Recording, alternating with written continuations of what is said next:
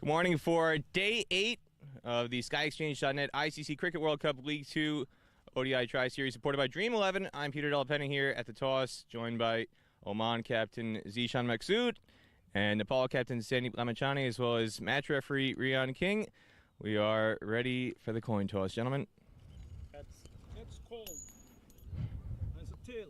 Oman has won. Zishan has won the toss and chosen to bat first. What's the reason behind that decision? Yeah, it looks like vice bitter tied, and it's good opportunity to put score on this wicket and defend it with the bowling we have. How much of yesterday's outcome in terms of bowling first and seeing what happened with USA putting a big total on the board affect your decision here this morning? I think the second bowling, the ball is keeping a little bit flow. If you are bowling wicket to wickets, wicket will definitely will come, and the strategy we are looking forward to, and put a good total and just defend that. Any changes to your 11 today? Yeah, Naseem Khushi is not playing. Suraj is playing today. Good luck today. Thank you. Sandy, what would you have done if you had won the toss? I would have done the same, but yeah, having lost the toss, just need to restrict them under power total and then chase it. That's a simple task. You've had a week or so to acclimatize to the local conditions here. It's getting hotter and stickier. I'm already sweating at the toss. I think everybody is. How has your team adjusted so far? Yeah, everything is adjusting. Like everyone is adjusting according to situation now, because we played 2 games here already, and then boys are shaping well with the conditions and the atmosphere here. It's quite hot, but yeah, I can't complain because it's going to be hot for both the teams and everyone, including in the ground. So there's no complaint. I know a number of the Nepal players have toured the USA in the past individually to play a part in various T20 private franchise events, but to be the first Nepal captain to be in charge of an official Nepal touring squad to America, what does that mean to you? It means a lot to me. I mean, to lead this wonderful bunch of guys, it's quite a brilliant achievement for me and for everyone around me. So it's just looking forward to the game and to leave a great impact throughout the tournament. Good luck today. Thank you. Here you have it from the toss. Oman has won and decided to bat first.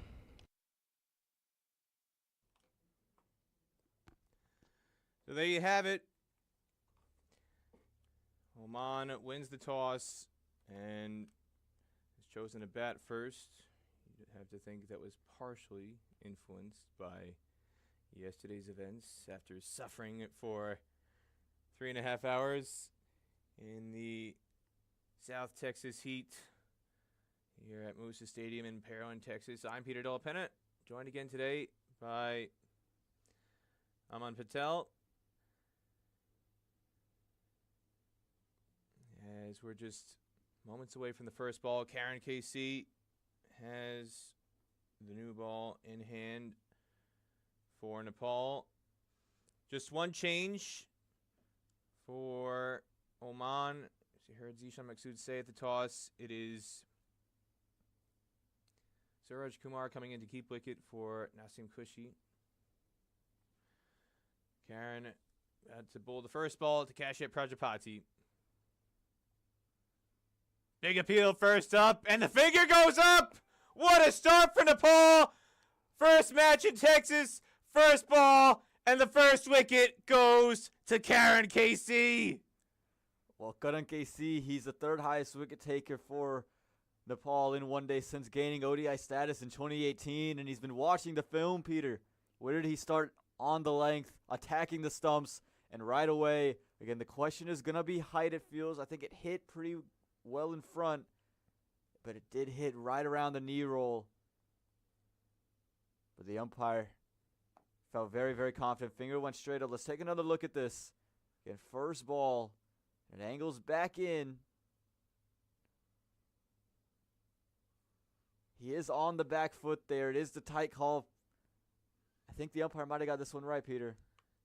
It's a 50-50 call. It could have gone either way, but I side with you. Aman. It looked like it was deep enough in the crease, and I don't think it was going over the top based on the bounce that we've seen on this wicket throughout the 7 matches so far, and looked like it was going to clip leg stump too. It wasn't going to miss that far back in the crease. So good decision. We'll have another look at the replay if we can, as it's actually Shoaib Khan coming off a half century in yesterday's match. Joint top score with 59. That's Samir Bandikar out in the middle, formerly out of India, officiated in ODIs in India and test matches as well. That's a reserve umpire. And now he's based in Dallas, Texas. He's part of the USA Cricket umpiring fraternity. He's officially a USA umpire these days. So he's the man standing at the Massey Ranch end who put the finger up, in Oman, who had a casual arrival to the ground this morning. Oman. They were right behind me. I came in about 9:15, and the Oman team bus, I thought, that's one of the team buses. Can't be. Surely they got to the ground earlier. Late arrival, and maybe still a little bit tired and recovering after the events of yesterday in this heat, as Shoaib Khan lets his first delivery go through to the keeper. And they're going to have to wake up. That was a very big wake-up call delivered by Karen KC, in case they just may have overslept a little bit this morning, Aman. Definitely a wake-up call, and it's not going to get any easier playing out here today. We were outside. I was outside for maybe 10 minutes. I was taking videos, and I came back into the box, and I said, I haven't sweat this much throughout my time here in Texas. It is very hot, and the humidity is bolstering.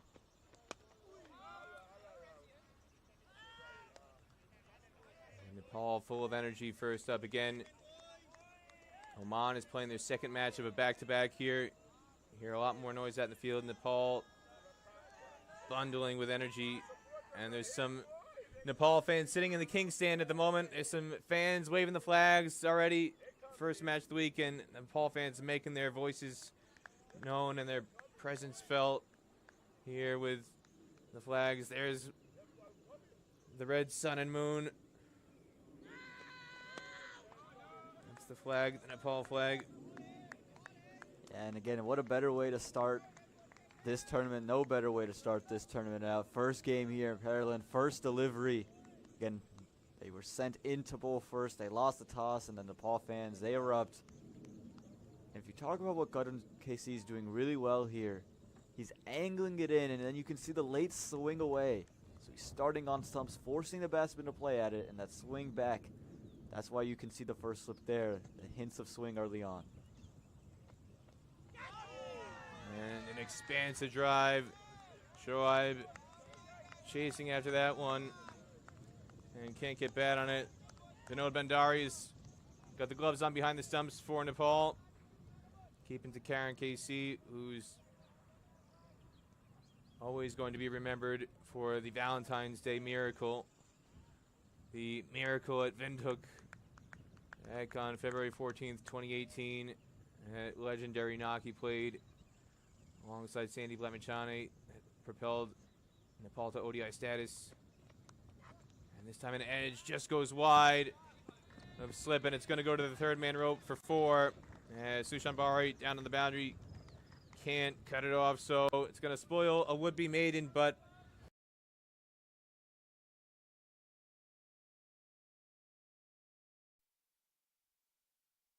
Nepal on top early. Here's replay. We'll try and get back to that later, but it's 4 for 1 after 1. And again, he'll be happy with the way he started that over. An edgy end to it, but runs are runs for Oman. They needed something to come out of this over. But what a start from Gudrun KC, putting the pressure and putting Oman on the back foot right away.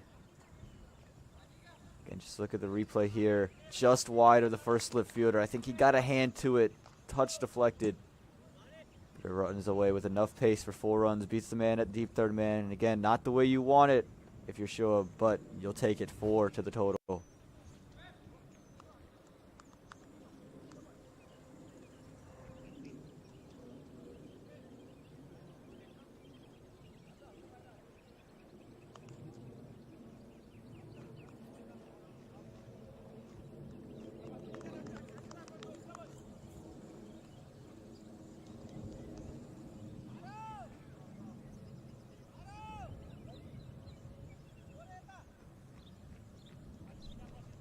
And it's going to be Sushanbari, so left arm spin from one end with the new ball for Nepal. Sampal Kami is going to be kept back. And Arif Sheikh standing at slip at his first delivery around the stumps.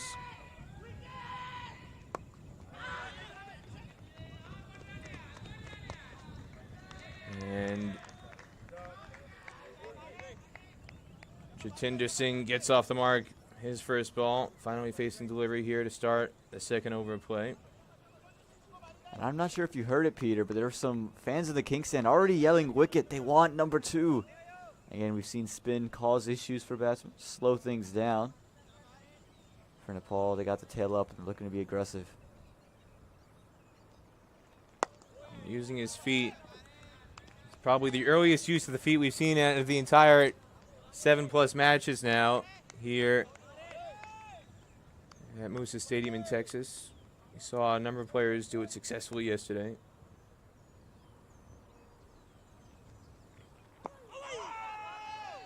Bari just giving a little bit more air, causing Shoaib to have to check his shot.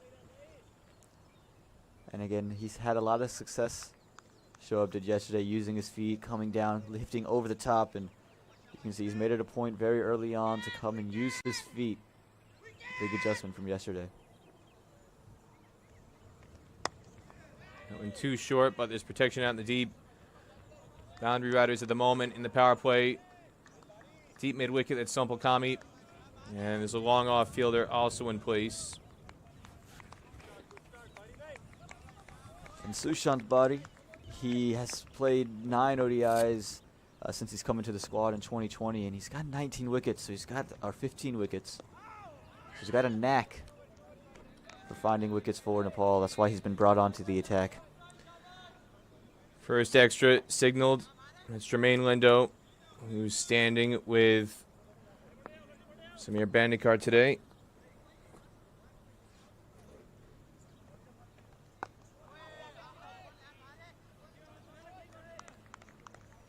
You can see Jatinder Singh very watchful, like he was yesterday early on. We saw him play a couple of strokes before falling, and we saw Shoaib also, very watchful early on, and these two, they're going to have to do what Monak and Sushant did yesterday. It's time to sweep. Nearly picks out Karen KC on the ring at short fine leg. Close shave for Jatinder Singh. Nearly 2 wickets in the first 2 overs, but he just gets it wide enough of Karen on the ring to go for Jatinder's first boundary. 11 for 1 after 2. You can see the hands on the knees from Sushant. He thought the ploy had worked. He was angling it into the legs, daring him to play that paddle sweep. And again, just evading Karan KC at fine leg. Nepal, they've watched, they've done their homework, and they've stuck to a plan so far, and they're hitting that, making life all kinds of trouble. And again, for Oman, not the way you want the boundary to come, but you'll take it.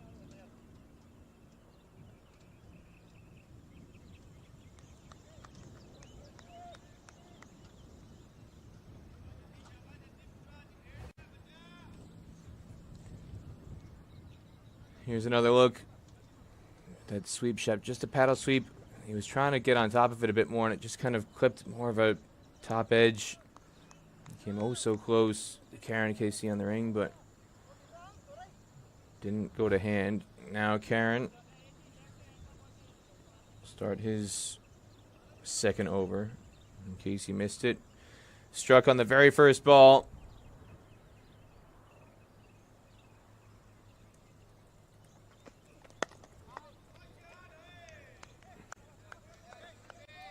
Again, Peter, he's daring every batsman to play at every delivery. And again, it's just the angle. If you see it come out of his hand, it's angling back in to the stumps. And at the end, it starts to nip away. And again, we've seen for Oman and Nepal really bringing those first signs of swing into the attack. And again, Qatar, he's attacking. He's on a length.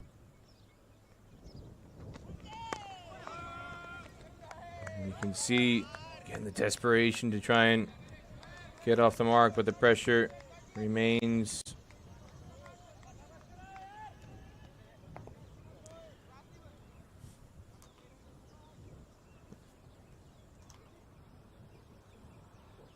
No room given there, just coming right back on him. Not going to give him the single easily. You can tell Nepal, they've been very watchful. They watched yesterday's game. They saw what worked. And they've come out early on and they've decided they're going to do exactly that.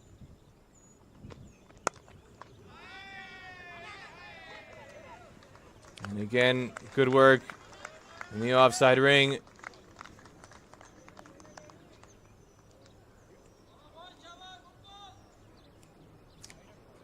Got Rohit Paudel, the new vice captain, out there in the offside ring. Sunil Damala is at a backward point. Dipendra Singh Airy, number 45, with the floppy hat on at extra cover. It's always easier for me to pick out the floppy hat fielders, Zaman. This one comfortably left. You got a flappy hat radar on you, do you, Peter? But you saw that one carried a lot more than we've seen out of some deliveries. He took the keeper's gloves well behind him. Good bounce through for Karan. He's hitting the deck hard.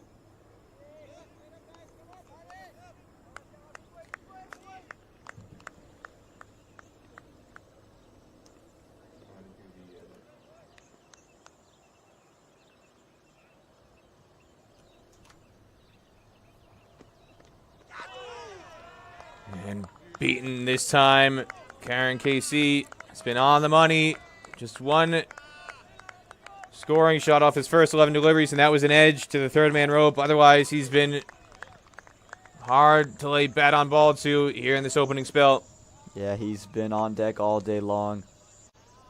And again, it's just, you can see he's understood what this wicket is, and he's been on the money since ball one, literally since ball one, taking that initial wicket. And he's just creating problems. Shoaib Khan thought he could get away with that one.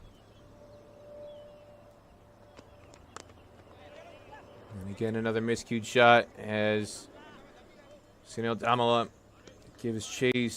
So the only two shots that have been scored off of Karen KC, not really off the middle of the bat on either occasion. Just one run from that over. Oman under early pressure here, 12 for 1 after 3. And we'll have a look now at the Oman lineup. Just one change. Naseem Kushi coming out. And Suraj Kumar is taking over from behind the stumps. He'll come in around 7 or 8. Jatinder Singh, Kashyap Prajapati, the openers. Prajapati following first ball. Shoaib Khan now at the crease with Jatinder. Zishan Maksu, the captain, doing it for Ayan Khan. Scored a half century in a long partnership with Shoaib Khan yesterday. Muhammad Nadeem. And then the pace bowling unit, Fayaz Butt, Bilal Khan, Kalimullah. And Vice Captain Kawarali, who we should see come in the middle order as well today. Yeah, and he was big with the ball yesterday to get Nepal. Oman's got to find a way to get it going with the bat now. Good use of the feet. This occasion by Shoaib Khan. Gets a single though. Again, Sompal Kami is out there at deep mid-wicket for protection. And the long off is the other boundary rider in place for Nepal at the moment. And you can see Shoaib, he's made it a point to use his feet. It was aerial for a moment. Goes safely in that mid-wicket gap and short mid-wicket.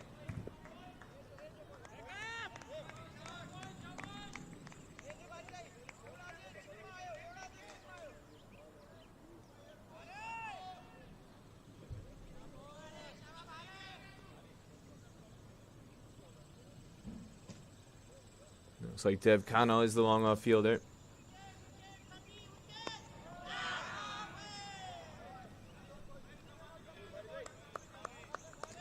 And number 41, Dev Khanna, is out on the long off rope. So along with Sompal Kami, that's the two boundary riders. Arif Sheikh is in it, slip.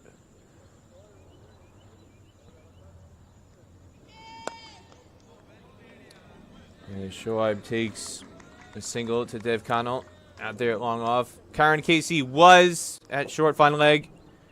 The previous over on that close shave. It now Dipendra Singh Airy is at short fine leg, which is an interesting position because he's arguably Nepal's best ring fielder in the power play overs. And it gives an indication that They must feel that's going to be a high traffic zone if they want a good catching fielder in that position. Well, again, we saw it. The ploy is to attack the stumps, and you've seen a couple times him on leg stump, daring Jatinder to play that paddle sweep. There it is. And it beats Dipender Singh Airy. Much more authoritative stroke on this occasion. No chance that was going anywhere close to the hand. And another boundary for Jatinder Singh off Sushan Bari to end the over. 7 runs from it. Oman 19 for 1 after 4. That time just much fuller and again much more authoritative from Jatinder Singh. He got a hold of that one, middled it, and it didn't matter what fielder was over there. That one felt like it was crashing the ropes all the way through. But you can see the plan here from Nepal. They're going to go and attack the stumps. Get a quick look here at the Nepal squad. Today, Arif Sheikh, Dipender Singh Airy, Binod Bandari is behind the stumps. Karan KC's got the new ball. Sampal Kami, we'll see him in the bowling attack later. Captain by Sandeep Lamichhane, Sushan Bari, he's bowled new ball, left arm spin. Rohit Paudel, Subhash Kakarel, Dev Khanal. And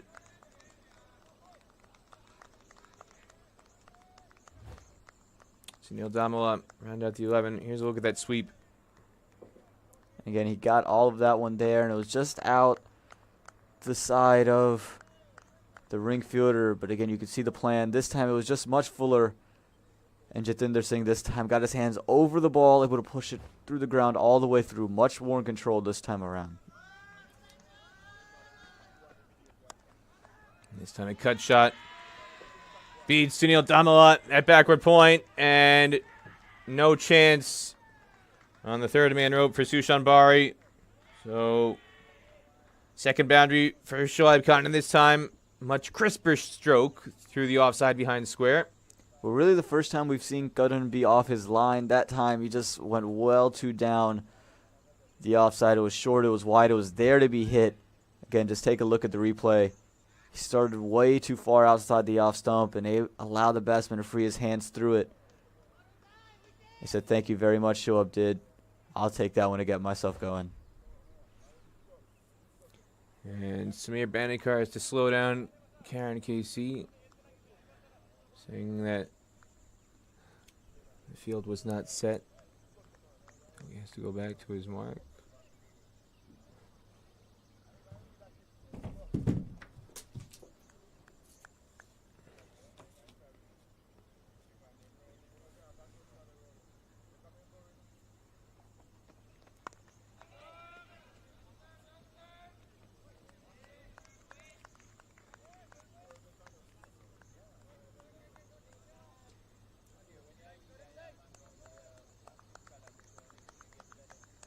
Nepal has been to this part of the world not necessarily as an official team before. There have been a number of Nepal players in this squad and in previous Nepal iterations that have been to this facility at Musa Stadium here in Pearland, Texas. We've had teams under the banner of the Nepali Rhinos and Nepali All-Stars. There's an event here called the T10 2X back several years ago, which Paris Kadka and basically all the first choice Nepal players came out playing that event. That was before it had ODI status. Again, this facility, Musa Stadium, has been around since 2015. It only had ODI accreditation given just weeks ago. Well, you got a number of players. Zishan Maksud, the Oman captain. As you see, a single taken there by Shoaib Khan to mid-off. Zishan Maksud came here for the T10 2X event as well, so he's familiar with this venue. This is the first time many of these teams may be coming under the banner of their official national team squads to Musa Stadium, but a lot of these players, whether it's Scotland, UAE, Nepal, Oman, and the associate circuit, they come to the U.S. for various events, and they've been to this facility, and I think it's been enhanced quite a bit with this luxurious broadcast suite we have here, since they would have been here the last time. We talk about ODI accreditation being given to the facility just weeks ago. How about the broadcast facility, the media box, the VIP room, the scorers room? All of this being added fairly recently, not here last year. So there's a lot of work being put into this facility, into this ground, to make it one of the best venues for cricket in the United States. 24 for 1 after 5, and we're seeing not just Nepal fans and not just Nepal players in the ground, but Nepal media, a strong contingent of photographers on the boundary at the Massey Ranch end. There's 4 of them stationed just outside the boundary rope, all with their long zoom lenses capturing the action here today. Well, they're fired up and ready to go. I know they've been itching to get out here all week, and again, we saw them all this morning get really excited. They're running around trying to make sure everything's right, and it looks like they got the band back together over there. So it should be a good time for them, and getting a great start. You got the photo crisp wicket on the first ball. What else could you want? And it's not just the photographers. There's print media, web media. They're putting the U.S. media contingent to shame, Aman. Where are the U.S. reporters? Come on, guys. I know you're out there. Some of them are even in Texas, Aman. You haven't made the trip down from Dallas. Well, we are getting some local recognition. We had Fox 26 Houston out there. As you can see, the Nepali photographers all there, all ready to go, capture this delivery. Sampal Kami now replaces Sushan Bari. Sampal has developed into a very fine all-rounder in recent years. Started off mainly as a pace bowler, but he's enhanced his batting significantly in recent years. So much so that his social media profile photo is a picture of him batting, Aman, which a lot of bowlers like to think of themselves as batters, but definitely Sampal does. The red hat there, that's Kaushal Adhikari at the far end of that group of photographers. He's been here throughout the tour, taking photos for just about every game, whether or not Nepal has been involved, and he's been joined by a number of others who've made the trip out here from Nepal. And that just shows the passion, the fervor that is connected with the Nepal national team wherever they go on tour, and it's a first of its kind opportunity. Nepal, they came to Bermuda in 2013 as part of World Cricket League Division III, and USA was in that event, but it's still 1,000 miles or so off the coast of North Carolina. And Shoaib clips this down to Karen KC at long leg. Yeah, and we talk about Sampal Kami, and again, he's made his name as a bowler. He's developed his batting, but he's one of the only Nepal players in ODI cricket since, again, been given status in 2018 to take a fifer. He has one to his name, and again, you can see the plan he's using. He's going quick. He's going onto the body line and attacking the stumps, making the batsman play at it, and we've seen that to be repeatedly a successful formula here at Musa. 2 full, and again, too easy for Jatinder to clip off his pads. That 5-fer came in a rare bilateral series. That was against the UAE in Dubai in January 2019. Most of the associate fixtures you do see are organized as part of some tournament action, whether it's World Cup qualifiers or this Cricket World Cup League 2 competition supported by Dream 11. But Nepal had a tour in the UAE.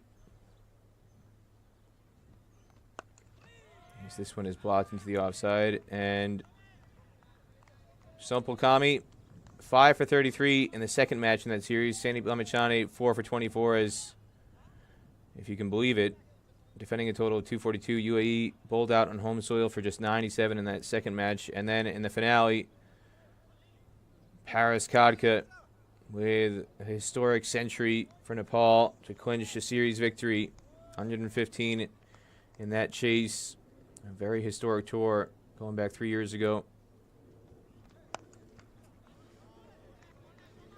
And another dot ball will finish out a 2-run over, 26 for 1 after 6. And again, some cause for concern here, just with the Oman approach. We've seen often and time again here at Musa, I feel like a broken record saying it, the spinners have really choked down a lot of the run rates, a lot of the batters, and really forced them to reassess how they want to play their innings. Now, it does seem like Shoaib Khan's come out with a plan to come down the track to him, which is a better start than a lot of other batsmen who've come out here to play. But we've seen most of the time, early on in the match, the pacers leaking the runs and then the spinners tightening the screws. So far, the pacers have been really good. Pacers haven't given up a lot of runs. Neither had the spinners, so it doesn't seem like they're really taking on one or the other at the moment. And the power plays have really been important. We saw USA get off to their best power play yesterday, come up with a score of 300. Discipline here, though, from Karen Casey is making that difficult for Oman to put their foot on the accelerator and take advantage of these power play overs. Like you said, the two best power plays for any side here in Texas had come from USA. 67 on the opening day against Scotland, and then 68 yesterday against Oman, who, in case you're just joining us, playing their second of back-to-back ODIs here to start off this second half of the Tri-Series Tour. Audacious shot by Jatinder Singh, and he pays the price. He does like to play that slog sweep. We saw it happen yesterday against USA, but instead of it going for 6 like it did 24 hours ago, this time it goes horribly awry, and Nepal has their second wicket to Karen Casey. We speak about the slog sweep yesterday. That was outside the line of stumps, so he was safe on all accounts. This time, he shuffles far across. He tried to play it on middle and off, and it crashes his pad probably in line with middle stump. It was definitely hitting the wickets. There's no doubt about it. And Karan KC, he gets number 2, and Jatinder Singh, he walks away again. That's just a poor shot selection. He got away with it yesterday because it was away from the off stump. This time, right on middle stump. Elect to try it. And how many times have we said it? Cross-batted shots here, Musa, have not paid the dividends. If you play straight, you found much better success. Well, that's one of his money shots. He's played it time and time again when he's made some centuries for Oman, and the wind is blowing out in that direction. He was trying to go to the leg side where the wind is blowing. But this is really a premeditated shot.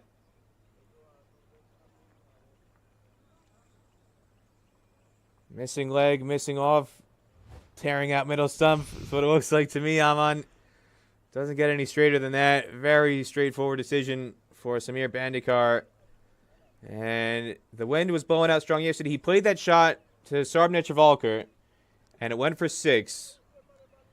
And Karen KC has just got a little bit more pace. Sarbh Netravalkar, and you're really taking a high risk, that kind of approach. Jatinder Singh was trying to be positive, and again, we talked about it. You talked about it in particular, Aman. The pressure building, top ball pressure, and the need to try and take advantage of the power play overs when scoring is at its easiest. Jatinder Singh just feeling the pressure from Karen KC, leading to that shot and leading to a second LBW decision upheld in favor of Karen KC from Samir Bandikar. That brings Zishan Maqsood, the captain, to the crease. Again, he's disappointed with the way he got out yesterday. He's going to have to put something together here and help out Shoaib Khan at the other end. And yes, speaking of cross-bedded shots, yesterday's was not a moment that Zishan Maqsood will be putting on his Instagram stories. As you see some of the Nepal fans in the house, they've got the Nepal jerseys. They're always chanting the Nepal, Nepal, Nepal chant. It's always one of the iconic sounds of the associate cricket scene, traveling around any cricket ground around the world where Nepal is playing. You know Nepal is playing based on that chant. And Karen KC switches around the wicket, and change of angle results in a single. And a punch of the glove is between Karen KC and Zishan Mixed. A lot of respect between these teams. Yeah, the fans got a lot to cheer about. Again, seeing 2 wickets go, seeing Qatar KC hitting the right lengths, hitting the right lines. They're pumped up. And again, they were sent into bowl. And you're thinking you got to hold the team under 250 to really make it truly simple for us. And right now, the way they're starting, Nepal, it seems like they're likely to do so. But we've seen Oman. They've rebuilt in the middle before. Got to start now. And this time, there's that straight bat. And Aman Patel has been calling for. And the chase is on from Dipendra Singh Airy, but unable to track it down. It's going to be a boundary for Shoaib Khan, who's looked an awfully good touch. He struggled, took 11 balls to get off the mark yesterday, Aman, but ever since then, he's been in supreme touch for Oman. Yeah, that time just a touch too full from Qatar KC. And again, with the straight bat, showed off the glorious on drive, one of the prettiest strokes in all of cricket. And again, as you mentioned, half century yesterday. He's in brilliant touch. He figured out how he wants to play on this wicket. Again, just take another look at this. Qatar KC gets touched too full. And a lovely straight batted drive. And how about that extra bounce from Karen KC, sending a message with the comeback ball. He's not going to get driven a second time in a row. 5 runs in the over, but a second wicket next to Karen KC's name. 31 for 2 after 7. I'm Peter Della Penna, and joined today by Aman Patel. You're watching live coverage of the SkyExchange.net ICC Cricket World Cup League 2 series, supported by Dream 11 on Willow TV in America, Fan Code in Nepal and other parts of the Asian subcontinent, as well as ICC TV around the rest of the world. Welcome everybody who's joining today's broadcast. You're watching the cricket at Moosa Stadium in Pearland, Texas. We're just south of the Houston city limits, not too far from the Gulf of Mexico on the eastern side of Texas. As Sampukami gets ready to charge in for the start of his second over.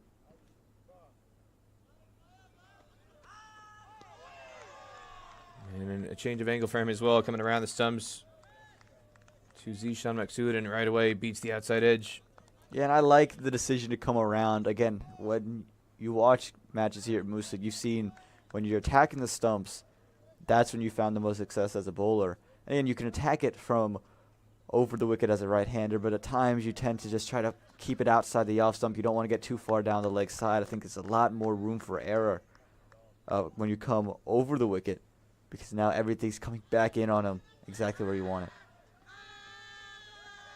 This time a much more comfortable leave collected by Binod Bandari behind the stumps. Arif Sheikh is at slip. Subhash Kakarel is at mid-wicket to the left-hander in the ring. Sunil Damala is down at deep final leg. Karen KC is getting the towel treatment already at deep third man. I'm on it. It's hot and sticky. In case you're just joining us, you didn't hear I'm on at the start of the broadcast. It is sweltering here. 96 degrees today already, and 64% humidity was in the official forecast. And what it means is that just about everybody on the field has already sweat through their jersey, and they might need to have a couple jerseys. You see the towel draped around the neck of the substitute, and just a few moments ago it was around the neck of Karen KC just to keep him refreshed. And we've got the Misters working over in the King stand where the Nepal fans are sitting. Might get another shot of that. You can see the Misters working overtime today to try and keep everybody comfortable. There you can see it's a great shot. Just the mist sprinkling down a little bit of water just to keep the fans comfortable. It's great work from Mohsin, our cameraman up top above the Massey Ranch and site screen. I said it was Richard yesterday, and Richard may have been watching from Trinidad, gleefully laughing away, accepting the credit and an endorsement of his camera skills that he's so talented to be able to make those shots happen all the way from Trinidad. I know Richard's talented, but he's not that talented. Richard was here all throughout the first 6 ODIs, but Mohsen is up top now. Bringing some fine pictures, and he's tracking that ball. Driven square behind point, and Karen KC is able to kick to keep inside the rope. And he might have a future career in case he decides to give up cricket as a member of the Nepal national football team with that effort there, saving 2 runs. Yeah, when things are going your way, you're willing to do things like that. And again, it was a brilliant effort. It looked almost like it was going for sure. There was no shot for Karan KC. Just take another look at this. It's traveling very quickly. The ground is completely dry. And look at the nimble footwork there, lifting the left leg, using the right leg, and then the stop and the back and the change of direction. Karan KC getting it done. And a slight misfield on this occasion by Dipendra Singh Airy allows a single for Zishan Maksud to end the over and keep strike for the start of the 9th after 8, 34 for 2.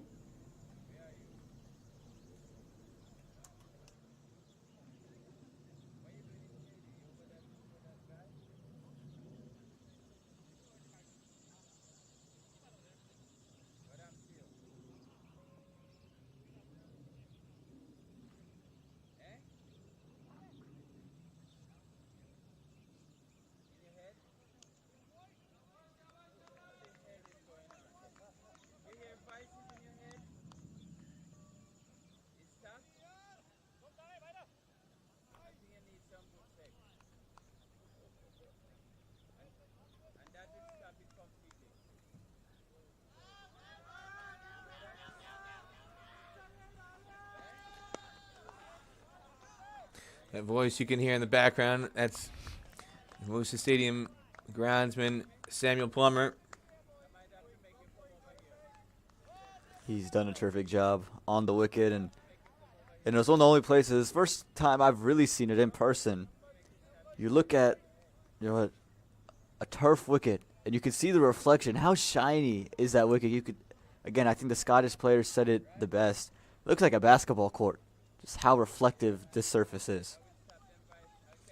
We've had a number of different descriptions. Basketball court, concrete, slab. Some people think it's a part of State Highway 288 that was just carved out in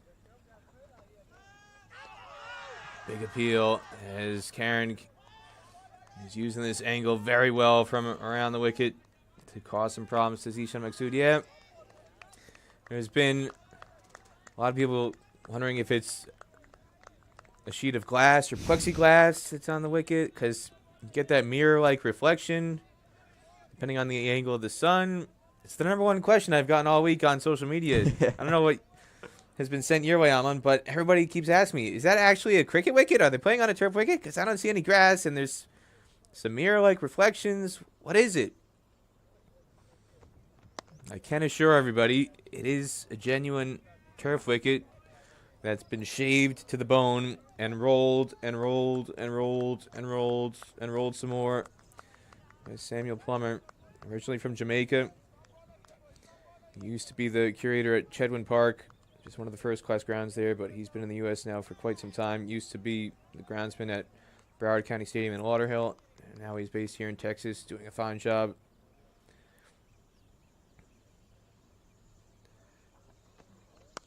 And an even finer shot, highlighting the quality of this batting wicket. Zishan Maksud off the back foot, an elegant punch to the extra cover rope for 4. Yeah, throughout most of the over, we've seen Karan KC angle it in and bring it away from the left-hander. This time, everything coming back in. Zishan trusting the bounce, got onto the back foot quickly. And we've seen if you get over top of the ball, there's going to be rewards. Look at this again. Again, just a touch of width here from Karan. And a lovely back foot punch through the covers. Make it 4 for Oman. Back to live action now, and again, this time behind point. It's just going to be 1. As there's protection out there, Dev Connell keeps it to a single, and the field rotates around with the left-hand, right-hand combination. Yeah, Samuel Plummer, he has another unique thing he does that we've seen at the end of play. He'll put the covers on top of the square, and then he'll roll the pitch with the covers on top of the square. I have yet to ask Plummer what is the methodology behind that. He's the only groundsman I've ever seen put covers on top of the wicket and then roll the pitch with the covers on top of it. There's got to be a reason. It's the secret sauce, Saman. Yeah. And we'd love to know the secret behind that one, and that just is an indication as to the humidity here. Comical moment by Karen KC, the ball flying out of his hand as Samir Bandekar signals dead ball, but it's hot, it's sticky, the fingers are sweaty, and that might not be the first time we see that happen today. Yeah, there's no secret sauce on that occasion. The secret sauce was sweat, and it's coming off of the hands, and you can see a big smile and a laugh. I'm sure everyone around the ground is having that laugh again. You said 64% humidity. That is a lot of humidity. I was outside again for maybe 10 minutes taking photos, came back in, sweating bullets. So these guys, they're definitely feeling it. Yeah, 64% humidity as a dot ball ends the over. 5 runs from it, 39 for 2 after 9. 64% humidity. To translate for people who not up to speed on their weather analysis, what that essentially means is that everybody's going to need to take a shower by the innings break if they're the players on the field. And it's a good thing they've got showers here in the change rooms at Musa Stadium. And then they'll probably need a third shower when they get back home to the hotel at the end of the day. That's what 64% humidity means. So you called it a 2-shower-a-day town. Today, it's a 3-shower-a-day town. It's a 3-shower-a-day town. And it's going to be a 3-shower-a-day town for the rest of, I think, the series, because at the weekend, took a look at the forecast. It's around 96, 97 degrees Fahrenheit, over 35 degrees Celsius here today with all that humidity. And on the weekend, it's going to be 102, 103 degrees Fahrenheit, up to 38, 39 degrees Celsius. It's going to be sweltering. And not just that temperature, but I looked at the humidity, as you can hear a crowd catch shouted for through the stump mic. 57% humidity on those days. And that is a stone cold guarantee 3-shower-a-day weekend we're going to have on Saturday and Sunday. Super Saturday, June 11th. So you can see the Nepal fans enjoying the misters in the King's Stand, trying to keep them cool. USA and Nepal. 2 days from now, that's the big showdown. That's what we're expecting the biggest crowd for. And already the ticket sales have exceeded what we saw for the opening fixture here at Musa Stadium between USA and Scotland, which is just under 500 people. So it would be a tremendous occasion here on Saturday is what we're anticipating. And you can still get tickets at usacricket.org for that fixture, as well as all the other fixtures. We encourage everybody to come, not just on Saturday. There's still time today. If you're tuning in locally, you can come on down all day long. Your ticket's good. Saturday, Sunday, and then Tuesday and Wednesday. There's still 2 more matches. USA will play Nepal again on Wednesday, June 15th. But it's USA Nepal on Saturday, USA Oman on Sunday, and then Nepal and Oman will play on Tuesday the 14th, and the series rounds out on June 15th between USA and Nepal. I saw in the crowd over there, Utsav Sigdal.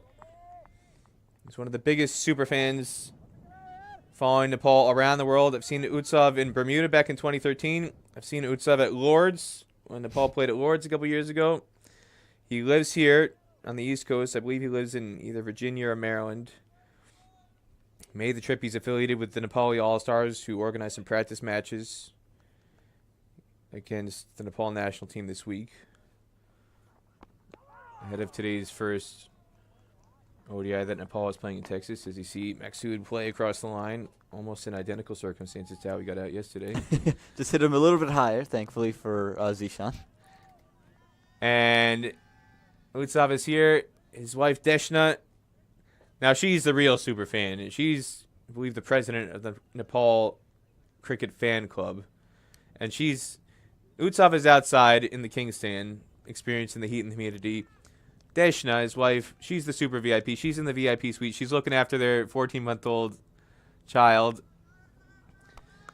Congratulations to them, as it's just a slight hand to knock this down and slow it up before Dipender Singh Airy tracks it down for 2.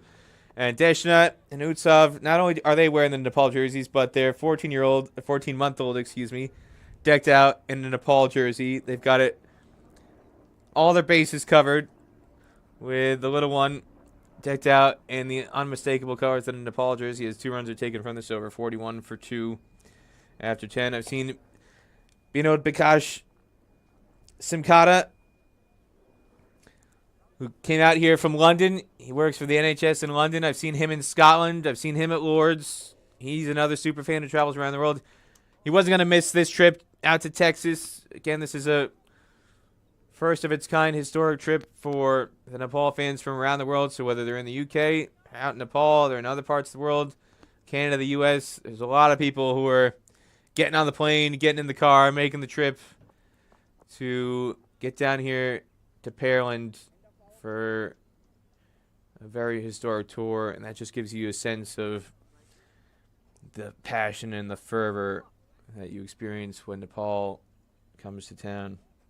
And again, that just goes to show that there could be 100% humidity, Peter. It doesn't matter. They're going to be filling out the King stand. They'll fill out the boxes. They'll fill out everything. They'll do anything for Nepal cricket. As we're seeing Arif Sheikh, who was fielding it slip earlier. It's going to come on for a spell of medium pace, replacing Karen KC. We're at the end of the power play now, so Nepal can move some more fielders outside the ring, and they move one more out at the moment. Deep final leg, deep third man, and a cover sweeper in place. As Bandari comes up to the stumps for the first ball.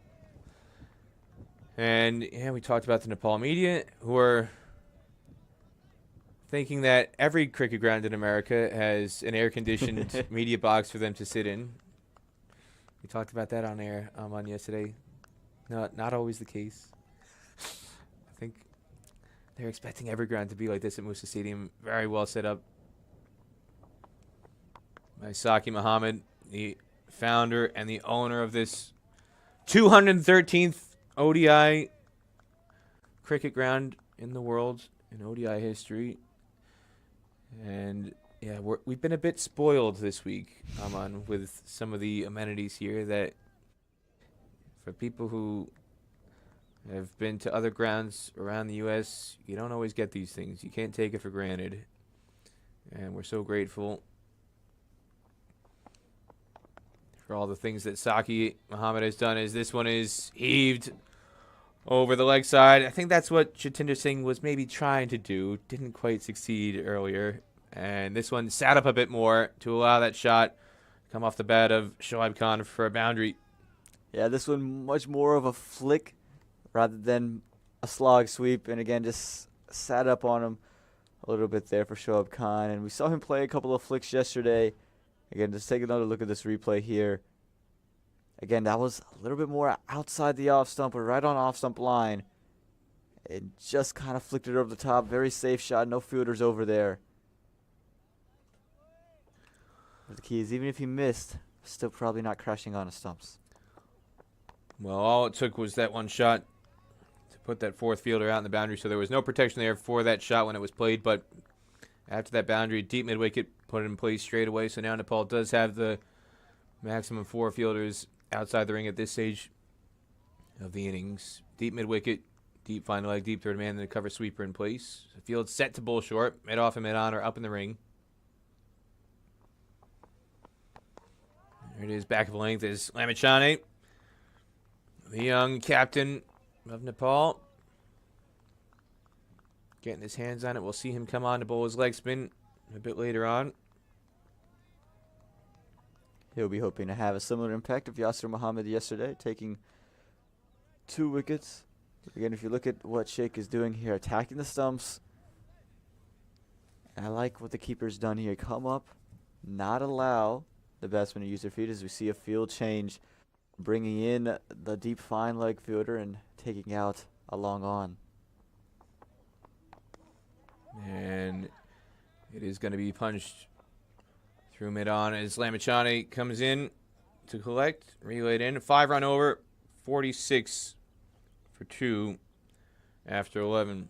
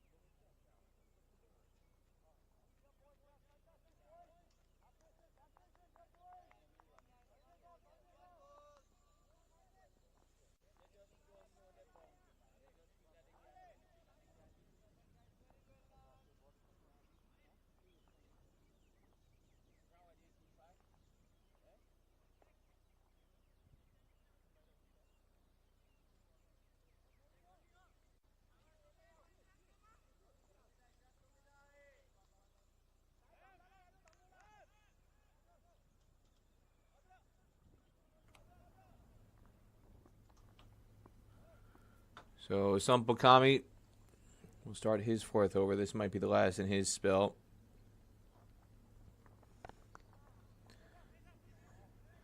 No protection on the offside boundary for him in front of square. There's a deep third man in place.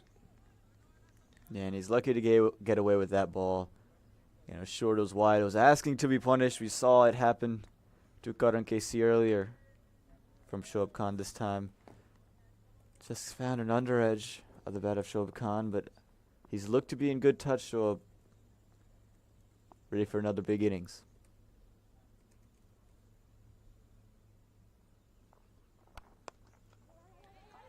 And this time a sharp single taken. Shot at the non-strikers, and we're going to have a good look at the replay on this because it looked awfully dicey. Yeah, it was going to be a risky singles. Pretty straight to the fielder, maybe just a couple of feet over. But it was pretty much to that fielder, and he's able to pick it up quickly and fired it in. I think these two right away said they're going to go and take the run. Just take a look at the replay. Had to move a little bit. It was a sharp throw. Bat's in the air. Yeah, and to me, he didn't ground it, and it would have been very tight. I'm not sure if the umpire would have given it, but he definitely would have had a decision on his hands had he hit the stumps.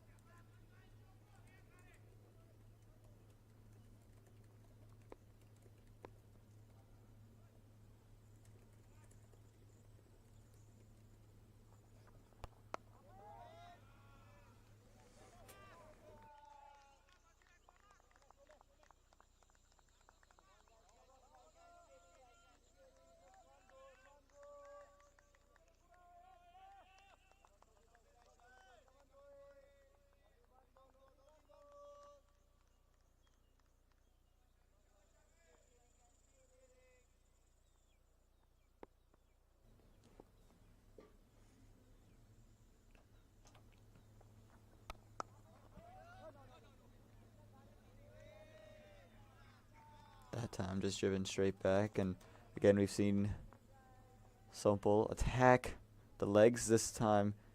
He's elected to come over the wicket to the left-hander, a little bit of a change. Here's that replay again of the run-out chance. We'll try and wind it back a little bit. The sharp single that was taken by Shoaib Khan. We'll try and get that queued up again.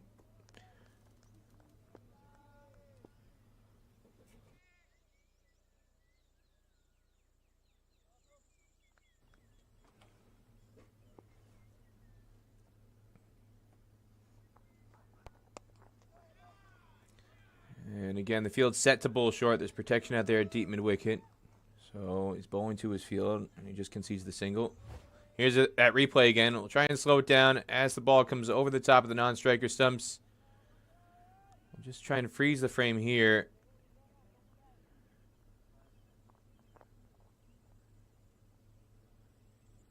Bat looks like it's in the air to me. I don't know about you, Aman. Yeah, it looks like it's in the air, just a touch over it. And he didn't slide the bat, didn't ground the bat, just looked to plant it down. Not the greatest of technique there from Shoaib Khan.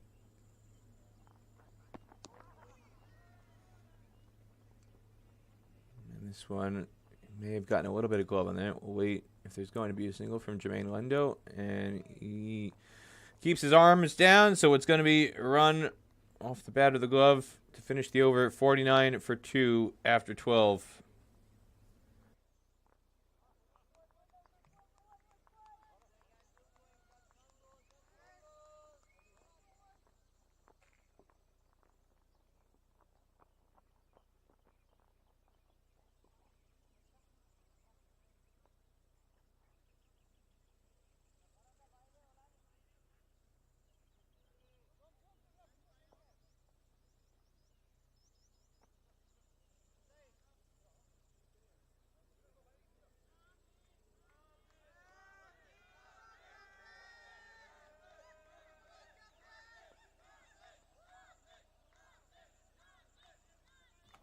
Sound effect mics. Crowd is getting a bit more animated.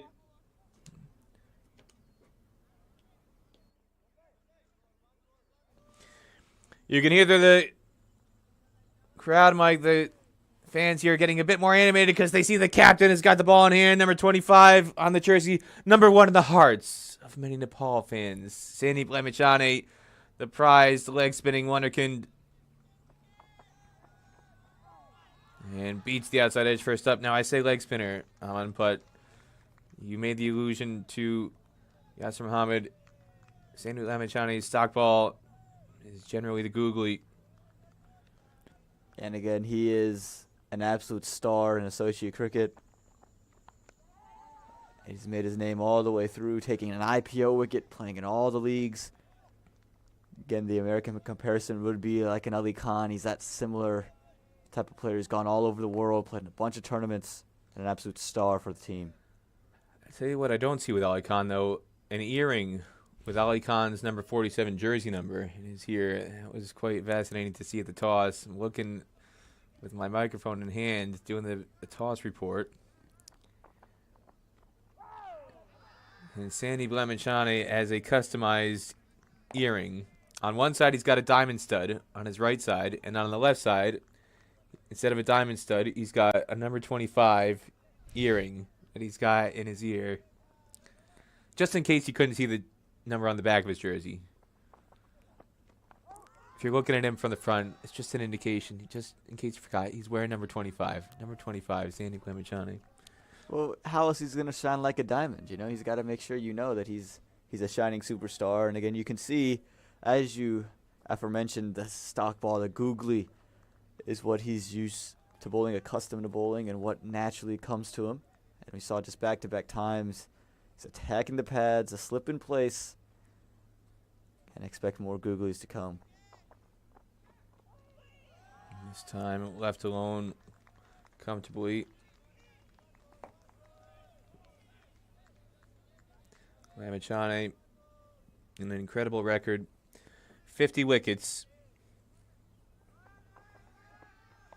And a career best 6 for 11. That came in the 35 all-out massacre against USA in Kathmandu in February of 2020.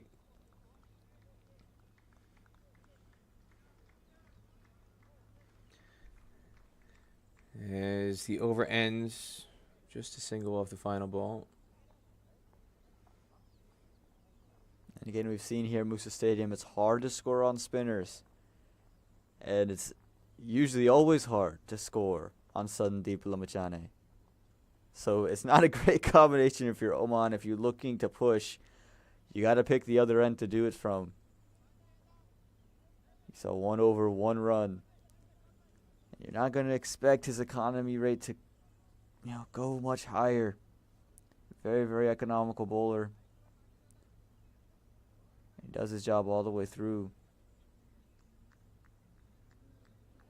Again, Oman's going to have to find a way to score off the other bowlers, and they haven't really found a lot of success anywhere else. And that's why here in the 14th over, you still have that slip in place. Still very much an aggressive field set for Nepal. Dipendra Singh Airy comes into the attack with his off spin. And that one is jammed out. I've got to correct myself. At 6 for 11 came against Papua New Guinea. It was 6 for 16 was the massacre against USA. He's taken a couple of 6-wicket hauls, if you can believe that. At 6 for 11 against PNG, just 5.1 overs. That was last September in El Emirat. 6 for 16. How could I forget that? I was there. 6 for 16. One of the lowest totals in ODI history. And remarkably, was not USA's lowest total in their limited overs history. We talked about that, Andrew Leonard and I, on air. In one of the previous matches, USA bowled out for 32 by Kenya in an ICC trophy match in Malaysia in 1997. It's not a record that I think USA are going to try to beat. They beat a bunch of records yesterday. I'm not sure that's one they're going to want to touch for a long time. Say that again.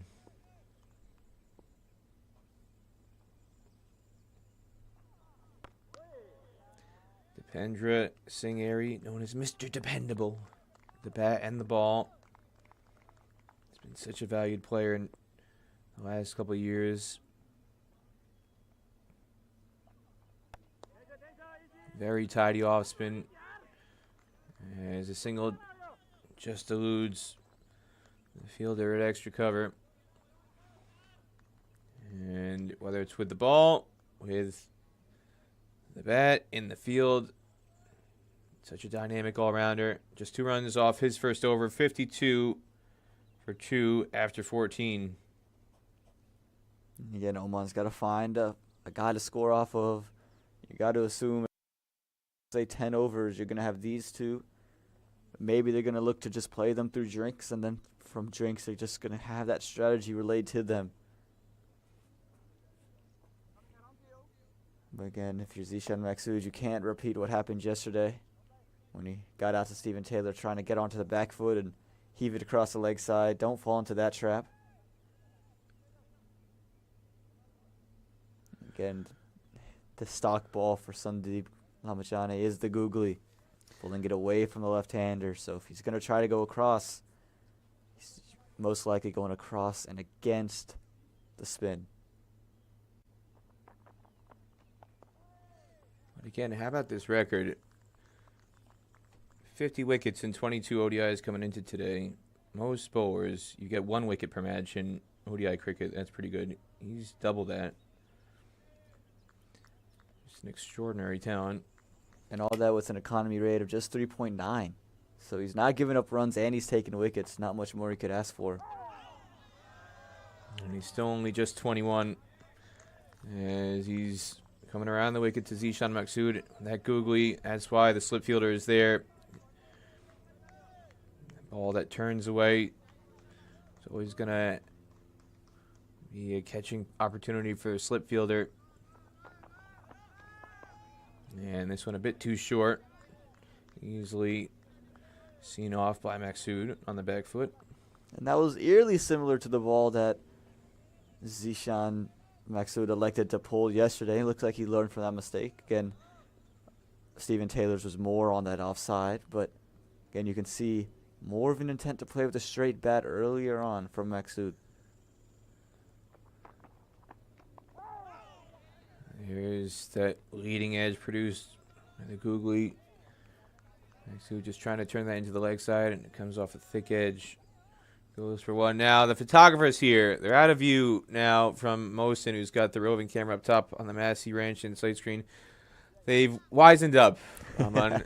They decided after an hour in the sun, it's not worth another 6 hours of punishment in this Texas heat. Ambitious appeal from Lamichhane. That one was clearly going down the leg. Not out from Samir Bandekar. And they've got the long lenses, Aman. Might as well make use of it. As we see the replay here. And this one turning sharply down the leg side. Easy decision for Samir Bandekar. But you got the long lens. You got that 600 millimeter lens. And this one, deflection off the pad. Given out by Samir Bandikar. There was a clear deflection. The question was, did it come off the thigh onto the pad before the catch was held? Or did it come off the bat and glove? Sandeep Lamichhane was convinced, and his appeal was strong enough to convince Samir Bandikar as well. Shoaib Khan looked pretty solid yesterday and well said again today. Falls for 27. Yeah, it looked to me like it came off of both. I thought it found an inside edge and then came off of his thigh and then just barreling into the keeper's gloves. I think that might bring upon drinks as well. But a big-time wicket, and you can see the Nepal faithful. They're loving it. The flags are flying. The misters are coming down. But let's take a look at this replay. Again, just watch where the deflection comes off of. There is a clear one. And I think there's the bat off of the thigh pad and then ricochets into the gloves. You could see the juggling effort, still juggling it. Finally gets to throw it up. Good decision from Samir Bandikar. And Shoaib Khan knew he was looking desperately at Samir Bandikar, but clear inside edge off the front on, angle down the wicket, and a juggling effort by Binod Bandari, but he eventually holds on, and Lamichhane gets ODI wicket number 51, and it sparks the drinks break. 15 overs gone. As again, you see Shoaib Khan prod forward, deflection off the thigh guard, and it lobs up for Binod Bandari to bobble before holding on. And Oman now at drinks. 53 for 3 after 15.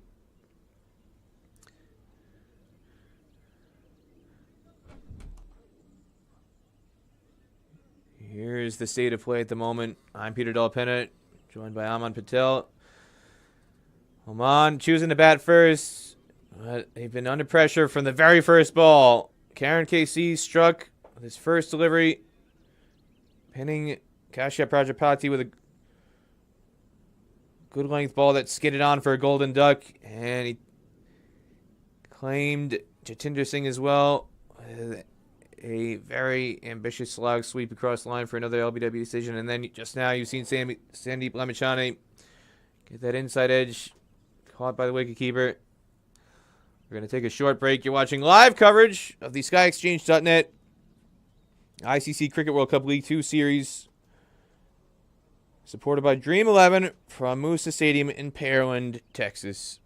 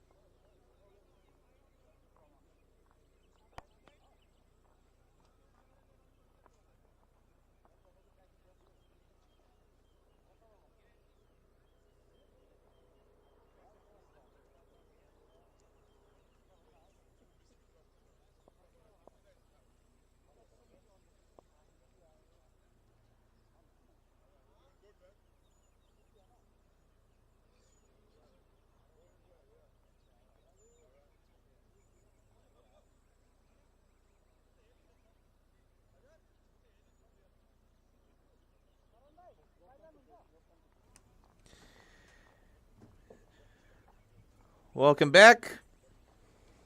As the drinks break is just concluding, Peter Dalpena here alongside Aman Patel, where Oman 53 for 3, wicket falling to spark the drinks break out of Shoaib Khan. And it means Muhammad Nadeem comes out to the middle. And Oman pushing Nadeem up to maintain this left-hand, right-hand combo. Ayan Khan came out in this position yesterday. That was because Zishan Maksud was that wicket to fall. And they shuffled the batting order just to maintain that left-hand, right-hand combo. Nadeem came in at number 7 yesterday. As Dipender Singh Airy starts his second over. Came in at 7, made 17, was the last man out. Stranded during the carnage unleashed by Ali Khan, as he had to watch helplessly at the non-strikers end for the majority of that before he was last man out, chipping a slower ball to mid-wicket to complete Ali Khan's 5-wicket haul. But Muhammad Nadeem, a very valuable all-rounder, and a big opportunity for him to get a chance to bat with some more established batters today rather than being helpless, seeing the tail struggle against one of the most intimidating spells we've seen in a long time at associate level. And they're going to need him in a big way today. Again, they got to find a way to score now. They got to find a way to start accelerating. The spinners have usually tightened the screws, but the position that Oman are in, because of what they did in the power play, they have to find a way to accelerate. And it's not going to happen at the Sandeep Lamichhane end. So unfortunately for Oman, it's going to happen at this end. And he can't get it by Dev Connell. They're at backward point now. Subhash Cockerell is at short fine leg.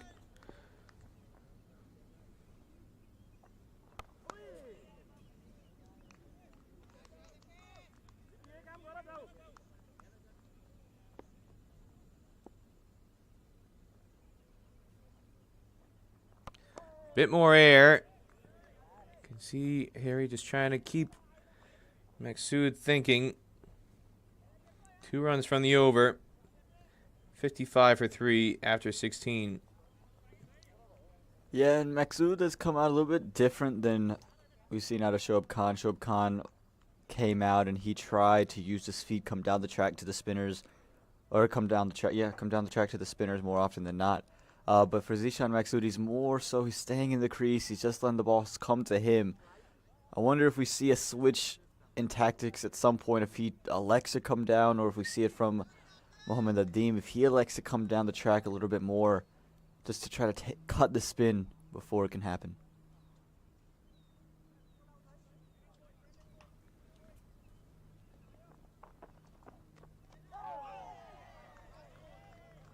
Lamichhane getting some extra bounce to cause problems here. And you can see he's not struggling, stuck in a T20 mindset. No, he's flying it up. He's letting the ball do it off of the wicket. And that's what you need in ODI cricket. And the googly marks the stumps with a bullseye. Nadeem beaten through the gate. And Super Sandy has wicket number 2 in this spell. Oman 55 for 4. Well, we've talked about it. He's flying it up. And what's the stock ball? It's the googly this time. Just between that gap between bat and pad. Not sure Muhammad Nadeem picked it at all. He was just playing forward to kind of come straight, put his bat in a little bit of no man's land. And just went completely through. And as you said, marked the stumps with the bullseye. Crashes on to middle stump. The bails fly off. Sandeep has his second wicket in his third over. Just giving up 2 runs. And Oman completely on the back foot. And now they have no choice but to bring in Ayan Khan. They can't hold him back much longer. So 2 left-handers will be at the crease. And what a thing of beauty this is. That's the first wicket. The inside edge. That was just before Drinks sparked the drinks break in the 15th over. And wicket number 2 just happened moments ago. We'll try and get a look at that replay as well. That was the first wicket. Came about 10 minutes ago. And now Lamichhane is struck again.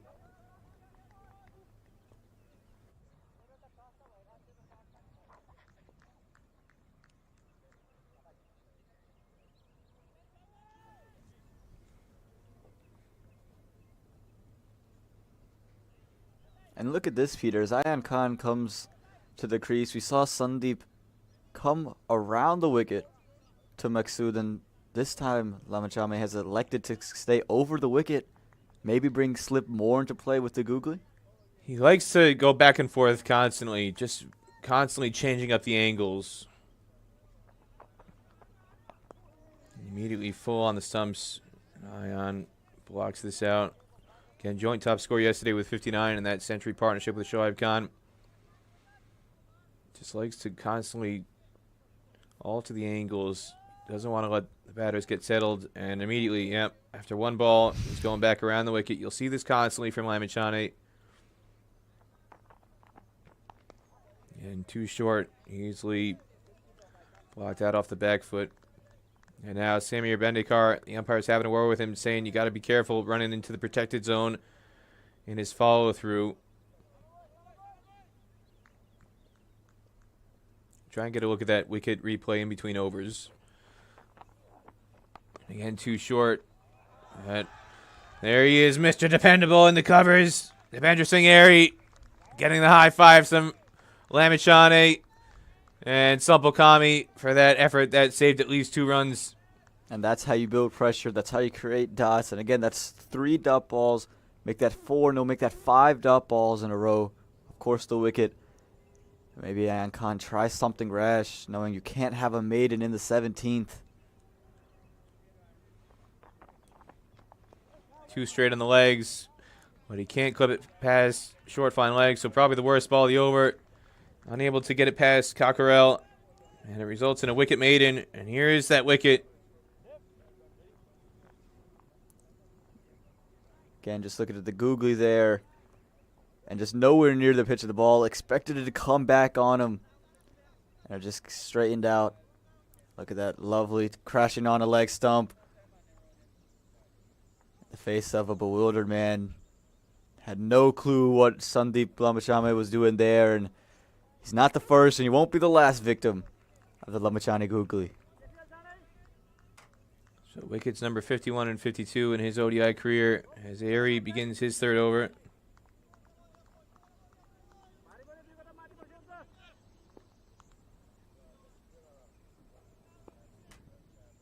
Now a lot of pressure on the captain. Try to start facilitating some more runs and up that run rate.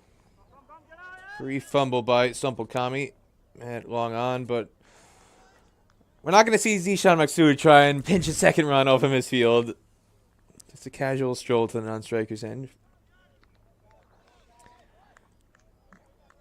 Now, Peter, Ayan Khan yesterday, really from kind of ball 1, was very willing to move his feet, come down the track, and see if he continues that trend with the off-spinner.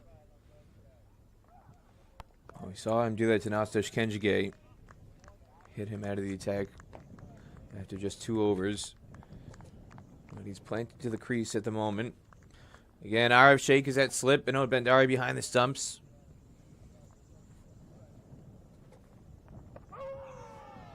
And varying his pace. Get this one to skid on and beat the outside edge. Yeah, and Ayan Khan going to be a little disappointed with himself. Felt that was your best chance to squirt it by for a boundary. Missing out.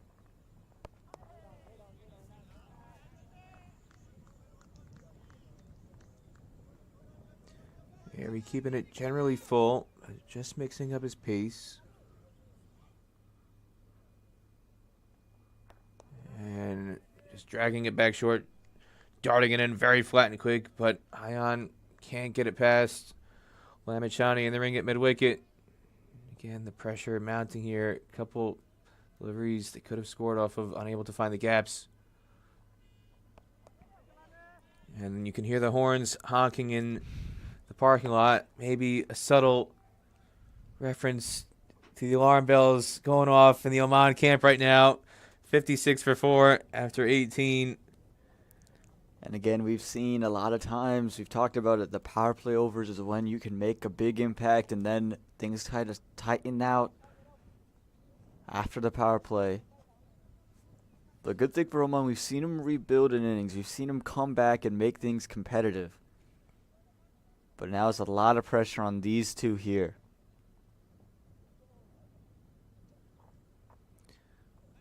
So with two left-handers at the crease, Lamichhane has decided to take himself out of the attack, go back to Sandeep Lamichhane, who's going to switch ends. He bowled his opening spell from the Pearland end. 4 overs, 9 for 10.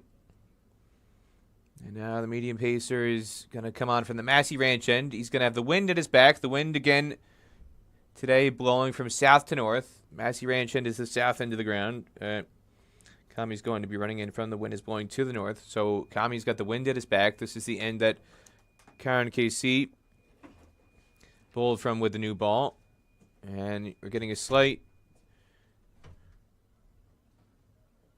swirl going out to the east. We've seen that consistently as well. So it's blowing to the northeast generally.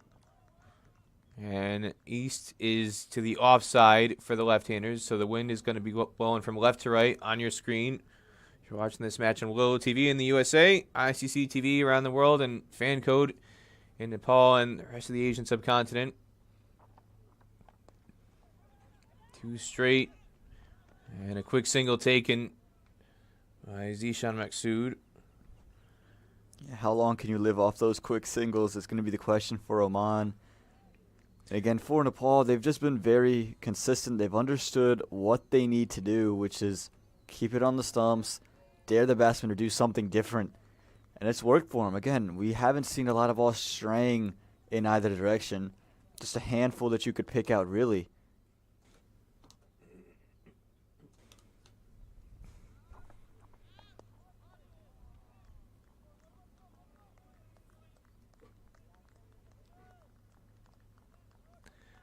See some gestures happening between Maksud and Ayan Khan, just communicating from the non-strikers end about which way the ball is moving.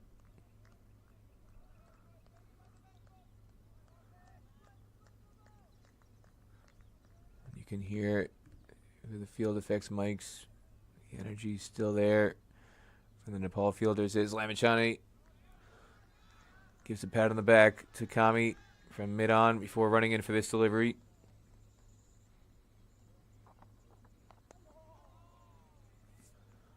And finally, almost in identical circumstances to Shoaib Khan yesterday, off the mark after 11 balls. Today is Ayan Khan. And it looks like Nepal is very happy to let them continue to access that region of the ground and just kind of milk it through there. So if you want to take one. At some point, you've got to go big. And you can see the plan is kept very simple for Kami.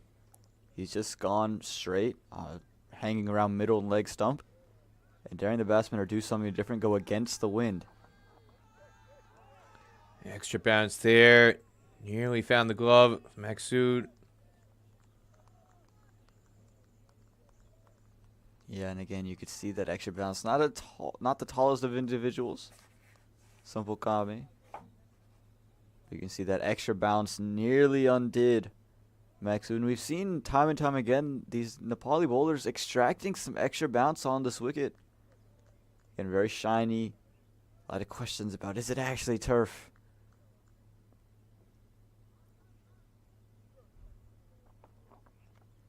This time goes off the arm. And Samir Bandikar with a good decision. It looked like it was clearly off the arm or the shoulder. They were appealing for it off the glove, but not out. Says the experienced umpire, now based out of Dallas, Texas. We'll have a look at the replay coming up here. Yeah, and you can see him signaled to Kami, just hit his forearm elbow. You can see Kami say the same thing. Yeah, I hit him in the elbow. Not really much of anything to talk about with that. And again, just a little bit of extra bounce. You never saw Maksud try to get his hands anywhere near it. Just look and take a look at the replay. Fires it in short. And the hands just never really got there. Easily off the elbow. Great call from Samir Bandikar.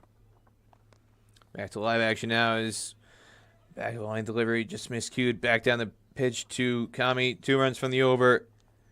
58 for 4 after 19. And even if you take a look from this angle, never really got his hands high enough and hits them a little bit higher than I thought. It's definitely off the elbow. Yeah. There's a bit of trick photography there to make it look like it was almost off the shoulder. But the point is, it was definitely well away from the gloves.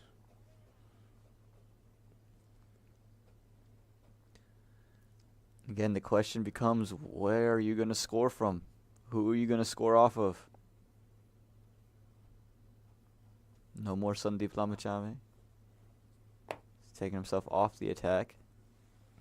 And again, you could, and I think this goes back to in Aries over. You saw him shaking his hand after fielding a delivery.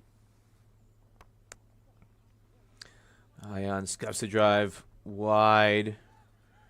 Rohit Powell at extra cover, and the sweeper Karan KC has got some distance to cover, so it's going to be an easy 2. Peter, I'm just wondering if there's anything that happened to Lamichhane's fingers or hands, because again he was shaking it pretty violently after being struck at the ball at mid-wicket.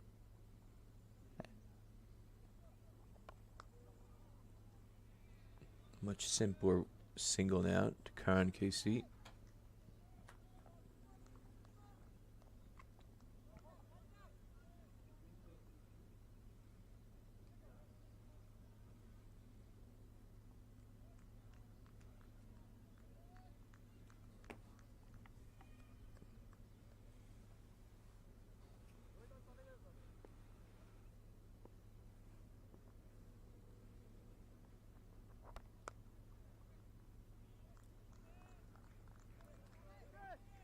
That time Marie got a little bit straighter, a little bit quicker, keeping it on stumps, not allowing Maksud for the free-flowing drive. And this time there is that width. It's going to be at least 2. Karan KC has got a lot of ground to cover. And again, we see his soccer skills come to the cricket field here. He saved 2 runs earlier. He's going to save 1 run here. And he draws plenty of activity from the king stand where the Nepal fans are on their feet. And you can see very smooth with the feet here. Shortens up the strides right there.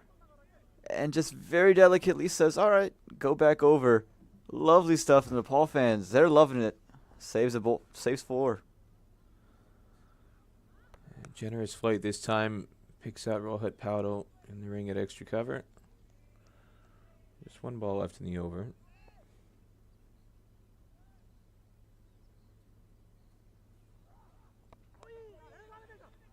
Yeah, there's never going to be a single with Maksud at the non-striker's end. Ayan Khan wanted it, but sent back. 6 runs in the over, 64 for 4 after 20.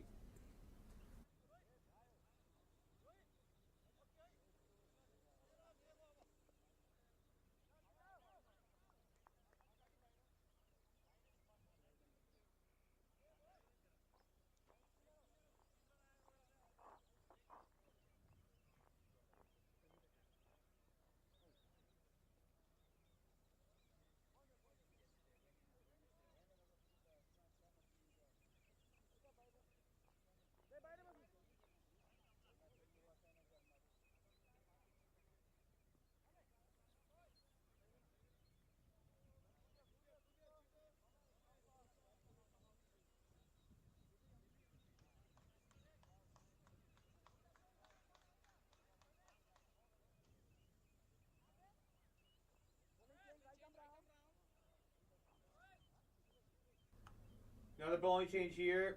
We're going to see the 17-year-old.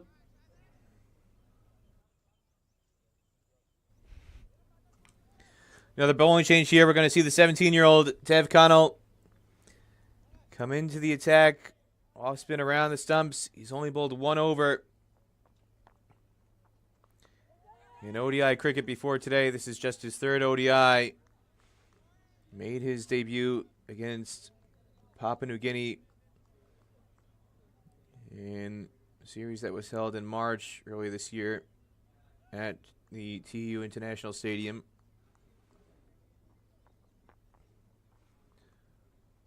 And a very delicate late cut. The class of Zishan Maksud on display here. A boundary. Just the 2nd in his innings and the 1st since the 9th over. And you can see just a little bit of width on offer there from the 17-year-old. And Maksud says, I will gladly take that one and help it through that gap at 3rd man. And just take another look at it. not short. It was just on the length, but just too wide, and allowed Maksud to settle back on it and just play with some soft hands. Even more impressive, it looked like the arm ball that just skidded on, didn't really turn, came straight on from the angle, and still there was enough width to play that shot. And this time a single with a slight fumble on the ring by Arif Sheikh, fielding it short fine leg. Rohit Paudel is at backward point. Dipendra Singh Aries at extra cover in the ring. There's another fielder at short third man. 3 fielders in the ring on the offside. And then he's got a fine leg. That's Arif Sheikh, who's going to chase this one down for 1. And Lamichhane, the other ring fielder at mid wicket in the ring. And then the boundary protection, cover sweeper, long off, long on, and deep square leg.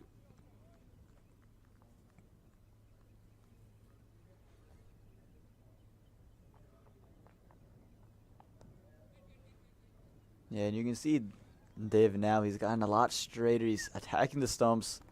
A very tall individual, so that angle back down just does, even if it doesn't seem loopy, it is coming from quite a high way away. 6 runs in the over.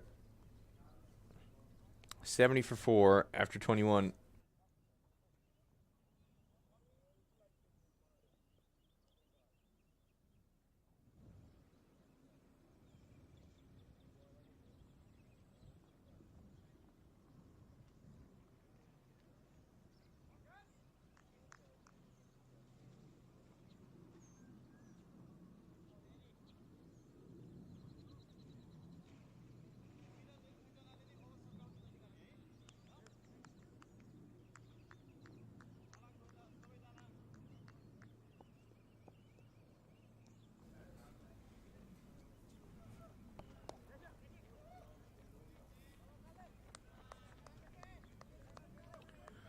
Here he starts his 5th over, conceding a single. And again, we've got the 2 off spinners on now on your screen at each end because you've got 2 left-handers in the middle.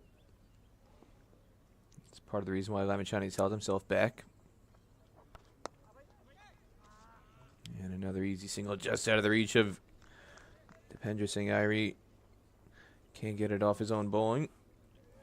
And it's collected down. Long on by Sushan Bari.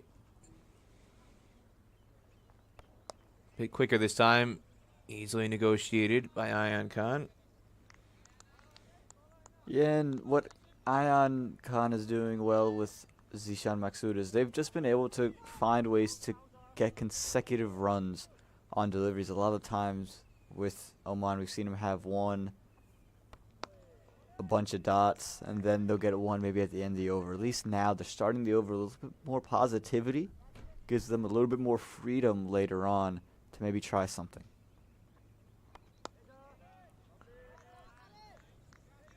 Again, Airi constantly changing his pace, changing his flight.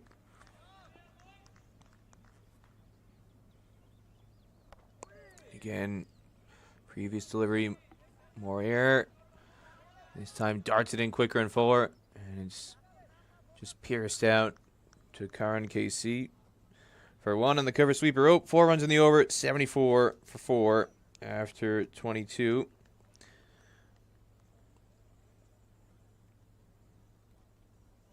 And this is the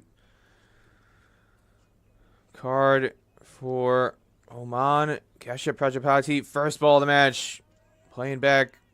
Beaten on the crease by Karan KC. Jatinder Singh with a frankly absurd heave across the line. The fall LBW as well. And then Shoaib Khan, an inside edge off the pad. Caught behind by Binod Bandari. And then the googly from Lamichhane for his 2nd wicket. Those are the 4 men to fall. So we're back to live action at the start of the 23rd. And a very loose delivery. Punished. Haven't seen many of those in this innings delivered by Nepal, and the time it finally arrives, Ishan Maksud makes sure not to miss out. Yeah, Dhruv tried to give a little bit more air on this one, and it just goes wry here. Again, more air was drifting down the leg side as well, and Maksud says, finally, something I can just throw my hands at. Maybe not the prettiest of sweep shots we've seen all series long, but 4 runs, well in control of it, and a much-needed boundary for Oman.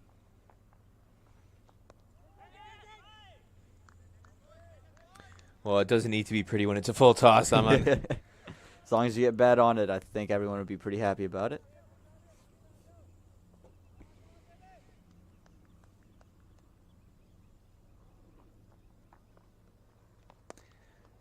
He'll take the ugliness of that effort over the equally ugly shot he played to Stephen Taylor yesterday. Like you said, the important part, he got bad on ball this time, and he was able to convert. Again, soft hands trying to pick that gap behind point. Bari is there on the ring to deny that shot. And you can see the adjustment Dhruv's made now. You can see him, it's just a little bit quicker through the air, a little bit flatter. And again, he's so tall, it's always coming down at you. Too short, too easy to get wide of the sweeper. And another boundary. So 2 bad balls punished. Sunil Damala, no chance to cut that off, sweeping.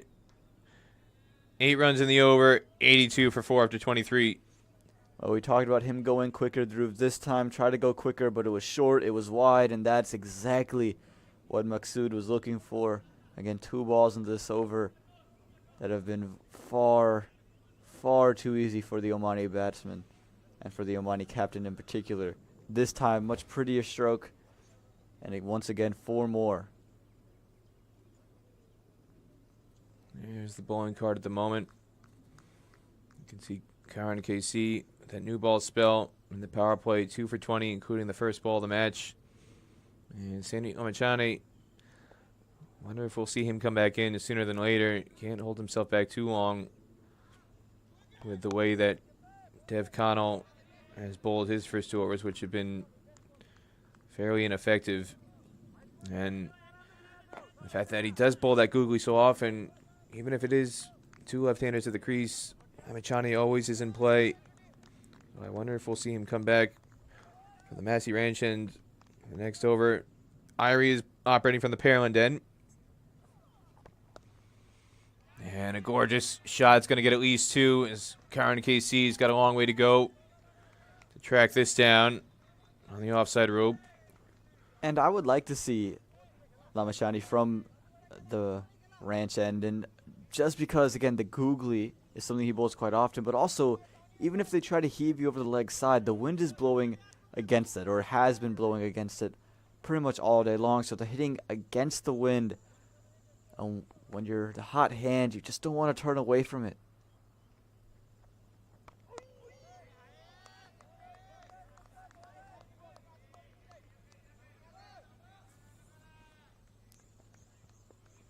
So I wouldn't mind to see Lamichhane even with 2 left-handers in the middle.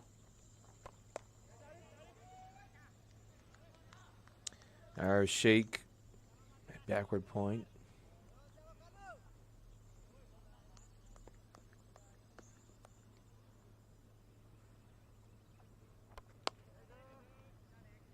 Just a miscue drive there.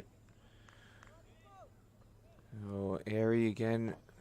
Constant change of pace, keeping Maksud off balance.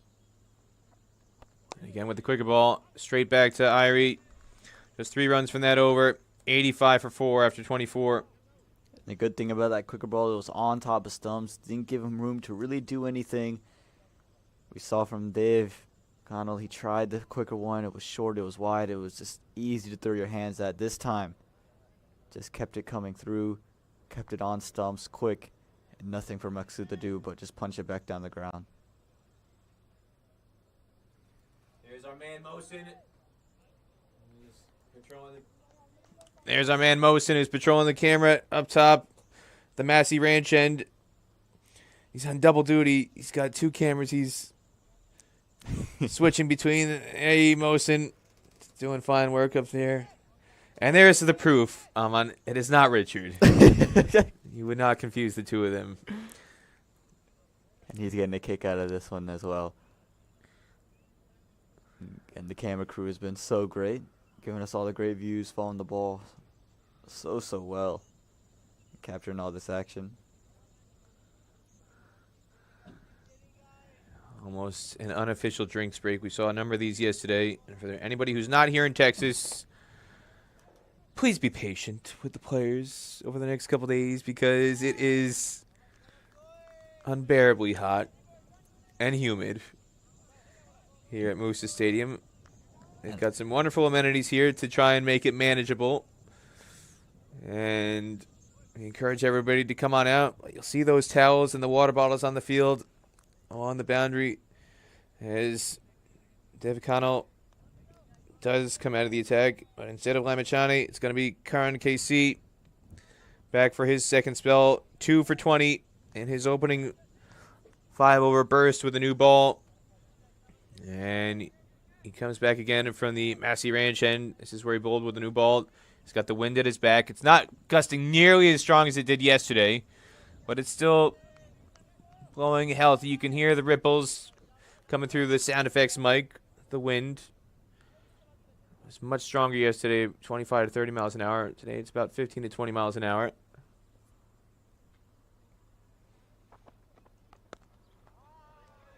And again, very accurate to begin his second spell. It just made life really troublesome from ball one. It's, again, because he's angling it back onto the stumps. He's saying, hit me anywhere you want to hit me, but just know if you miss the ball, it's hitting your stumps. And again, we've seen that be so successful here at Moosa on the length, angling back in. The crossbat shots have not been there to play for the batsman. Wide Yorker, big appeal, but it was really just to throw off the wide call. Samir Bandikar not fooled one bit. There's clearly no bet on that one. And now Ayan Khan is having a few words with Rohit Paudel in the offside ring. When just over the outside off stump wide guideline. It's a bit hard to see. You can see the faint blue marks painted into the wicket, just a little bit to the left of the white return crease, popping crease. And this one driven straight to mid-off. Easy catch for Sampal Kami. Chucks it down, and Karan KC with his third wicket.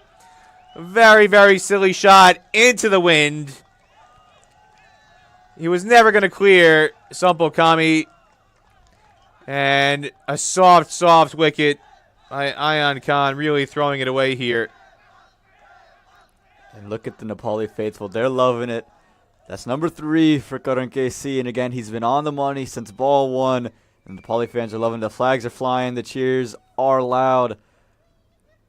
And again, it was just the simplest, it was regulation catch there for Sampal.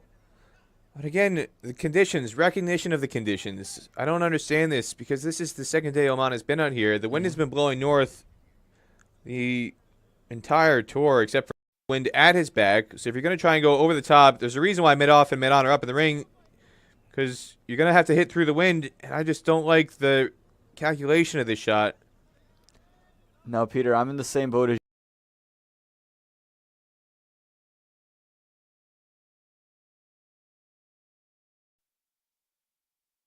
you. Was nowhere even close to clearing the 30-yard circle. And again, I think he just got excited. He saw a little bit of room. He said, I can go and throw my hands at something. And rather than try to just place it through the offside, rather than just try to drive it through the covers, that was so successful. He just tried to overhit it. Got so excited, got so quick onto the ball. Again, not the greatest shot selection, not understanding the situation. Falls for Oman.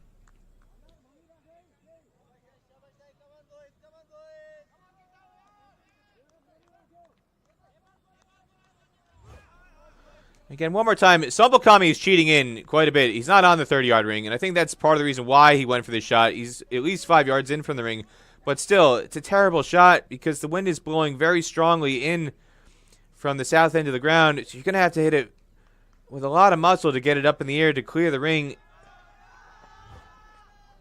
As Kawarali is now in the middle, replacing Ayan Khan. And just we've seen a lot of the dismissals that have fallen have just been poor calculations in terms of the conditions.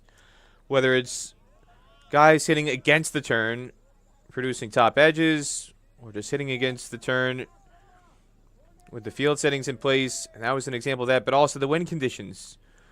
I don't mind so much when Stephen Taylor yesterday, he's trying to hit over the top from the Massey range, and he's caught off the bowling of Bilal Khan, but because he's trying to get the ball up in the air, the wind is carrying very strongly out in that direction, going north. I can kind of stomach that a bit more than a shot from the opposite end when you've got Ayan Khan batting from the Pearland end, and he's trying to hit through the wind. That's almost unforgivable. And again, to me, it just felt like he got too eager, too excited to see any sort of width that he could throw his hands at. And there was no timing on it at all, Peter. He just threw the hands at it. It felt like it hit maybe the toe end of the bat, kind of the bottomish half of it. And again, not even close to the 30-yard circle. And the other part of this, a little bit surprised, 86 for 5, no slip in place. I know we're well beyond the power play, but Oman really struggling here. You've got Karan KC, who's been bowling fabulously, whether with the new ball or now back for his first over of a second spell. Got a new batter at the crease. I'd like to see a slip here. Yeah, I'm not sure about that one, Peter. Again, there's not much movement happening. I think having a slip just for the point of having a slip is a wasted space. They still have a very aggressive field, just that third-man fielder outside,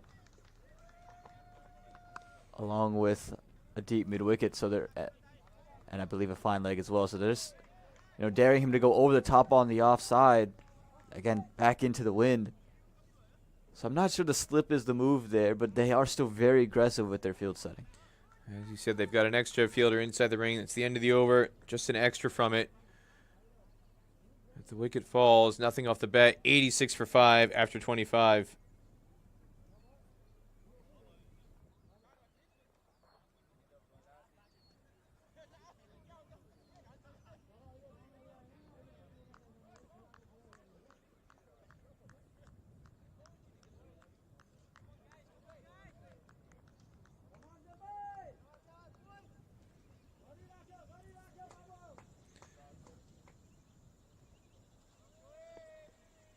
Irie to continue with his 7th.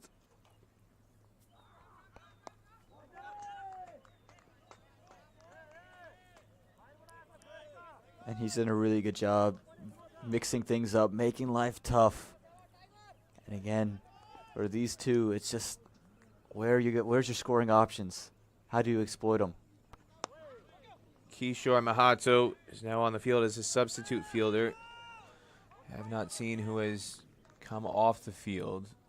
Mahato is in the covers, and looks like it's Dev Khanal may have come off the field.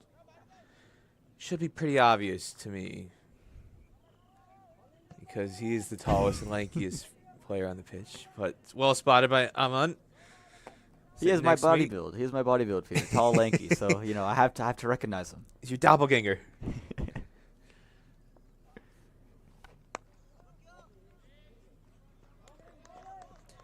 Kawarali is finally off the mark. As for anybody who hasn't met Aman Patel in North Carolina or here in Texas, he is one of the tallest commentators on the associate cricket circuit. That might be a little bit of a stretch, Peter. Just a couple inches taller than you, that's all it is.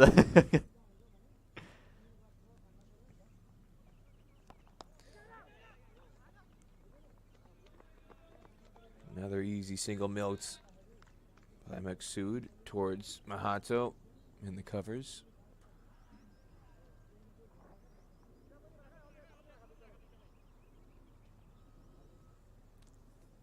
Again, now with the right-hander back, I know Karan just took a wicket, and I presume he's going to bowl another one. Is Sandeep more eager to bowl another over now? It felt almost as if he didn't want to bowl to the two left-handers. Now with the right-hander back in the middle. It's been quite curious. Ever since he's become captain, quite often he's under-bowled himself. At times he's been a little bit reluctant.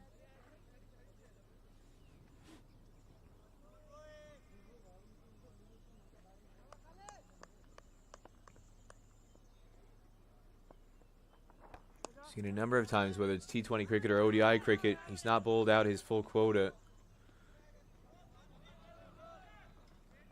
As Kawar flicks 2 wide of long on. And that's Subhash Kakarel, who's out there, who is the latest addition to the squad. He's been on the scene for Nepal for a decade. Scored a famous century against USA in Kuala Lumpur at World Cricket League Division 4 way back in 2012. And he's been in and out of the team over the years, brought back into the squad as an injury replacement. Very late, the last player to arrive in this tour. 5 runs in the over, 91 for 5 after 26. Cockerell, usually a wicketkeeper over the course of his career, but he's a general outfielder today as Samir Bandekar gets a towel brought out.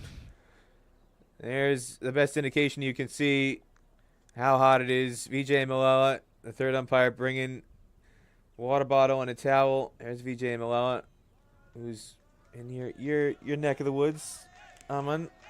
Yeah, and I think he's saying, thank you so much for bringing it to me yesterday. Let me return the favor. He had a bunch of those wrapped around his neck over the course of the day yesterday, and he's made quite a name for himself in North Carolina. Comes out and umpires all the big tournaments, and always love to get VJ out for any cricket matches that we have over there. Here's Super Sandy back into the attack. 2 for 2 in 3 overs, including a wicket maiden, and he's going to start over number 4 here. Around the stumps to Maksud with Arif shaking it slip.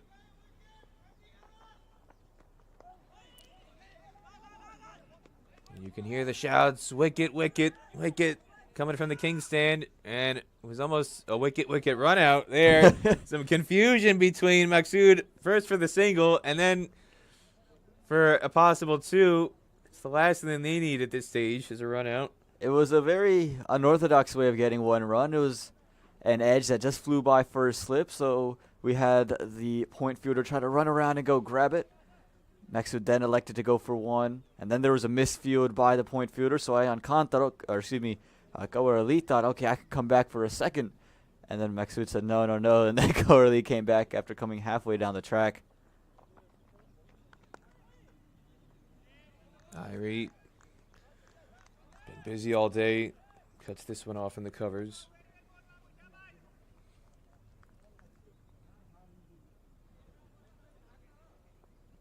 I wonder if Sandeep Lamichhane is asking Samir Bandekar, hey, can I get one of those towels?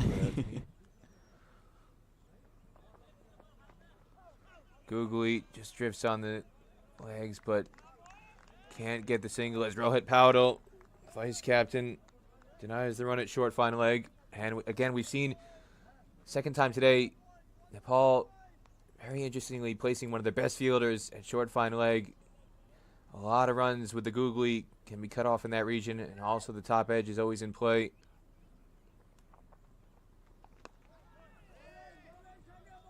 And there you saw some drift, maybe some assistance from the wind, and then it cut back in on Kawar Ali.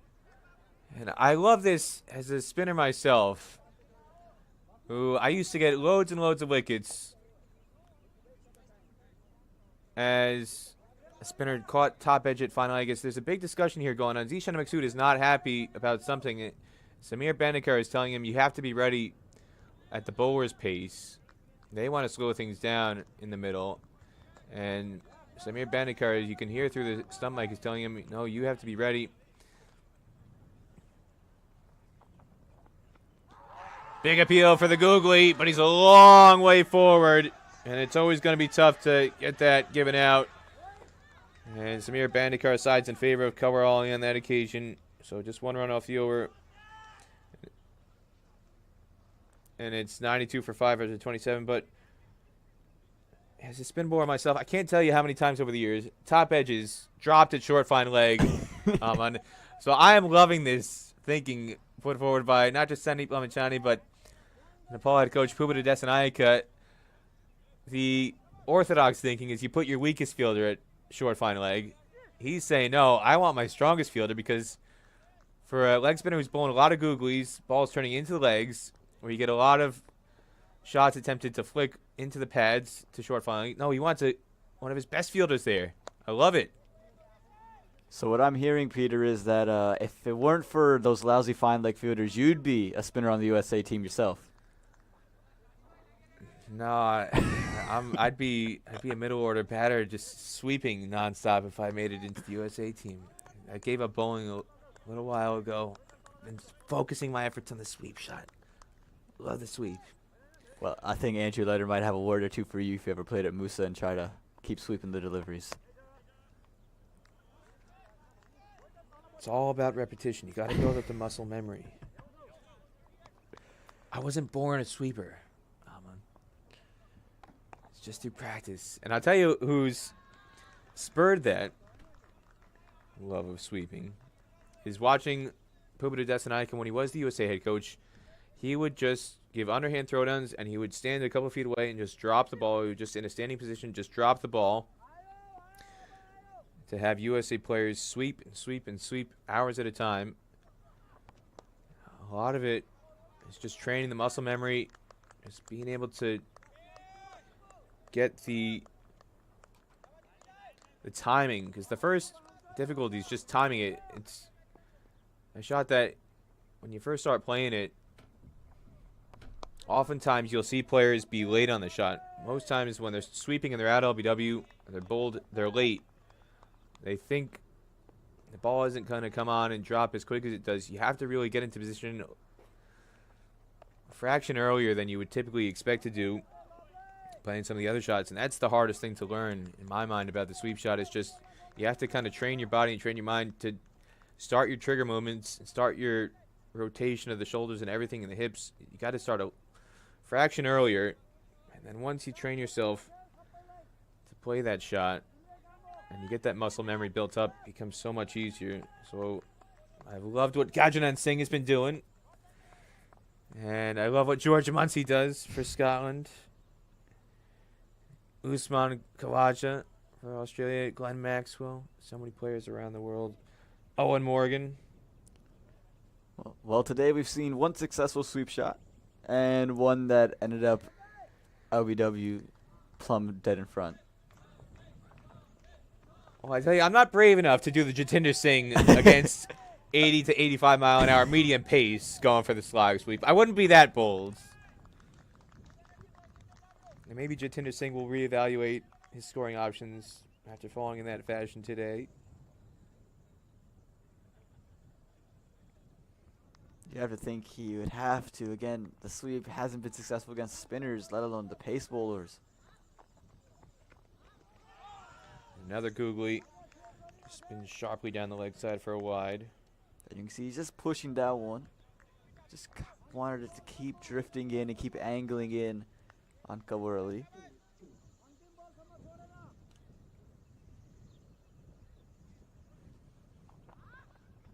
More flight this time. Watchfully prodded to Irie in the covers. Yeah, and again, a full face of the bat. And I think the Omani batsmen have kind of made a business decision to just kind of see Sandeep out. They're not trying to play any shots. You can see it. It's just kind of dead bat central right now. Well, it's easier said than done because Muhammad Nadeem wasn't exactly trying to play a shot, and he was castled by Lamichhane, and this time just a touch too short. Easy to play him off the back foot. He gets the length wrong, going short. So a single for Kawarali. And now we see it again. Change of angle. This is constant from Lamichhane. Loves going back and forth. Just doesn't want the batters to get settled. Constantly changing that angle, but again, just a fraction too short. And I don't think there's many bigger reliefs for a batsman than when they see a spinner bullet short, because now you get time to just kind of sit up on the back foot and wait for the ball to come to you. Assess a spin off the wicket if you didn't quite pick it from the hand. So Sandeep kind of letting go early off the hook, getting short, letting Maksud off the hook, keeping it short. Slightly better length, but still Maksud easy with soft hands defending it. Just one legal delivery left in this 5th over from Lamichhane.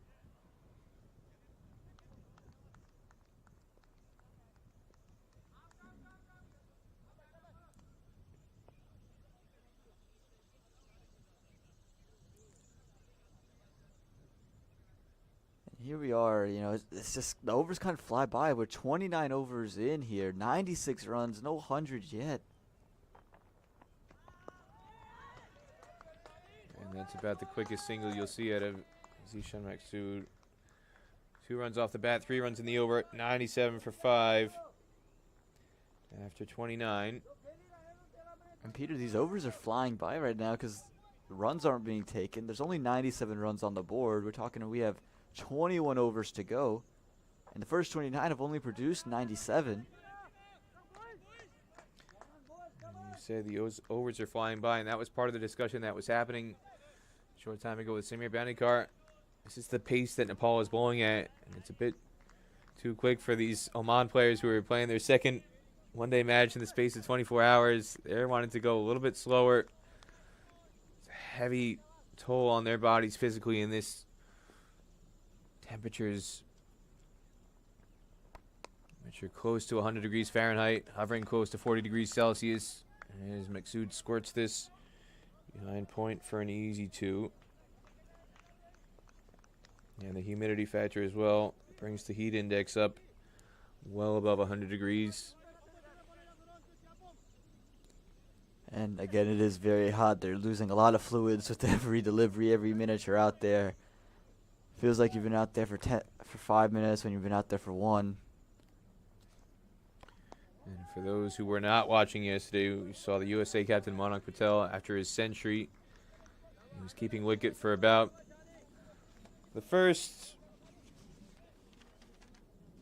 37.3 overs, to be precise. And then he started to get physically ill on the field.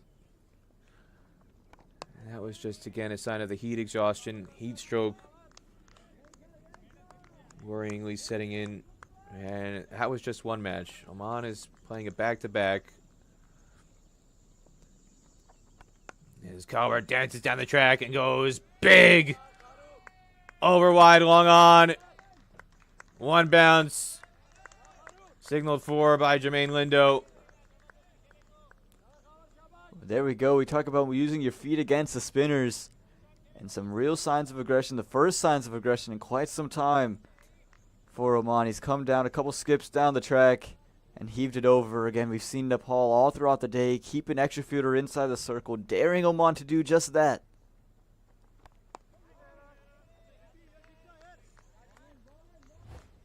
And let's take a look at this replay here. Again, it was quick, but so was Goverly coming down the wicket. And he got a hold of that one. Sends it over the rope for 4. And top edge, not exactly controlled, but goes well wide of short fine leg. And it's dragged back. Good effort to keep it to 2 runs. That is the biggest over of the day, if you can believe it, for Oman. 9 runs from it, and the 100 comes up in the process. 106 for 5 after 30. So starting to get a little bit of momentum going back in their direction after wickets which have been falling quite regularly. Captain and vice captain at the wicket. How much do you think Oman can get from here, Aman? Well, you got 20 overs to go, and it's just, what's the approach now? Because it's not like you have a whole bunch of wickets in hands that you can kind of just go from here and say we're going to go big. I think you're going to see another, I want to say 5 to 10 overs of them just kind of knocking it around, maybe take one every now and again, but it's really just going to be singles. And the last 10 really is where they're going to try to accelerate. If if you're Oman, you're just hoping you can find a way to creep up anywhere past 200. I think 210 at this stage is probably a dream situation right now for Oman.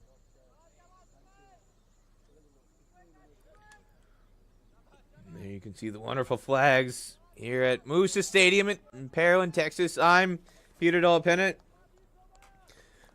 joined by Aman Patel today on the call for Nepal's first ODI in Texas. Watching live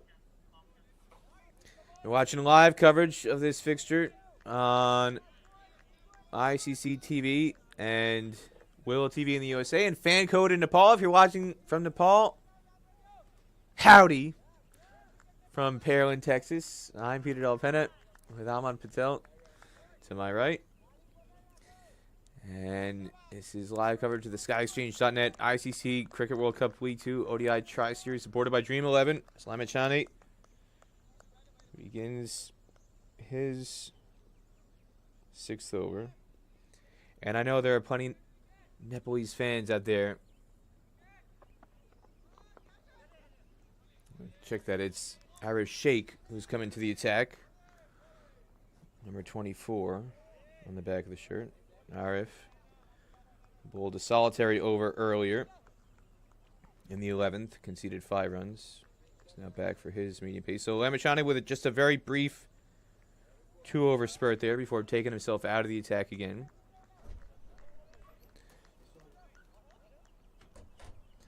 And I know, yes, as I was saying, there's a bunch of fans back in Kathmandu and around the world were wondering where Andrew Leonard is. Cricket badge on Twitter. I can assure you, Lenny will be back in action. Lenny's just having a very deserved couple days off. I actually have a message from Lenny, Peter. This is for you. It goes back to our conversation about sweeping. Uh-oh, here we go. And he says that you would average .33 sweeping as a batter, and that's come straight from Andrew Leonard, folks. I think he's got the decimal point in the wrong place. You need to move it over at least one. I'm not going to say 2, but at least 1. To the right or to the left? What are we thinking? Now we're going to get it into the positive integers, whole numbers. Okay. Lenny, I would fancy my chances taking on Andrew Leonard's leg spin. That is a video we got to get. We got to make that happen. While we're still here in Texas, how about I'm issuing the challenge. Andrew Leonard, get out of your hotel room. Come down to Moosa Stadium. We'll go on the nursery ground, Balkis Field. I know they're not going to let us, according to the ICC regulations, they won't let us use the pitch, the square here on the main turf wicket at Moosa Stadium. Let's go out to the Balkis Field. Andrew Leonard, I'll take you on with your leg spin and show you how it's done with a sweep shot once and for all. Let's make it happen, Aman. Well, I'll make sure to record that one because that's a battle for the century. And I fancy my chances because as a left-handed batter against the leg spinner, I like the ball coming into me, the ball turning in. I don't think Lenny's googly is good enough to create the top edge. These are some bold statements here, Peter. You're setting yourself up for failure because now if you don't succeed, there it is. There's the Coliseum. There's where it's going to happen. Balkis Field, the nursery ground. That's the stage. As Kabar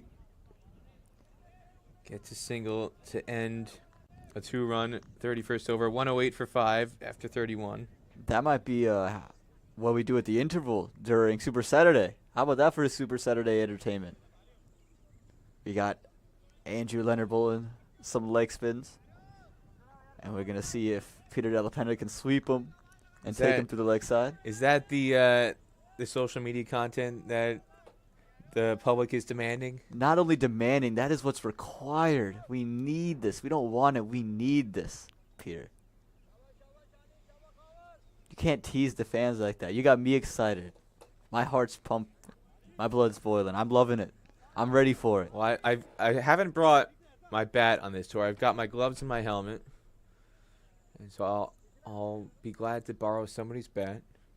One of the USA players. We'll get you Gajanan Singh's bat. Gajanan Singh. He's got a good piece of lumber that he uses for the sweep. My personal preference would be Nasush Kenjige's bat. because I know how well and how many runs he scores using the wide variety of laps and paddles and reverses. We're going to make it happen, Peter. Sushan Bari back into the attack. He opened the bowling with the new ball from this Pearland end. Just 2 overs with the new ball, though.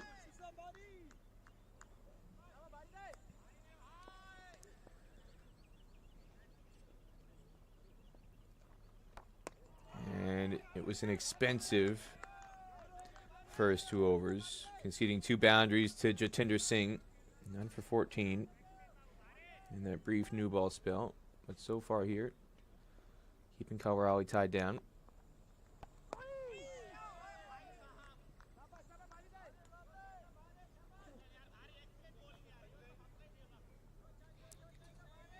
Well, Andrew Leonard has said, Peter, you won't last an over. Not even an over, he says. You're not going to get any bat on. He says the googly turns square, remember. Sushan Bari and Sandeep Lamichhane. This is great spirit by the Nepal squad. Well, if it turns square, then I'm confident the reverse and the switch hit are in play if I want to play with the turn. Thanks for the heads up, Lenny. I've got my scouting report. Can get sorted out. As Cowart finally gets a single into the offside.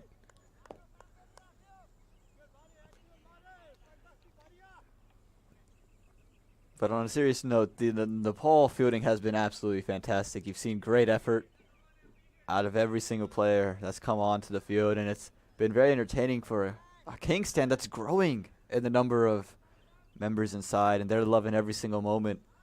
Right now, their team firmly on top of this competition, but we've seen Oman have the ability to turn things around. They did for a brief stint against the USA, before Yasser Mohammed and Ali Khan teamed up to dash those hopes. Single down the ground for Maksud. He's inching closer to a half century. There's 2 runs in the over, though. 110 for 5 after 32.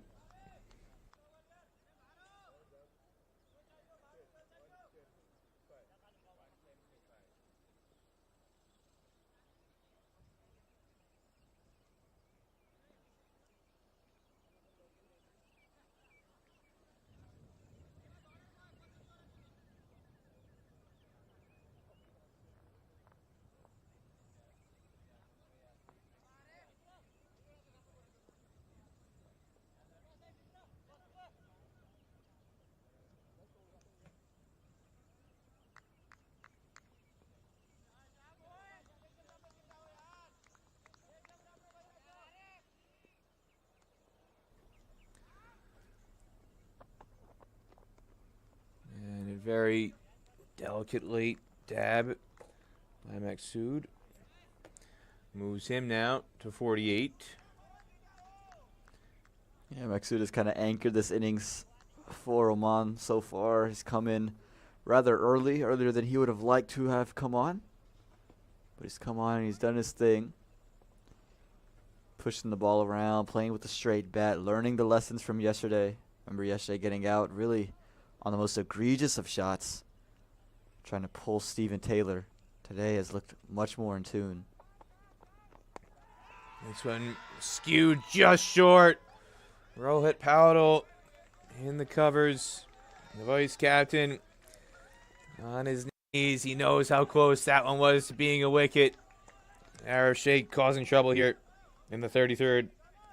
And you could see what Go Early was trying to do. He was trying to push it over the top of the infield. There's no extra cover fielder. There is one sweeper, but he's would have been well too square for that one.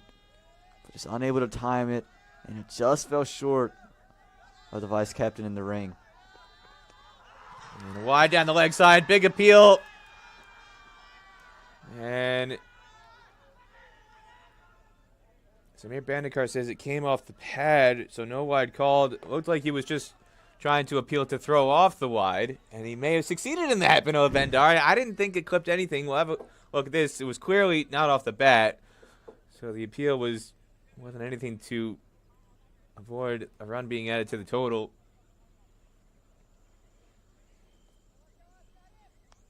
Like you said, clearly not off the bat. I thought it was close with the pad. Again, I think we'd have to get a second look at that to really tell. But you see a big heave through the leg side. Go early, just a little frustrated with the way that cover shot played out.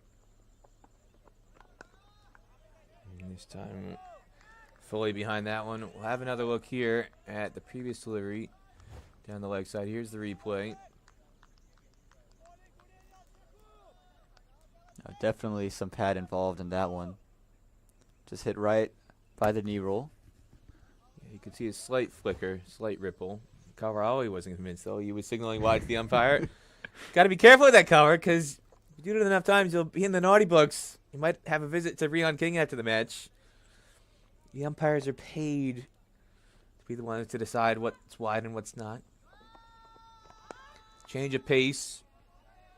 Well adjusted to by cover as Dev Connell back on the field. Tallest man on the field and easily identifiable with the tan arm sleeves as well.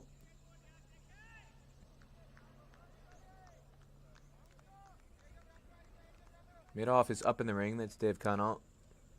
Third man, cover sweeper, long on, and deep mid-wicket, the boundary riders at the moment. And this one is going to pick out a deep mid-wicket fielder. It'll be just one. As Sunil Damala relays it back in. Another 2-run over. Scoring rate has slowed down significantly since that 9-run over conceded by Dipender Singh Irie in the 30th. It's 112 for 5 after 33. Well, Peter, we got more trash talk going for you. Lenny comes back with, he's going to angle it in around the wicket, and he's going to square you up both ways. He won't lay a bat on it. He's seen your attempted sweeps, and he feels very confident in his abilities.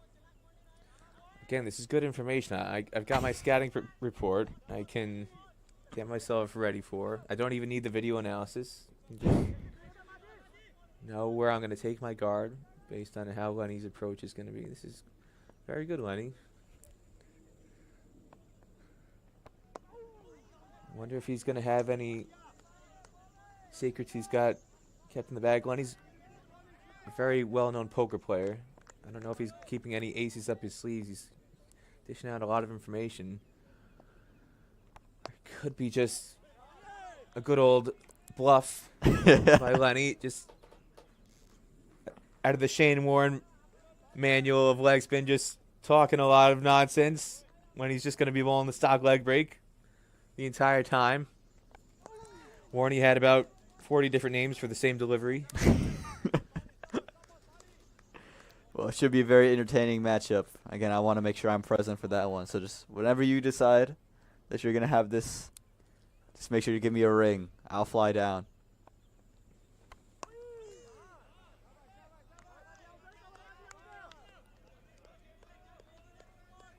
Bari doing a good job here. Kawarali, ever since that boundary off Airy, dancing down the track, he's been stuck on the crease for a significant amount of time now, the last several overs. And since that boundary in the 30th over, he had a 2 off the next ball over the leg side, but 20 deliveries faced by Kawarali, 16 dot balls and 4 singles. He's really struggling at the moment. And you can see the adjustment. They're starting to fire it in quicker at go early, saying, you want to come down? We'll come down to the quicker ball. And just as worryingly, all these dot balls being soaked up by Kawarali means you worry about Zishan Maksud not just losing his rhythm, but not getting enough of the strike. He's been in the 40s now for the last 8 overs. He's on 48. Inching along now when he's been set for a long time, and Kawarali's just not getting enough of the strike. We're going to have a drinks break here. 113 for 5 after 34 overs. As the current state of play here at Musa Stadium in Parowan, Texas. Current KC with 3 wickets, striking first ball of the match to get Kashyap Prajapati, LBW, and then Jatinder Singh with that mighty heave across the line. That went horribly wrong. Second LBW decision. Lamichhane then came into the attack and struck with 2 wickets, an inside edge into the pads, and lobbed up for Bandari behind the stumps before Muhammad Nadeem castled by Googly, and then Karen KC inducing a false drive to mid-off. Caught by Kami on the ring off Ayan Khan. And you can have a look at the bowling card as well now. No real big partnerships for Oman. They've struggled to piece things together. Yeah, wickets just falling in regular intervals. And again, it's that man, Casey, Karan Casey, that we've seen. 3 wickets, striking on the very first delivery, striking that second over, and then striking once again. It's just created a lot of problems. Sandeep Lamichhane with the lovely googly to get through Nadeem. And just been very tight from everybody else, not giving up any room, not giving up any runs, and not giving up easy boundaries. A lot of pressure on the Omani batters now as we head into this final session of play. So we'll take a short break and come right back with you. I'm Peter Del Pena, and the other voice you just heard was Aman Patel. We're bringing you live coverage of the SkyExchange.net ICC Cricket World Cup League 2 ODI Tri-Series, supported by Dream 11 on ICC TV around the world, fan code in the Asian subcontinent, including Nepal. And if you're watching in the USA, you'll be getting this coverage on Willow TV. We'll be right back.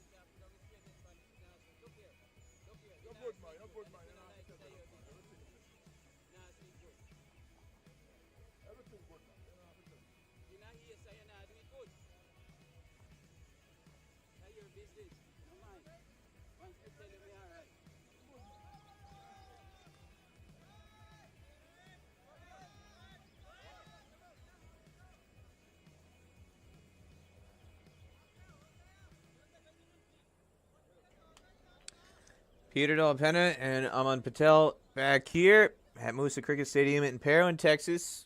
Our Sheikh has the ball in hand for the start of his 4th over.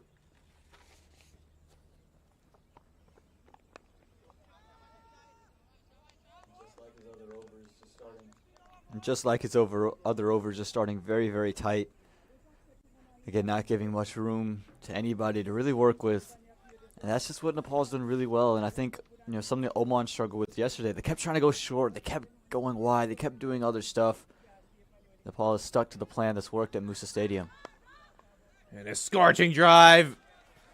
What was in the water? What was in the sports drink? That was delivered to Kawar Ali. Suddenly it's lit the fuse for him to explode with a simmering drive, splitting the gap between mid-off and extra cover to the rope for 4. Oh, that was lovely. That time just a touch too full from Sheikh there. Again, it was just outside the off stump and allowed Kawar Ali to free his arms and play through it. Lovely 4 for Oman. Now finally a single to get Maksud on strike. I talked about before the break the number of dot balls Kawar Ali is absorbing, not really getting Maksud on strike enough. In the last 5 overs, Zishan Maksud has only faced 6 deliveries. As Kawar Ali just smashes that one past extra cover, goes to the rope. And when you've got a guy in the 40s who's your captain, you can't be letting him face just 6 deliveries off the last 5 overs. Kawar Ali's got to do a much better job of getting Zishan Maksud on strike. We'll see what happens here after the final drinks break. Final official drinks break. We've seen some mini breaks over the course of the last 2 days, and you can see Samir Bandekar, the standing umpire, he's got a white towel draped around his neck and around his pads, sliding down leg. You can see Samir Bandekar turning to the bowler and the captain Lamichhane. He's looking at mid wicket to Lamichhane, or cover to Lamichhane, asking him to just keep his players in check with the appeals. But that white towel, that's not a collar, that's a towel draped around the neck of Samir Bandekar. As you can hear some helicopters wandering in the vicinity of Musa Stadium nearby. We've got a hospital in the vicinity. That's a medical vac chopper that's going over the ground. In case you're curious, that's a medevac chopper. There are a number of hospitals within miles of the ground, and you see helicopters going back and forth throughout the day.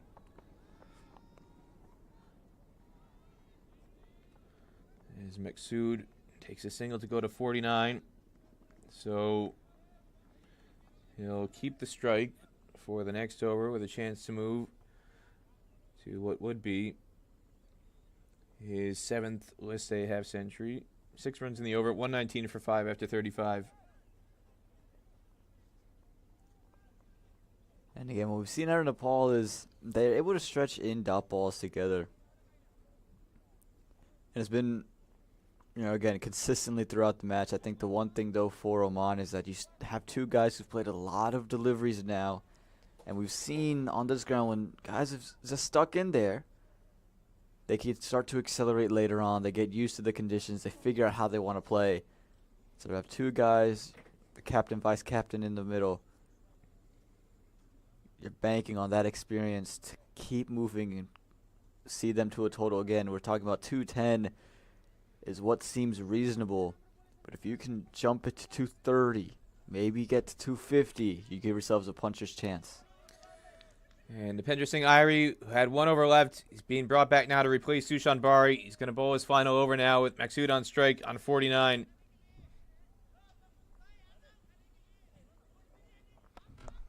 And there is that half century. He's going to get at least 1, maybe 2 here as Karan KC. He's got a long way to travel. Relays it back in. So Zishan Maksud, the captain, atones for what was frankly a poor shot yesterday to get out to USA. His 5th ODI half century. And he gets a warm handshake from his opposite number, Sandeep Lamichhane, for raising the bat towards the Oman dugout. And it's been a good innings for him. 4 fours to his name, put up 50 runs. And again, when you talk about what he's done, he's come in at a difficult time. We saw wickets fall very, very early. He's in there a lot sooner than he probably would have wanted. But he's anchored the innings. He's carried Oman to a really good spot. His career best in ODI cricket, 109. That came against USA in Nepal in February 2020, in a match in which Akib Ilyas also scored a century that day. And Akib Ilyas, his absence has been immense over the latter portion of this Cricket World Cup League 2 competition. Oman's number 3 bat, fine all-rounder, bowls a lot of variations, changes the grip. He bowls off spin, he bowls leg spin, mixes it up. More than anything, they're missing his batting, and they're missing his fielding. There was that chance that Bilal Khan at backward point yesterday, half chance in the air when Monak Patel cut a ball towards him, and it was Bilal Khan at backward point. That's the area that Akabilius would be patrolling if he was healthy. So it's not just the batting that they're missing and the bowling, but arguably if Bilal Khan is not there yesterday, you have Akabilius in the 11. He would be at backward point, and he would have been there to probably try to convert that chance that Monak Patel offered into a catch. Instead, Monak went on to a historic century, USA's first by an American player on home soil.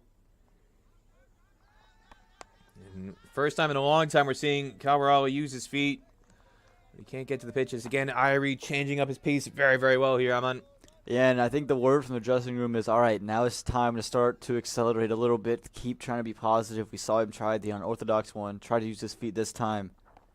But Aria's just been so good mixing things up, changing his deliveries, the line, the length, the pace, making things uncomfortable for the Omani batters. But again, 3-dot ball is followed by a single. The wrong guy is farming the strike for Oman. As Cabral will start the next over on the strike. 4 runs from it, 123 for 5 after 36.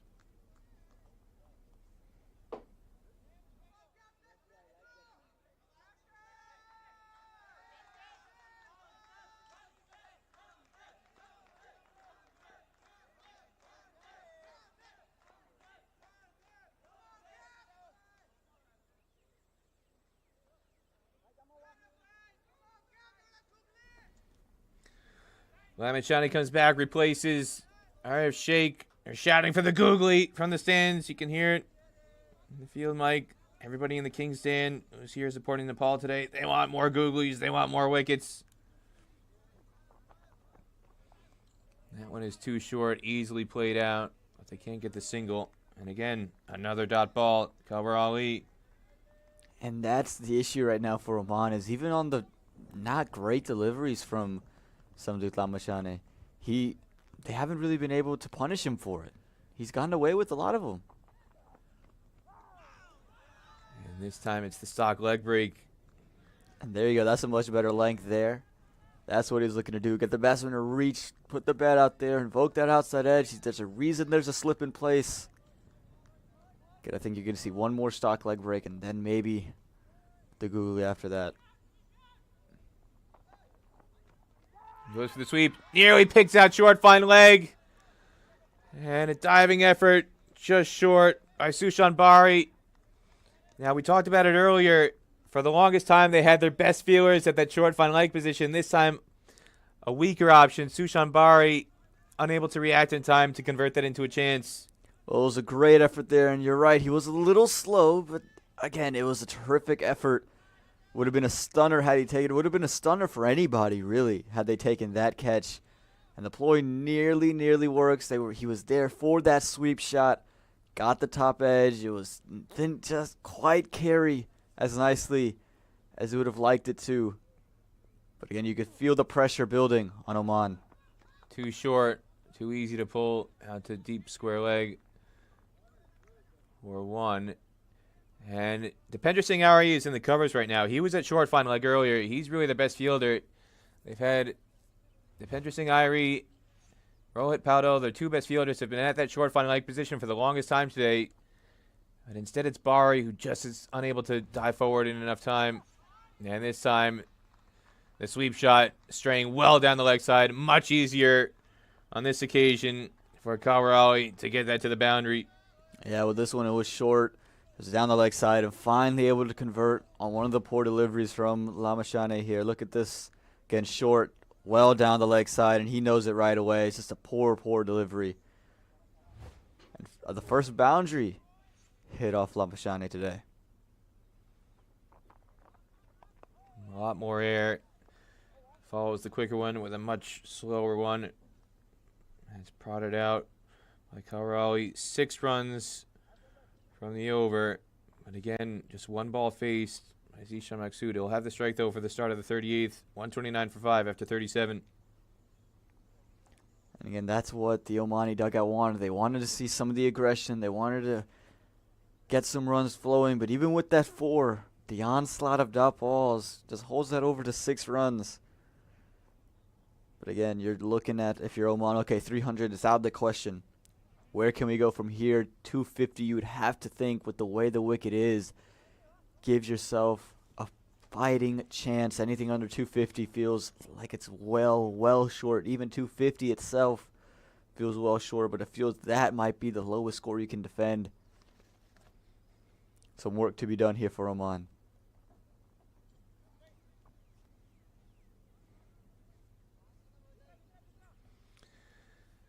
Sampal Kami will replace Irie after he's completed his 10 overs. Kami has 5 overs left, 1 for 12. This is his second spell from the Pearland end. He bowled an earlier spell as well from the Massey Ranch end. His 3rd spell overall in this match. And he's bowling slightly into the wind. Wind is blowing northeast today. He's bowling from the north end. So he's at the Pearland end. The south end of the ground is the Massey Ranch end, so the wind is blowing from the south to the north. He's just running slightly into the wind, where the cross breeze going northeast, which means with Maksud on strike, the wind is blowing from the offside to the leg side. He is going to like that again, but maybe that's the ploy from Nepal here. We've seen Kami come length and on stumps. Does he try to dare Maksud to come across? Just an easy single pinched on the ground. And now for the right-hander Kawar Ali, the wind blowing to the offside for him, right to left.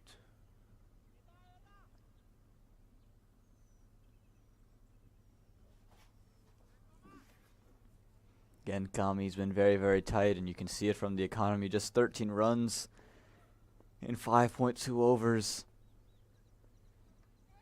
Put a lot of pressure on the Omani batters. And now comes down the wicket. Tries to go over extra cover. More of a thick outside edge that finds Sunil Damala. Yeah, try to pull some of the shots we saw Sushant Mudani and Monik Patel play yesterday, coming down the track to the Pacers and just lifting it over the top. This time unable to really get any middle. Just found a little bit of an outside edge and just trickled its way to covers. But you can see again, a message was relayed to Kawar Ali. Got to be more aggressive. And he's trying to. And this one just goes awry down the leg side, but Bandari saves a couple of runs. And again, the plan is very simple here for Sampal. He understands that, okay, I just am bowling on the body line, and you can see it consistently. He's on the body line for the left-hander Maksud. Almost daring him to, again, play across, and they're bringing in the deep third-man fielder.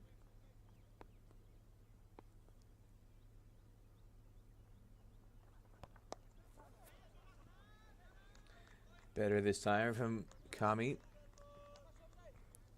We've seen him try a couple of short balls from time to time. We saw back-to-back short balls. One came off the elbow of Maksud with the third man coming in the circle. There's a fine leg there, and they have that deep square leg. It's worth a shout. Maybe he is trying to square up that bouncer here. Trying to cue it up. It's full, and it's just chipped uppishly, but safely. Here the gap. The long off in place. Just one. Oh, delivery that was down the leg side. It was not signaled to wide in the end. And it means 3 singles in the over. 132 for 5 after 38.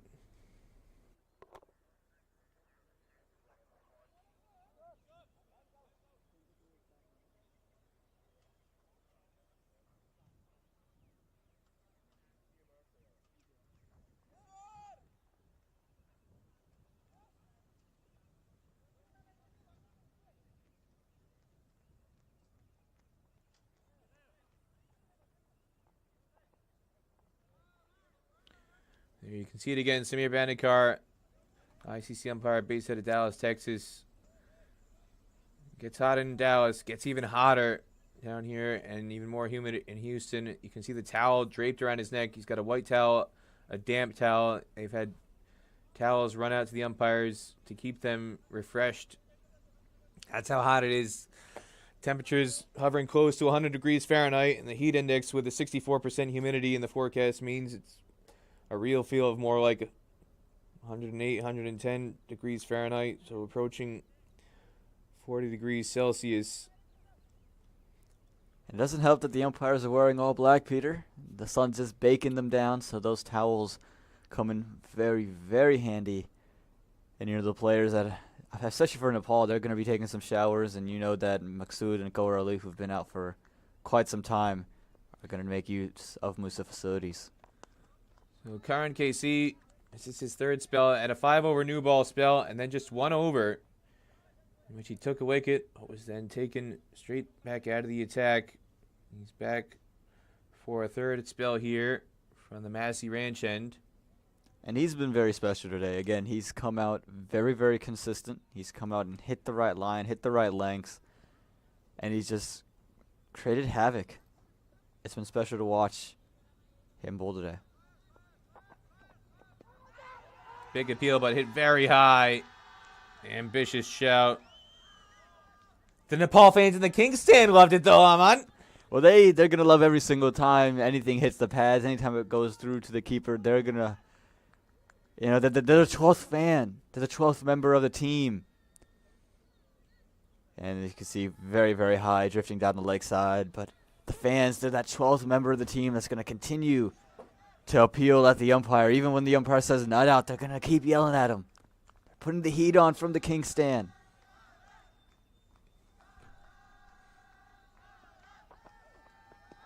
And another big shot. This one a lot closer, but Samir Bandekar still not convinced.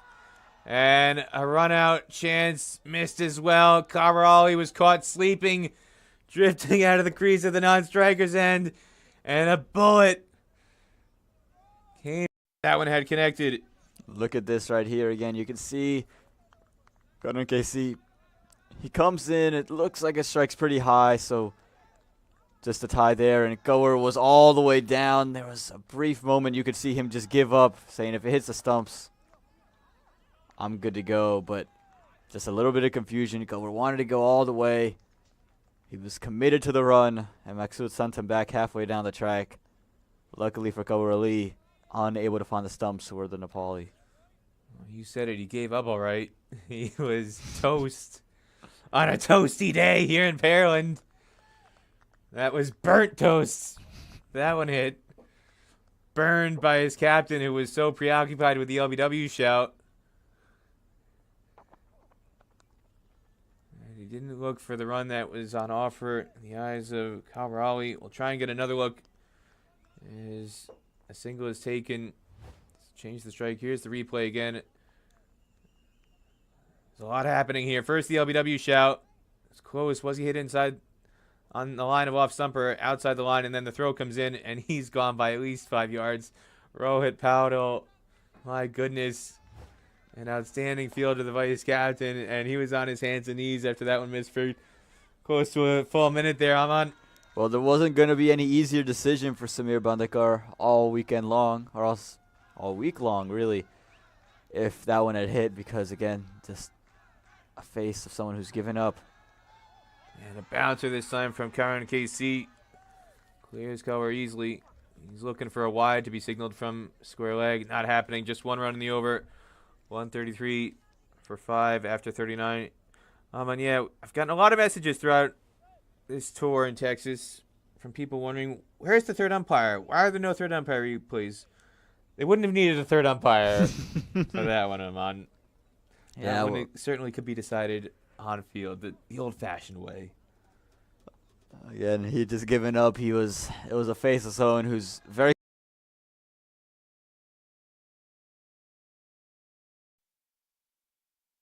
content with whatever's going to happen. He said, whatever happens here, I have to live with it. I'm not going to try to do anything. Wasn't even trying to ground or drag the bat over. Just, it was said, I'm going to walk to my stumps. If they're still intact, I'll get ready for the next ball. If not, I'll take my stroll and continue it on to the dugout. So, Sampul Kami ready to continue here for his 7th over. Got pace at both ends now. Lamichhane still has 4 overs left unused, as they're taking some time to realign the field. Fine leg, and third man are up in the ring, long on and long off back, deep point and deep square leg. And this time Maksud flicks it well wide of deep square leg. Fine leg up in the ring. It's a free boundary if you get it too straight and too short on the legs. And Maksud clears the boundary off a couple bounces. 4 more to the Oman total. Well, we've seen Sampul Kami all day long. He's continued to bowl on the body line. This time just straying too far down the leg side. And Zishan Maksud takes the much welcomed gift and heaves that one over the leg side. A low flick of the wrist. That'll give him 4. No change in the field. Much fuller and straighter this time. And I've actually really liked that from Nepal. Anytime we've seen a boundary, as we'll take another look at it, again, just works it through the leg side. Anytime they've conceded a boundary, they haven't panicked. They haven't adjusted the field. They haven't changed anything. They just say, go back and bowl a better delivery. As you see, well down the leg side. And Sampul Kami comes back and he bowls back to the plan. And there's no runs to be had. I like the decision not to panic and try to reset and fix something that doesn't really need to be fixed. And they're going to need to fix that, though. Another poor delivery, short on the legs. Double dose of that flick behind square for another boundary in this over. Well, that time went a little bit shorter. I think he was trying to cue up that bouncer. Didn't do just that, and again, just straying down the leg side and made it all too easy for Zishan Maksud, who just picks it up off his hip and guides it down into that vacant region, and now they've put a fielder out there. Dev Kano moves back from the ring. He's now at deep fine leg. As the long off fielder comes into the ring, and this time it's going to be just a single. There's Kano on your screen. So 2 balls left in the over, and this is further to the point I was making earlier why Cabral needed to do a better job of getting Zishan Maksud on strike.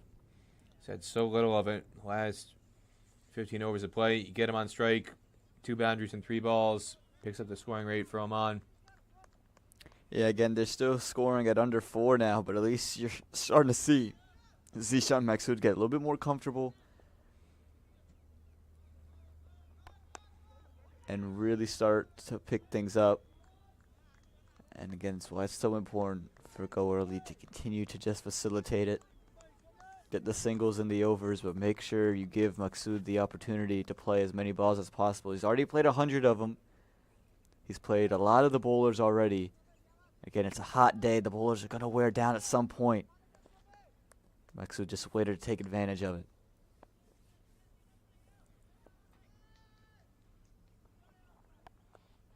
Coward trying to pierce the gap. Can't get it by Dipender Singh Irie, so just 9 runs in the over after 9 off the first 4 balls. 142 for 5 after 40. And we'll take a look at the bowling options. Left for Nepal after 40 overs. As you see there, the captain Lamichhane still got 4 overs left. Karan KC with 3 left, and Sampul Kami with 3 left, so they can use just the 4 of them to fill out the last 10 overs if they want to. Yeah, and it feels like that's what they're probably going to end up doing. They don't really need to go in different directions. Dev Kano, the youngster, hasn't really found much rhythm today, and if I'm Sandeep Lamichhane, I think now might be the time I bring myself back in, just because of the fact that they're starting to pick up the scoring grade. You can see them try to be more aggressive, put them back in the box, put them back in their shell, and make them do something different. And speak of the devil, here is Super Sandy, number 25. In Nepal colors, the captain. Back from the Massey Ranch end.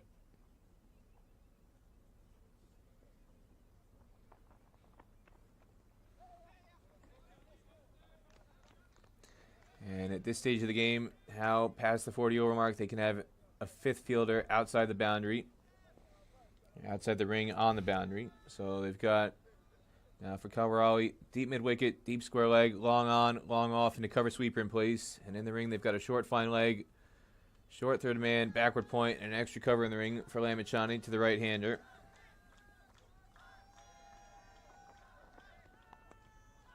It's the first time all match long we've seen Lamichhane bowl and no slip in place, so they are sensing the occasion and sensing the attitude of the Omani batters.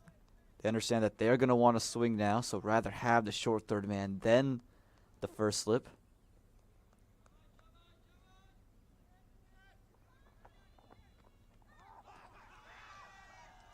Pokes at this one. Beaten again. That one spun quite a bit. We haven't seen a lot of turn on this wicket. But Lamichhane giving it the revs. And that one just spinning away, spinning past the outside edge of Gawar Ali. It's putting Oman back in a box.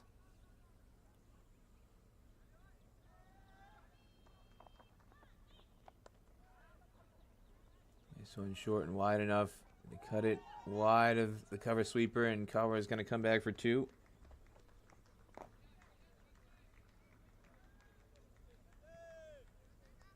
Poto is on the ring at backward point. Subhash Kakarel is at short third man.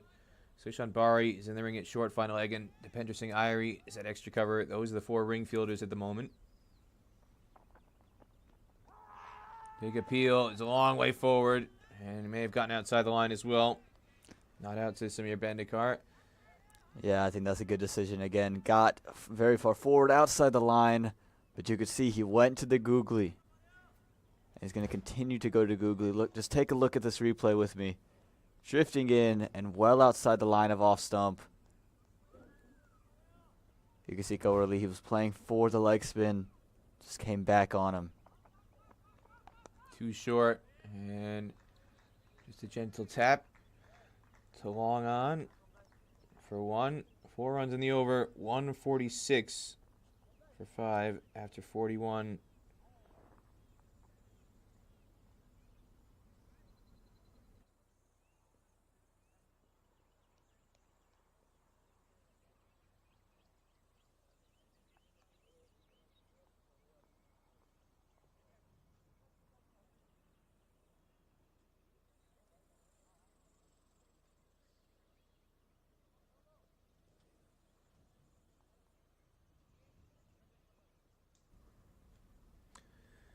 Here's the progression of the innings for Oman, and you see those low bars on the Manhattan.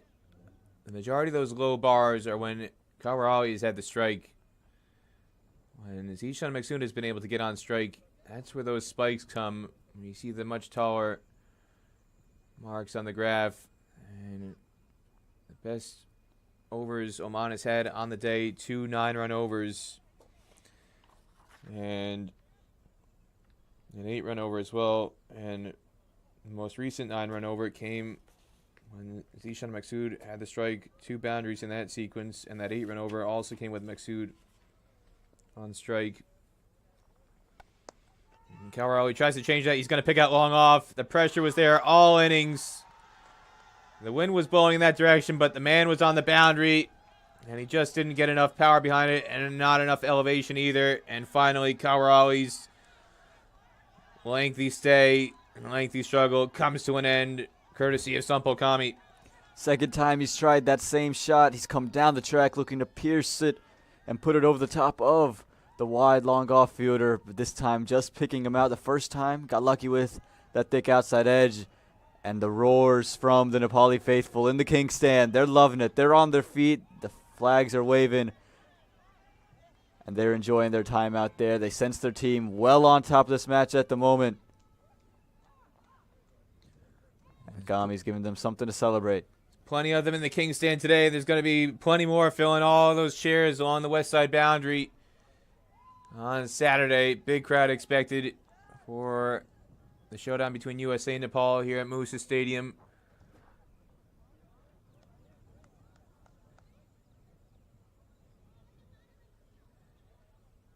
So the catch taking it long off.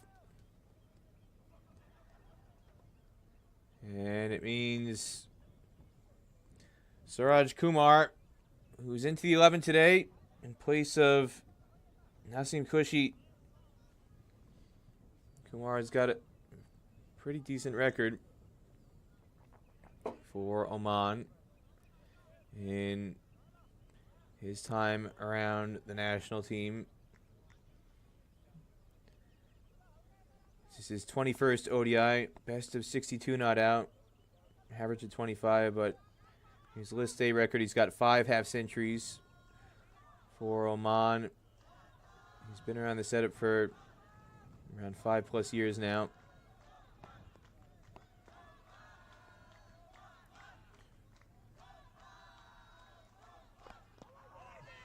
Thick inside edge, stifled appeal, results. And the ball was not in the air long enough for Zishan Maksud to be able to cross. That's why Suraj Kumar is starting on strike. And again, the message has to be just look to get the ones, get Zishan Maksud on strike, because he started to find some sort of rhythm. Again, not easy to go from ball 1. And a fumble here from Bandari is going to allow a bye for Maksud to get back on strike. Dev Kanal, who's fielding down here at now deep fine leg for Maksud. He was at deep third man, just in the same position on the field for the right-hander and left-hander. We saw the fielding coach, Shahid Keshvani, former Canada national team player, who is now part of the Nepal setup. Pubadu Desanayaka, the Nepal head coach, lives in Ontario, former Canada national team coach as well. He's got a strong relationship with a lot of Canada players. And Shahid Keshvani is one of those former players he's got a good relationship with. And Keshvani, who's now patrolling the east side boundary, tossing a towel to one of the other players out there. He had a towel earlier for Dev Connell, and now he's got a towel for another player out there. You see the support staff and the subfield is doing a lot of that today, trying to keep the players fresh. It's a hot day, a humid day. Slower ball attempted, but Kumar picks it easily and just nudges a single to get off the mark. Yeah, first runs off the bat for Suraj Kumar, but now he's going to want and hope and pray that he can get to the other end now for the last ball and just have Maksud see off one single so Maksud can take on strike here in the 43rd over as we approach the end of the 42nd. Shahid Keshvani is walking in front of us now, coming back towards the Nepal dugout. And Maksud can't get this by. The ring fielder, diving effort to deny the single. And it ends a 3-run over, 2 off the bat, but the wicket of Kawar Ali at the start of it. 149 for 6 after 42, and Shahid Keshvani hosts a popular podcast, a Canadian cricket-themed podcast called Dropped Again, along with Arsalan Kadir. And Dropped Again, the title comes from the fact that over the course of their careers, Shahid Keshvani and Arsalan Kadir were dropped again and again and again and again and again from the Canadian squads they were in, touring around the world. It's quite a funny podcast. The two of them have some incredible stories to tell in their time coming up through the Canadian Under-19 setup and the Canadian senior team and in Canadian club cricket as well. Have a lot of guests around the Canadian cricket setup and elsewhere in the associate cricket scene and world cricket as well. And if you haven't listened to that podcast before, I highly recommend it. And now Shady splitting his time, wearing many hats, not just hosting podcasts, but hired recently as the fielding coach for this Nepal squad. He played under Pubadu Desanayaka when Pubadu was the coach of Canada. Now he's part of the backroom staff with Pubadu leading Nepal. It's a great opportunity for him to get in the coaching setup. He's also got a strength and conditioning background as well, in addition to being a fielding coach. It's his primary training is being a strength and conditioning coach. He's worked with a lot of athletes outside of the world of cricket, a lot of NHL players up in Toronto, and junior hockey players as well. So he's a great addition to the Nepal backroom staff for sure, and we'll see him throughout this tour. Yeah, and they're going to need him. Again, it's hot, it's humid, and you're going to need all your support staff to really pitch in and really be involved, because as you play back-to-backs, as Oman is doing right now, it becomes very tough to maneuver these conditions and keep up with the play and the standard, with just how hot and how humid it is out there.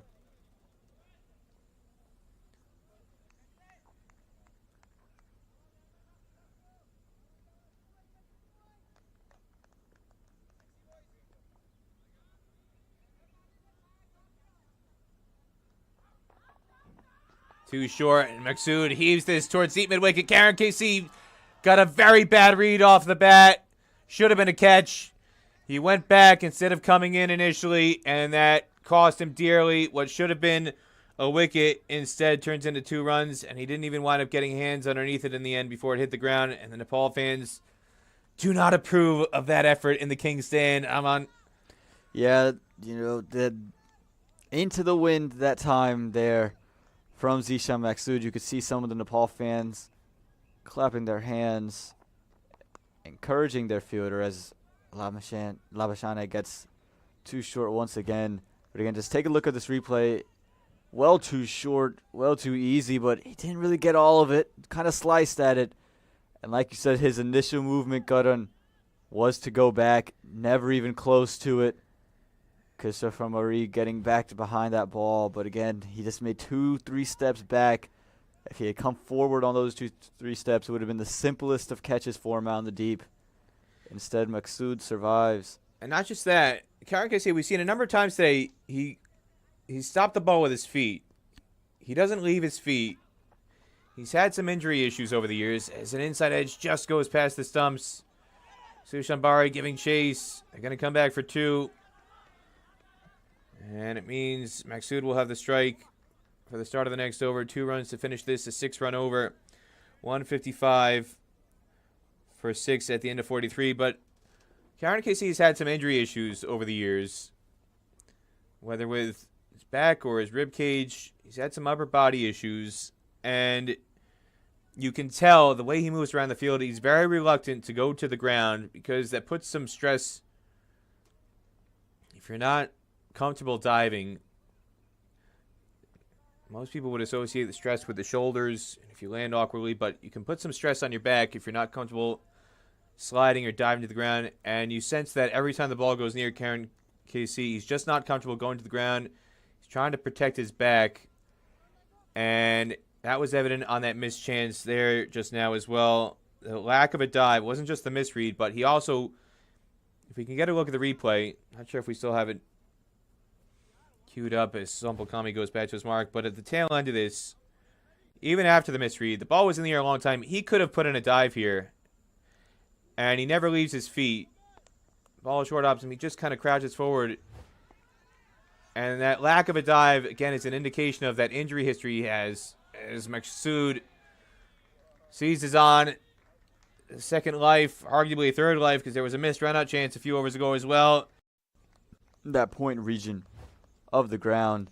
Again, let's take another look at it. Just a touch wide, and we've seen him play with those hands all the way through. He just sat back on it and just worked it through. Beautiful stuff. And to your point about Karan KC,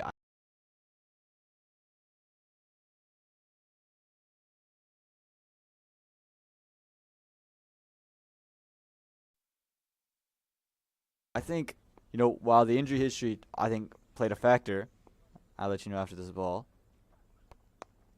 I think another thing also, I think he was, once he figured out he was not going to get the catch, I think he thought he could at least catch it on the bounce or at least stop the boundary and just catch it and throw it in. Again, the dive would not have been necessary had he taken those 2 steps forward.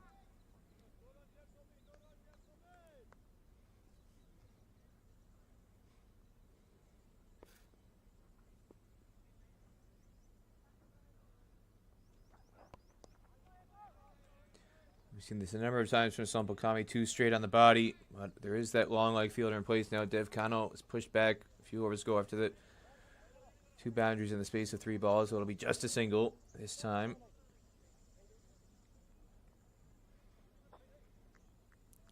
Yeah, and again, we've seen him have that tendency to get too straight. Previous over from Kami, they elected to move that fielder into fine leg. Back on along. Messages from people around the USA and around the world tuning in. Hemanta Dulal, Nepal fan, is tuning in from New Mexico. Seen people driving in from all around Texas. We've got fans watching on Willow TV from New Mexico and elsewhere in the world on ICC TV online, and for the fans in Nepal.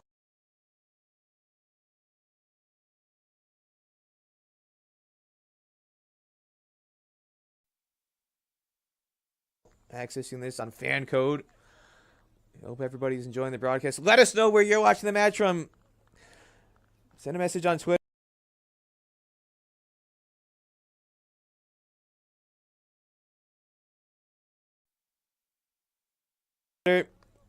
To at Peter Delapena on Twitter. And Aman Patel. AP Sports News _ That's Aman's Twitter handle. A as in Aman. P as in Patel. Sports News _ It's Aman Patel's Twitter handle. Or Peter Delapena.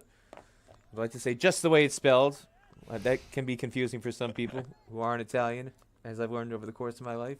Peter, traditional spelling, Dellapena. That's my handle on Twitter. You can contact both of us that way. Shout us out. Let us know where you're watching this match from. The slower ball attempted and easily punched down the ground by Suraj Kumar for 1 to long off. You're watching live coverage of this SkyExchange.net ODI series from Moosa Stadium in Pearland, Texas. ICC Cricket World Cup League 2 series supported by Dream 11. We're in the second leg of the back-to-back ODI series. Scotland and the UAE toured in the first 6 matches against USA. And now it's Nepal and Oman who are in front of us. And USA will be back in action on the weekend. There's the points table. Nepal with 24 matches to go in this tournament. Oman, this is one of their last 3 fixtures. 2 more after today against Nepal and USA, whereas USA still has 15 to go, including 3 here in Texas, 2 on the weekend, and then 1 next Wednesday. USA closed the gap down to 6 points behind UAE with a 114-run win yesterday. So we're back to live action. And again, too short, and it nearly deflected onto the stumps. Yeah, we've seen this countless times today where Lamichhane's gotten away with some of the short ones, and again, not picking the googly what Suraj Kumar hasn't been in for quite some time. So that time he just kind of backed away from it, expecting it to spin and keep spinning away from him, and it just kept coming and kept coming. And again, that single at the end of the over may prove costly because I think it might lead to 2 or 3 dots to start this one. Well, I think Suraj Kumar heard you, Aman. Said, I'll show you. I'll get a single through mid-wicket, get off strike. And they're just skidding on a little bit, hustling him. And it did hit the stumps, in fact. And those aren't zinc bails. Those are traditional bails, Aman, and yet they didn't come off. Yeah. Well, you can see the keeper's reaction, like, oh my goodness. He thought he had it. And I think that's why Lamichhane had the reaction he did, just stared at. Yeah, I thought it came close to the stumps. Didn't know it was not just close. It hit the stumps, but the bails just didn't come off. As this time, the fact that that single happened, gets Maksud back on strike, finds the boundary as Sunil Damalat can't get the body behind it on the cover sweeper rope to stop this. Another 4 from Maksud. Another time this innings, short, wide, and it's been punished. And again, could argue could be stopped. Got down a little bit late on it. But that's just far too easy for Maksud. Has been in for quite some time. He's going to take a good liking to that one. And again, Lamichhane, he's just been short countless times today, and he's finally getting punished for it.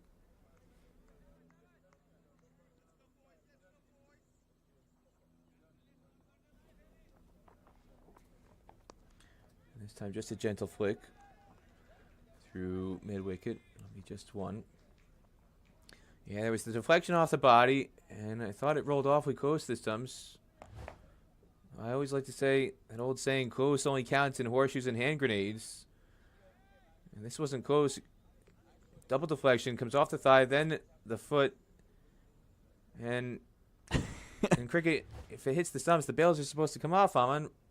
Not even, as I said, those heavy zing bails that we've seen time and time again in the recent years. They don't want to come off. They're quite stubborn. These are the traditional wooden bails. Do they make them bigger and heavier in Texas, Aman, like everything else? Everything's bigger in Texas, but the reaction to me was the best part of that entire clip. You saw the wicketkeeper look up, and you saw the batsman. This one heaves straight to deep mid-wicket. Dev Connell misjudges it. It goes over his head for 6. It should have been a wicket, and Sandeep Lamichhane has hands on hips. He is not happy. That should have been a straightforward catch, especially with Connell at his height. Would have come to him at chest height had he stayed on the rope, but a horrible misjudgment. Comes in off the line. Lamichhane is showing his displeasure with the body language. What should have been a wicket instead goes for 6. Well, there you go. The bails don't fall off, and a 6 ensues. It was short again. That ball didn't quite deserve a wicket, but it was a googly. It rushed on to Suraj Kumar. If you just want to take a look at it here. Excuse me, not the googly. It was a traditional spinner. You can see Connell backpedaling there. He cheated in, misread it off the bat. Came in at least 5 yards off the rope. And you see where it lands. It just lands beyond the rope. If we can get that first replay of Connell on the boundary, and you can see the body language. How angry is Lamichhane? And again, with his height, if he's on the rope, as you said, Peter, it's the simplest of catches. He came well too far in, and the wind is blowing in that direction as well, which could have helped it just a touch. Again, he's not going to be happy with that effort, Lamichhane. You could see him spinning around, just furious, hands on hips. And a single now to Maksud. Here it is again. Went over the rope. Connell, terrible misjudgment, and it just lands over the rope. Clearly 6 runs. And you can see, based on where it landed, if he had just stayed on the rope, what a simple catch it would have been. I'll put an asterisk next to that one. So what should have been a catch and a dismissal of Suraj Kumar for 6. He's now on 12. Facing his next delivery here in the 46th over.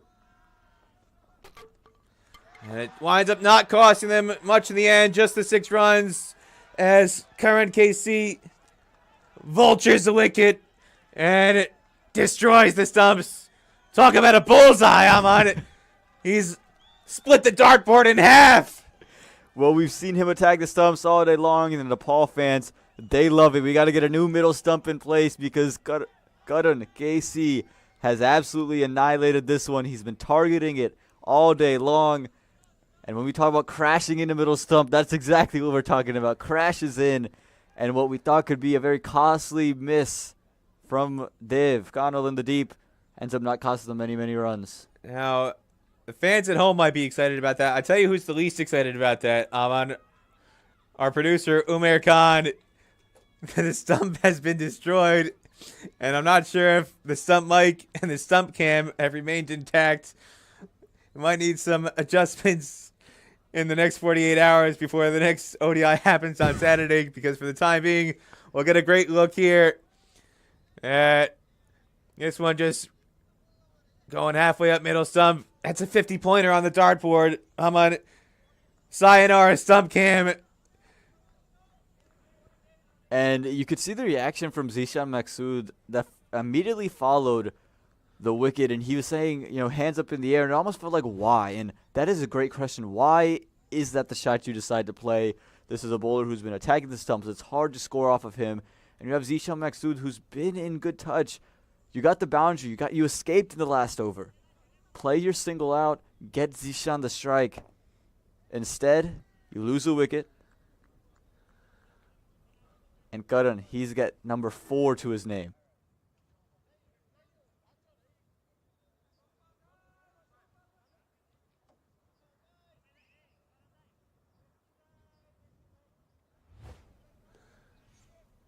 Now, I sure hope there's some extra budget with IMG and Crypt Clubs to be able to repair that stump cam and that stump that's been ripped out of the ground. The camera is still intact. I think we're optimistic.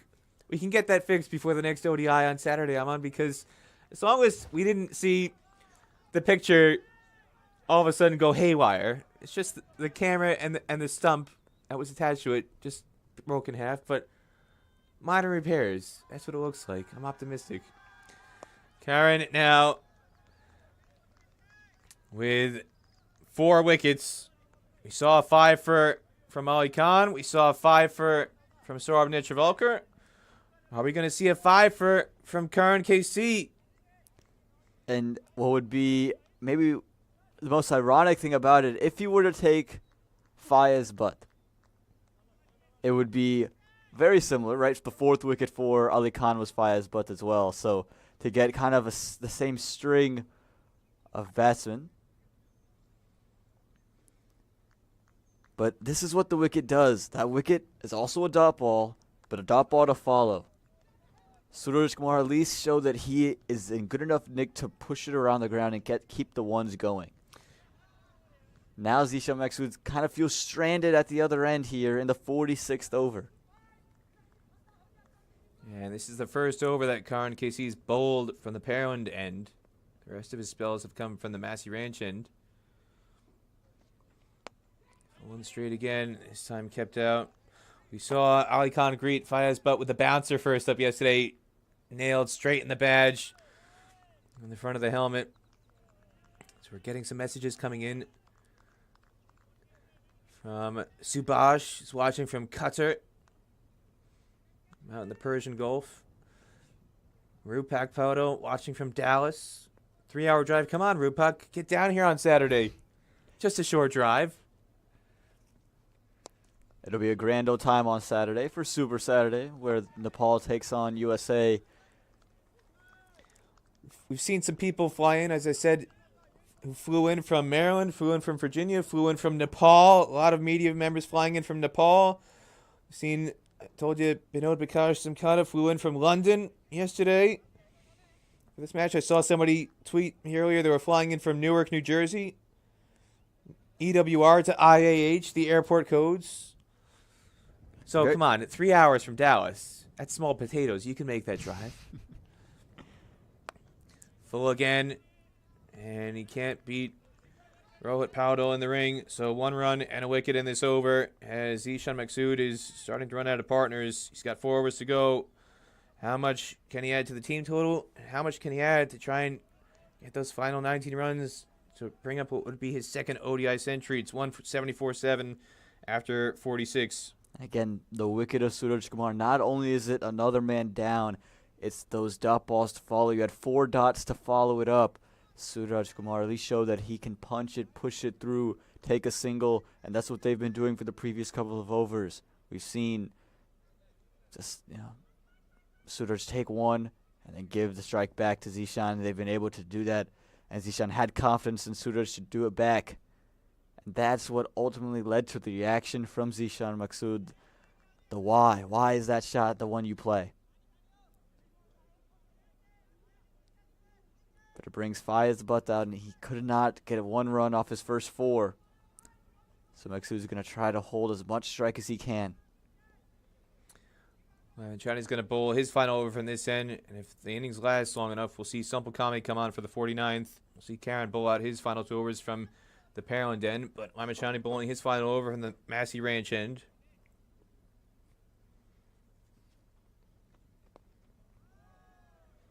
And he knows now he's not just got to try and score, but he's also got to protect the non-striker. As Beyond him, Kalimullah and Bilal Khan, genuine tail enders. So he's going to look for 2s, 4s, and 6s. He's got to score in even numbers unless it's the last ball of the over. He goes for the reverse. And how sweet is that? Picking the ball to go over the top. When you know somebody's going to be going for the googly as their stock ball, it's a great scoring option. Hitting with the turn as a left-hander. Third man and backward point up in the ring. The boundary's open, and he finds it for 4. Yeah, it was well wide. Again, well outside the off stumps. Been the key for all of this. And it was the googly. He knew it. Just had to get it over the top. And we've seen it when the ball is not on stumps. It's been a great shot. And, again, really got all of that one. Really well done. And makes Peter De La Pena smile. The biggest smile maybe we've seen him smile in the comm box all week. Well, I'd have to say the one by Nasish Kenjiga yesterday was pretty outstanding. I mean, they're going to get an overthrow. I'm surprised they're actually taking the run here. I thought Maksud might look to protect his partner a little bit longer. Instead, they do take the single on the overthrow, and I don't think Nepal is actually going to mind that too much. Yeah, I think it's a blessing in disguise. You could see Lamichhane, he was upset with how that fielding display went out, and yeah, a little bit poor, but now you get Faiz, but in the middle. And again, is he going to be able to pick the googly from Lamichhane? Is he going to be able to protect the stumps? Might have been a miscalculation here from Maksud.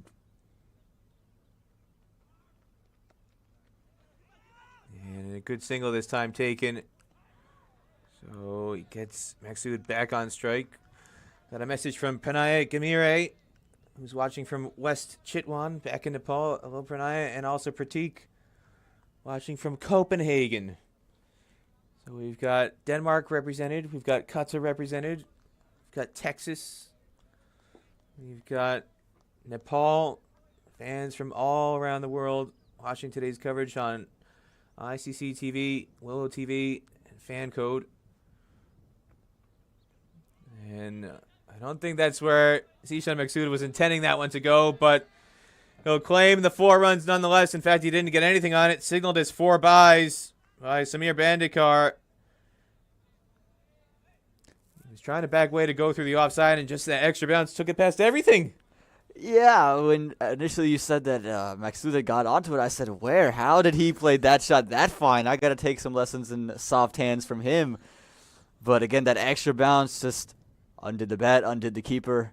Lamichhane is going to be upset. And it's 4 more. Not pretty, but Oman will take it. This time gets it past point. And Damala, cover sweeper, is not going to get it off. Outstanding placement from Zishan Maksud. 3 boundaries in the over for Oman. 2 of them coming off the bat. And a 14-run over. Big damage done here by Zishan Maksud. 188 for 7. And there you go. That's 12 runs just off boundaries in that over. Not to mention the 2 singles. And again, what we thought could be the choking of Oman, it seems to be Nepal letting the reins go a little bit. Again, Zishan Maksud, he's made his way throughout this whole thing. He's played really well throughout the day. And the first signs of struggle for Sandeep Lamichhane. Haven't seen him really get punished all throughout the day. His most expensive over by far comes here in the 47th. So a mini drinks break here. And it's a very, very hot day, nearing 100 degrees Fahrenheit with 64% humidity. Maksud has been out there for a long time, since the 7th over, so his innings is now beyond 3 hours. Karen KC will go 48 and 50 from this parallel end.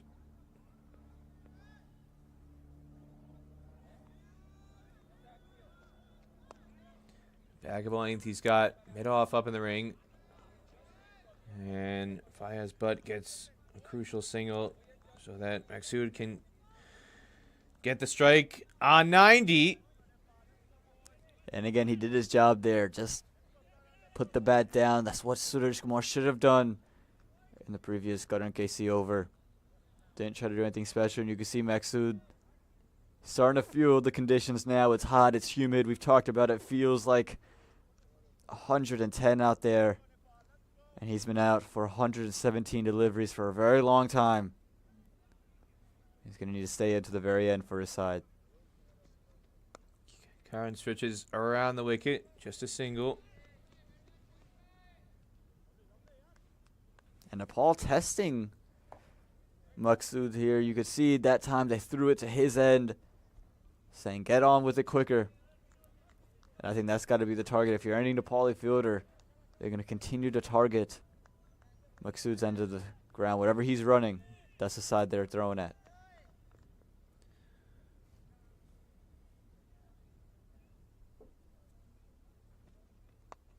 Big heave and a thick inside edge. Finds deep mid wicket. Will be just one. Got a message from Somesh Verma, watching from Calgary, Alberta. So we've got friends north of the border. We'll let that slide. We won't hold it against them. Well, I got a message of my own from Narayan. He says, I'm watching from South Korea. It's 4 a.m. here, and I can't miss even a single ball. I'll go for work even without sleep if there's a Nepali match. Well, we'll make sure not to let your boss know about that one.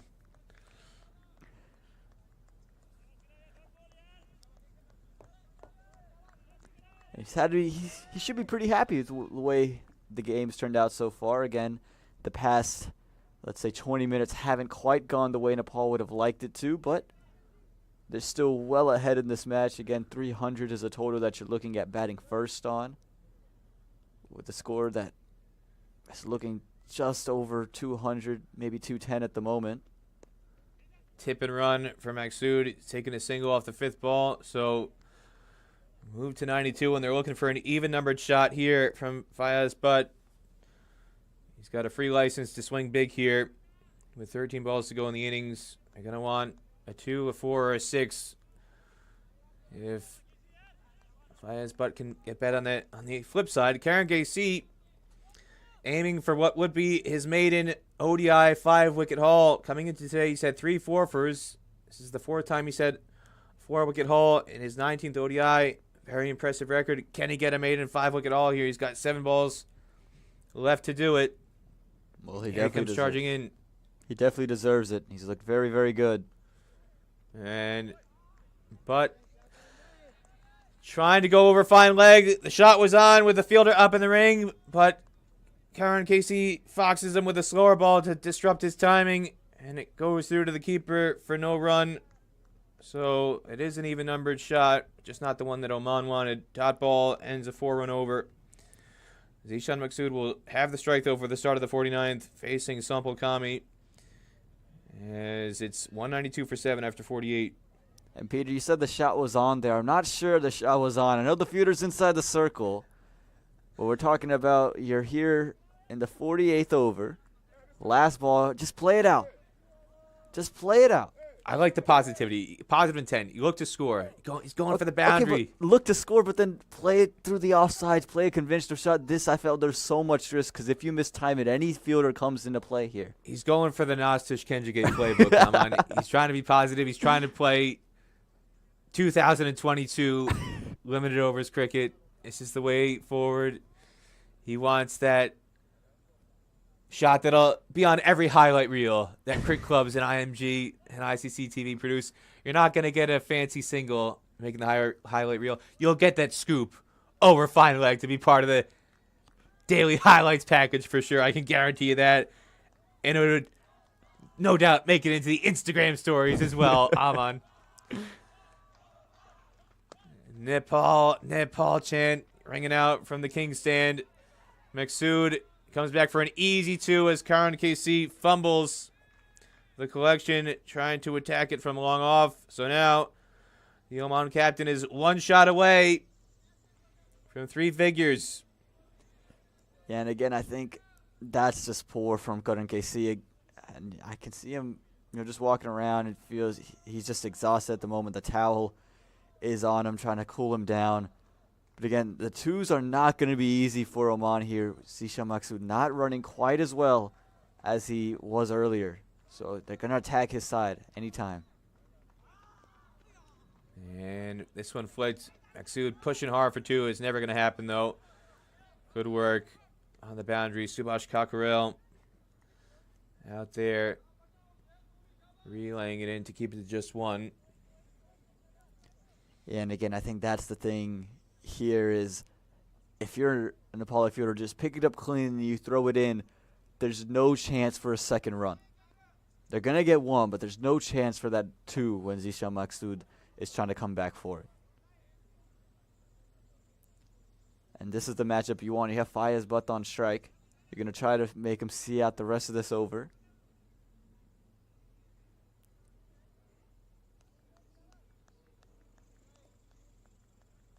But Fayez Butt has shown the ability to at least just block it away, and with the pace that Gami has. Big heave across the line. Sends an even stiffer breeze out to the east side boundary. Nothing but air. And I just don't understand the shot selection there, Peter. Again, I didn't understand the scoop, and I don't understand that one. Why try to take it on through there? Push it through. Give your captain the strike. He's batting well. I'll cut him some slack. I'll cut him some slack because it's the 49th over and the wind is blowing in that direction. That's the only justification I can have for that shot. The wind has died down a little bit, but there's still a gentle breeze blowing out to the east side. And he goes over fine leg. He tried the shot in the previous over, and this time he connects. And you can take it to the bank. That one's going on the Instagram stories later tonight for over fine leg for Fayez Butt. Well, he got all of that one there. Again, I don't have to understand it, but I can understand 4 runs on the scorecard. That's for sure. We can all understand that one. Sensed it was going full, and he did really well to adjust to it. Slid a well ways across, and was able to flick it over the top. Use the pace of Gami there. Really elegant shot. That one's definitely one for the Instagram stories. Runs away for 4, and a much welcome boundary for Oman here in the 49th. And it forces a change in the field. That's what it's about, manipulating the field. So fine leg now goes all the way back to the rope after just one connection. And this time, flat batted straight to Dipender Singh Airi. Long off for 1. So now, Maksud with the strike. He's got 7 balls left to get to triple figures. He's got 1 ODI century that came against USA. He's got 2 List A centuries. He's got a number of other centuries over his career playing for Oman that just, unfortunately, are not credited as List A centuries. He's had a number of 3-figure scores through the World Cricket League and other Asian Cricket Council events over the course of his career. Just a very distinguished career for Zishan Maksud. Full and straight. Tries to get a single. Oh, He comes off the back. Sampal Kami drills him.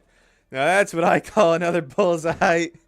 Looks like he came off the back with a throw at the stumps, and Maksud takes the gloves off to dust himself off and take a well-deserved break. He'll milk this one for all it's worth. Heading into the final over as the shoe comes off as well. There's a lot happening there for Zishan Maksud to take care of. He's going to get a little bit of a break. He's going to take his sweet time putting the shoe back on with 6 balls to go. It's 200 for 7. well, he was hit a couple times on that delivery, once in the pad, and then again you could see as we take a look at the replay, Gami comes in, just angling through the body line, clearly pitching outside leg and hitting outside leg. There's no appeal for the LBW, rightfully so. Fayez but wisely sends his captain back, and then Gami gets him right in the gluteus maximus, Peter. And then you could see a little bit of sportsmanship from the two of them. I like that from Fayez, but right away, get the water out. Let's milk it. Take an extended drinks break. 6 balls to go. I don't care. Water, water, water. The captain's down. Let him take his time getting up from this one. And this will give you a good look right on the gluteus maximus as he dives through. Smiles throughout. The shoe comes off on the way back. It's just everything happening at the moment here. for the Omani captain. Definitely got him on a fleshy part of the body, you can say. So he's taking his sweet time to get his spike back on his foot.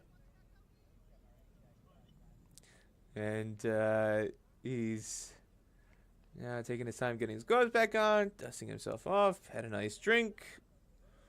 And taking his sweet time, Jermaine Lindo is ready. We'll get this final over underway eventually.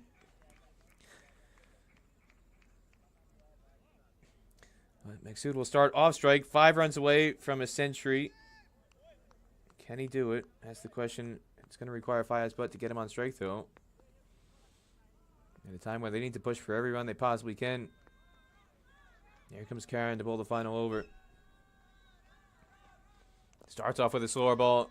Cleverly played. Just opens the face to run it to Subhash Kakkarel. Short through the man. So the captain's back on strike. Where's your money, Aman? Can he get to 3 figures? It's going to be a struggle for him, just because of the fact that he is so gassed, swinging the arms through just as hard as he can. But he has taken a little bit of a liking to Qatar. Anytime Qatar is given width, Zishan Maksud has been all over it. I think the thing is, though, he's going to have to dig out some low full tosses here. How much power you have left in the tank? Again, you're one big shot away. Well, the zoom lenses are out right in front of us, in front of the media box. And this one is pulled straight to deep mid-wicket. It's just going to be one.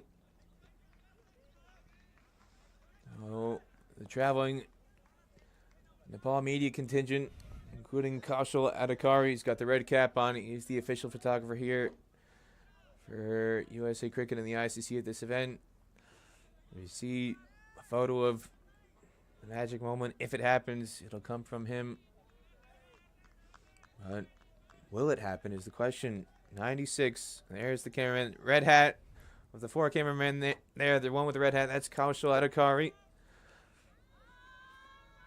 And a slower ball. Foxes. Fayaz Butt. And Karan Casey kisses the square just as Ali Khan did yesterday.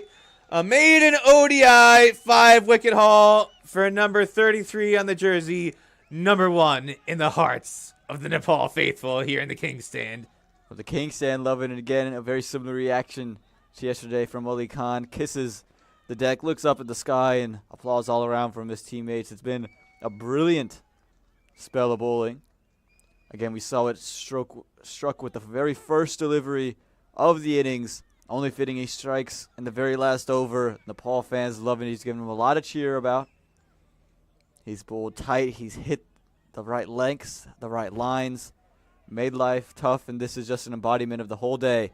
Crashing on the middle stump, this time not breaking it, but it'll take the wickets dislodging.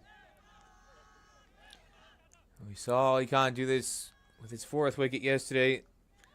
Top of the stumps, rattled. And historic moment in the career of Karan KC. Maiden 5-wicket haul in ODI cricket for him. And he had one in List A cricket. But now this is his 2nd in List A cricket, 1st in ODIs. Can he get 6? Kalimullah at the crease. Gets a single. So the century might still be on. Could have 2nd day in a row where we see a century and a 5-wicket haul in the match. Aman, we got the 5 for on the cards. Saurabh Netravalkar's taken 5. Ali Khan's taken 5. Karan KC is taken 5. All the talk has been about how these are batting-friendly wickets, and it's so hard for the bowlers. You talk to any bowler, oh, it's so hard to get wickets on here. They're making us work so hard. You wouldn't know it from the statistical record. 3 5-wicket hauls on the Samuel Plummer Square. This is fantastic bowling. As you said, I'm on bookending the innings, start to finish. Tremendous spell by Karan KC. Again, he's eyeing one more. This would be the prize. Cherry on top if he can get number 6. And he goes straight down the ground. Will he pick out long on? No, he can't. And there it is. A century for the Oman captain, Zishan Maksud. He's toughed it out for his team today. in a big way, grinding his way through the Texas heat. Has just enough energy to take the lid off, perform the sajda. The Oman dugout applauding their captain, and respect again from Sandeep Lamichhane. He saw it when he reached 50, and now again, and he's got to triple figures. What was so nearly a 6th wicket turns into a century for the Oman captain. And he's going to love it there. Not the prettiest of shots, but he's got in his second ODI 100 here at Musa Stadium. It's been brilliant. He's anchored the whole innings, but he's got 1 ball left to play. And this one is carved through the offside. It's going to beat extra cover. No chance for the sweeper to get there. Back-to-back end boundaries to finish the innings. And for Zishan Maqsood, it's going to mean an unbeaten 100. 104 not out off of 126 deliveries. And he's given his side a fighting chance here at Musa Stadium in Pearland, Texas. So a 5-wicket haul on one side, a century on the other. But you'd have to say Nepal in the much more favorable position at the halfway stage of this innings, Aman. Yeah, definitely. Again, we've talked about this wicket being a 250-plus wicket. And to be here at 211, again, Oman would be happy with the way they got and fought back into it. Zishan Maqsood, a big part of that, 104 off 126. Go Ali, he played a good knock of 30 off of 62. At times, though, it was troublesome. And Suraj Khan at the end, he came in with some good shots, 27 off of 49. Again, if you look through the batting card, it was Karan KC who struck very early on. Yet Shoaib Khan and Zishan Maqsood kind of combined for a partnership for a while. But no one else really able to stick through until Gawar Ali comes in, able to aid his captain. And then Suraj Kumar came in with some good stuff at the end as well. Talked about that Gawar Ali partnership. It was long and slow, but it was needed. 60-run partnership. It's the best of the innings. Otherwise, wickets were falling quite regularly throughout. Beginning with the very first ball of the match, Karan KC takes one on the first ball and does it again in the last over to complete a maiden ODI 5-wicket haul. As he gets generous applause from the Nepal fans in the King's Stand. And Lamichhane with 2 for 44 started off with 2 for 2 in his first 3 overs, and then started to get a bit more expensive, searching for wickets the rest of his spell. Sampal Kami, the other wicket to fall, 1 for 40 in his spell. Dipendra Singh Ahri was quite good with his 9 for 38, but Dev Khanal, Hara Sheikh, and Sushan Bari not really effective in any way, filling out the rest of the overs. So that's where we are right now. 211 for 8 after choosing to bat first at the toss. I'm Peter Della Penna alongside Aman Patel. You're watching live coverage of the SkyExchange.net ICC Cricket World Cup League 2 ODI Tri-Series, supported by Dream 11 on Willow TV in the USA, Fan Code in Nepal, throughout the Asian subcontinent, and ICC TV around the rest of the world. We're going to take a break during the interval, and we'll be back to bring you live action in about a half hour's time when Nepal begins their pursuit in chase of the target of 212.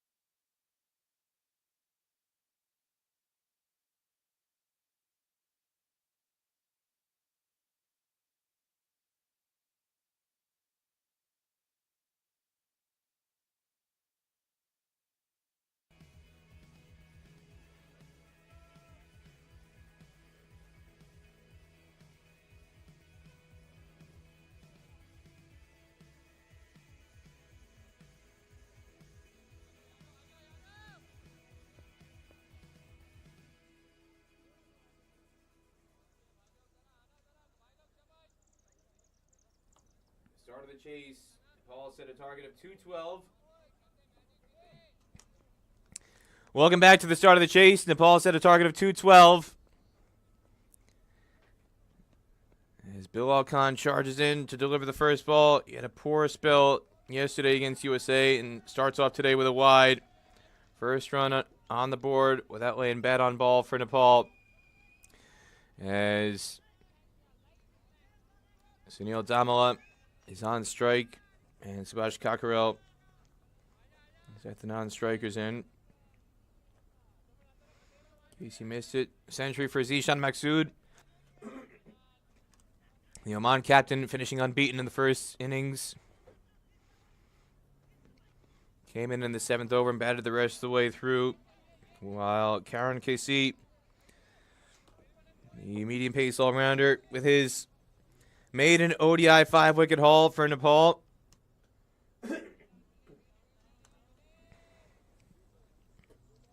Usually, when you do one of the two, 90% of the time or so, it means victory.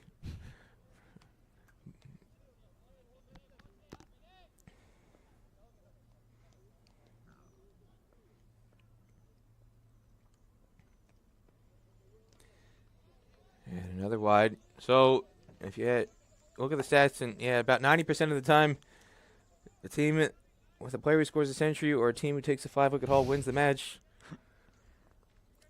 Which 10% is it going to be today? Aman, who ends up on the losing side? Well, I think the century is going to be on the losing side of it today. And again, it just goes to the fact that I think Oman didn't put enough runs on the board. I told you when they were about 116, I said I think 210 is what they're headed towards. They get to 211. And I just don't think on this wicket it's enough runs. Change of angle coming around. This time's much better this time from Bilal Khan. And this is kind of what I've been asking for Bilal Khan, even since yesterday, was to come around the wicket, angle it back in towards the stumps. He is able to move it both ways, back in and away from the right-hander. This way he can create problems in every delivery you have to play at. And again, on this type of wicket, if you get on the good length, it's just hard to score. The pressure has to be on from ball one, and I like the adjustment early on in his innings. Straight bat from Damala. And we heard from a number of people in the first innings. And another one of those watching from afar, Damika Prasad, former Sri Lankan international, who's a Nepal assistant coach, working with the bowlers, but due to visa issues, he's not been able to make the trip to Texas, but he's still making sure to keep tabs on everybody from a distance. As Bilal bangs this in short, Damika Prasad tweeting at the end of the first innings, really missed my boys. Very happy the way these lads are bowling. I missed them because of my visa issue and current situation in Sri Lanka, but I'm watching and note down every single ball. Stay safe out there in Sri Lanka. Interesting times politically in Sri Lanka. Damika Prasad watching there. And a number of other people chiming in, including some people at the ground here, as Sunil Damala takes on a sharp single against Muhammad Nadeem. I was giving the photographers a lot of love. They're outside. They're the ones putting in the hard work in the heat. I wander over into the media box next door. I took a lot of stick from the traveling Nepal print and internet writers who felt like they were shafted because I didn't name drop them. And I said, guys, you're sitting in this cozy air-conditioned box. You got to go out there and experience the elements to get on camera. Slower ball driven straight to mid-off where Kabar Ali fields to complete the first over. 3 runs, just 1 off the bat. No wickets down, chasing a target of 212. You're not going to get on camera based on the positions where we've got the camera situated in this Musa Stadium facility unless you're outdoors. There's no camera. We've got a camera in the broadcast booth here. We can get myself, we can get Aman Patel in here, Peter Del Pena, Aman Patel to my right. We got a camera in the box here for the two of us. We don't have a camera next door in the media box. Sorry, guys. If you want to get on TV, you got to be a player on the field. You got to be a cameraman along the boundary. You got to be a fan out on the boundary. You gotta get out and experience that Houston Heat for yourself. You got it. This is June in Texas. Come on, guys. You made the trip. You got to be able to tell the people back home when you go back to Nepal at the end of this tour how hot it is, how humid it is. And the only way you're going to be able to do that, you got to get out there and experience it firsthand. I actually do have something to say about how humid, how hot it is. I was taking videos and photos on my phone, this morning. And just 5 minutes in, my phone tells me I can't access my camera. It's too hot. Let me cool down. This one off a thick outside edge. Damala with another singles. Kalimoa, who similarly had a subpar day yesterday. Back with the new ball again. And I had the same thing happen to me yesterday. I'm on my phone, even though we were inside, my phone, it was almost ready to explode when I was leaving the ground yesterday. And so, I don't know what was going on, but the battery was all the way down to 1% when I was ready to leave here. Something was happening with my phone, and it was overheating in the heat here in Texas. Just maybe the 15 minutes I was outside doing the toss and doing the post-match presentation, it might have been enough. That's how hot it was. And that's why when you're outside, you deserve to be on camera. You've been rewarded for your hard work. It's like when you're bowling a long spell and you keep hitting the right lengths and you finally get that wicket. That's how it is out here in the heat. Again, you're going to sweat. It's burning. It's boiling down here. And it's camera worthy.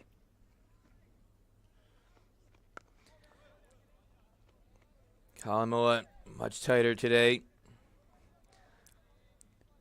Yeah, you can definitely tell he's taking some notes from the last match against the United States yesterday. And never easy to bowl in back-to-backs. Never easy to keep your rhythm going, especially when you're here in Pearland, Texas, how hot and humid it is. But he started off much better again. He's picked up that good length right outside off stump, not giving room for the batsman to work with. And Cockerell blocks this one into the offside. If you look at Subhash Cockerell's stats online, it'll only say 220 career List A runs in 13 List A matches. That is not nearly a fair, accurate reflection of his career in Nepal colors. He's been in the national team representing Nepal for more than a decade. 34 years old, one of the most experienced campaigners. He'll turn 35 just after this tour ends, June 22nd. It's his birthday. And he scored what I remember as his first century for Nepal. Came against USA in Malaysia. It was at Kinrara Oval. World Cricket League Division 4 in 2012 when Nepal went undefeated 6-0, including 2 wins over USA, first in round-robin play and then again in the tournament final. And on both occasions, Basant Regmi, the left-arm spinner, took 5 wickets. Each victory over USA. And that was an occasion where you had a century and a 5-wicket haul on the same team. And that just increases your chances of victory to about 97 or 98%. Aman. Well, the USA must have been really high up there because they had 2 centuries and a 5 for yesterday. And, the Nepali batsmen here are going to want to bat long, bat through. They have plenty of time to do so. Not a lot of runs on the board. You can see they can go under less than run a ball for a while. 2 runs off this over. 5 for no loss after 2. We'll just have a look at the squads again in case you're just joining us. And one change for Oman today. Suraj Kumar coming in behind the stumps for Nasim Khushi. Everybody else unchanged, though, from the squad that played against USA yesterday. And then here's a quick look at the Nepal 11. captained by Sandeep Lamichhane. Cockerell and Damala opening the batting. And Subhash Cockerell flown in very late here as an injury replacement. And he's straight into the starting 11. Not wearing the gloves, though. Slower ball, flicked easily through fine leg. And they're going to run hard for 2, taking on Kalimo, who's very slow to respond to that ball coming in off the rope. Excellent recognition by Subhash Cockerell to come back for the second. And that just shows the difference between a team that's playing its first match here at Musa versus a team that's struggling with the effects of their second in the space of 24 hours. Yeah, it's hot. It's heavy out there. And, again, you've got to really work for it as a fielder, as a batsman. And Nepal just feel like they have some fresh legs on them. Bullseye! Bilal Khan, full and straight. You had Subhash Cockerell, so after flying last minute in here, and coming straight into the 11, Cockerell can't get a start. Bowled for 3. And Bilal Khan strikes early in the power play. And exactly what you need for Oman. Again, we've seen time and time again the power plays kind of decide where the game goes, which team is going to have the upper hand throughout the innings. And again, an early wicket here is huge for the Omani side that don't have a lot of runs on the board. If you look at the ball, it's on stumps, hitting that good length. Again, just take a look at the replay here from Bilal Khan coming over the wicket. Hits around middle and leg stump, and then you can see the movement away. And just getting and clipping off stump. Made the mistake of trying to go on to the back foot, but again, it was just the movement away that created the issue and just evaded the outside edge and found off stump at Oman. They get their first breakthrough. Bilal Khan originally from Pakistan, and that's the delivery that would have made Wasim Akram, Shaheen Shah Afridi proud. And in case you haven't noticed, those watching at home, Umar Khan, what a wonder he is, leading the production team here for IMG and Cricket Clubs. The stump cam back in action. The stump was destroyed. The camera is still intact. Umar has got it on the replacement middle stump there, out in the middle. Great camera work to capture that dismissal. Now, I was saying we might have to wait until Saturday for Umar to get it fixed. How good is Umar Khan getting that stump cam rewired to the replacement stump? Outstanding from our production head here with IMG and Cricket Clubs. It took less than 30 minutes for them to go out there and have that whole ordeal done. It's just brilliant what they've done all throughout the series, the first half, and now in the second half. The production has been excellent, and again, one of the best broadcasts that you'll see in all the United States and all the associate level, really all over the world. Full and straight, big appeal, but you see the signal from umpire Jermaine Lindo. He feels there was an inside edge to stifle the appeal immediately to Dev Connell's first delivery. Saw him bowl a couple overs of part-time off spin earlier. Let's take a look at this, Peter. He's saying there's an inside edge. Can't really tell from that angle, but you can see immediately. Well, if it wasn't an inside edge that was crashing into the stumps again, no doubt about that. But you can see immediately Dhruv Connell lifts up the bat to indicate to the umpire. Full and straight again. This is much closer, but may have been pitching outside leg, may have been missing leg. But regardless, a testing new ball spell here from Bilal Khan against the 17-year-old Dev Connell. Yeah, he's been much tighter, much straighter today, which has been the key for him. And again, I think that one did, in fact, pitch outside leg stump, but that's back-to-back deliveries. They're putting the pressure on the umpire, putting the pressure on Dev Connell.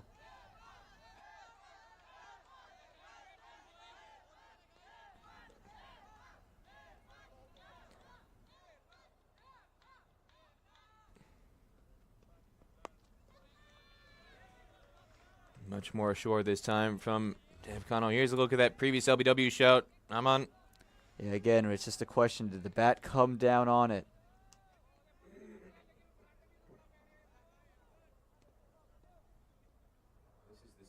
This is the second of the two shouts. And that one is a slightly different angle. That's the second of the consecutive LBW shouts. Might try and get a straight down the pitch angle between overs.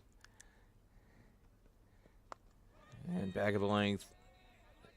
Defended a little bit more easily by Dev Connell. So 4 dots to end the over. 2 runs followed by the wicket. Bilal Khan, second day in a row striking in the power play. Here's that look. That's the wicket ball. That jagged back. And then here's the consecutive LBW shots. Again, you can see immediately raises up the bat there. Again, hard to tell in the replay whether there was, in fact, a deflection.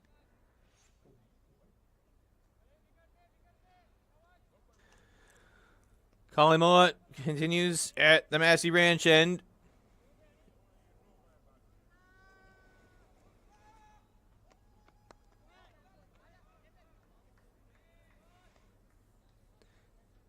It's really a new look Nepal side. This is first tour in a very, very long time.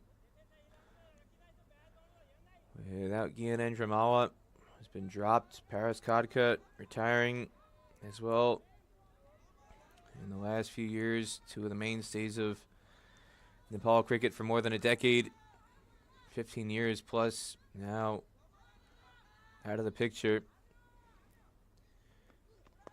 It's a much newer, younger-looking squad, and being tasked with the responsibility to take Nepal forward on the batting front. Gyanendra Malla, Paras Kadka 1 and 2 on the Nepal run charts, and Nepal's batting historically has struggled whenever they've been absent. Now, one has retired and one has been left out.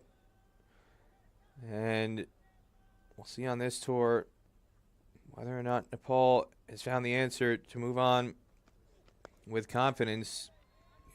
We've seen Dipendra Singh Airy been the most consistent batter in recent times. Rohit Paudel has shown a lot of promise with the bat as well. It's part of the reason why he was named vice captain as Sandeep Lamichhane's deputy.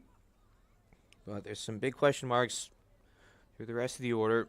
Dev Connell, this is just his 3rd ODI. He's got a best of 72, which came against Papua New Guinea back in March. But it means he scored a duck in the other innings. And he's at the non-strikers and waiting to get off the mark.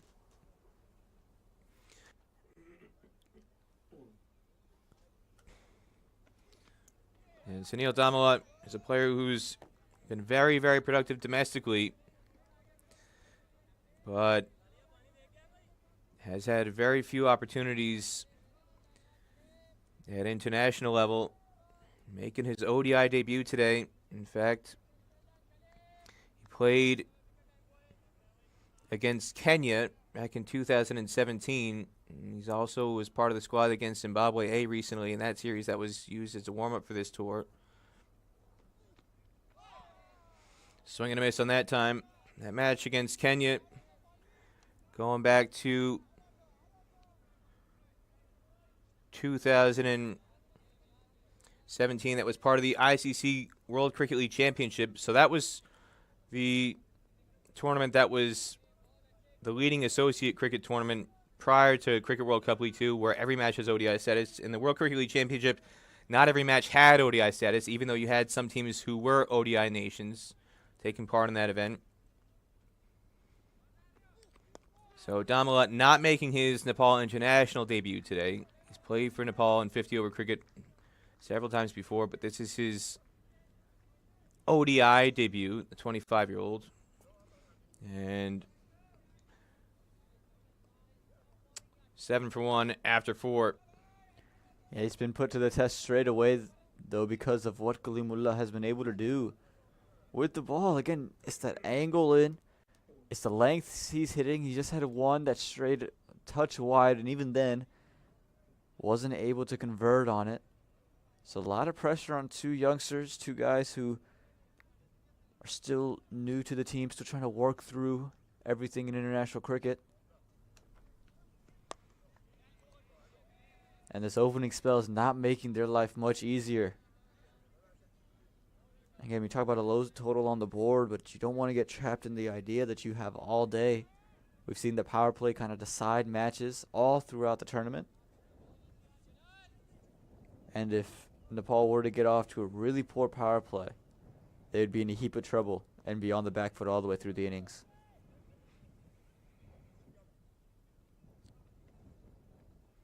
This one just swinging down the leg side. It's a weird thing if you think about it. That ICC World Cricket League Championship, it was literally the exact same tournament. Yeah. Top tier of the associates. You had Kenya, Nepal, Scotland, Namibia, Netherlands, Hong Kong, at that point in time, UAE. Literally the exact same tournament. Back in 2017, did not have ODI status, all the matches. And here, all the matches, ODI status. Slower ball attempted, and Connell keeps it out. And it just creates some very interesting statistical quirks. Yeah, Same standard of cricket, same quality of cricket.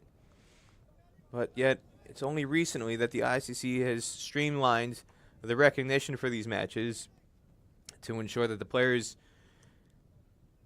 get the respect that they deserve and the recognition they deserve by having their figures recorded in such a manner that reflects the quality of play. Yeah, you know, it's really been... It was really interesting to see all that happen because when I was looking through some of the stats, trying to see how the teams were shaping out, you know, those qualifiers came to mind. And you don't see anything from 2017. You don't see anything from any of those dates. Really, everything happens from 2018 on. And you're like, I know I've seen these teams play ODI cricket before. I've seen them play ICC events in ODI cricket, and none of that mattered. So I think it was a good move for the ICC to have these games, you know, have ODI status. Might have been a little too late and does cause those statistical quirks.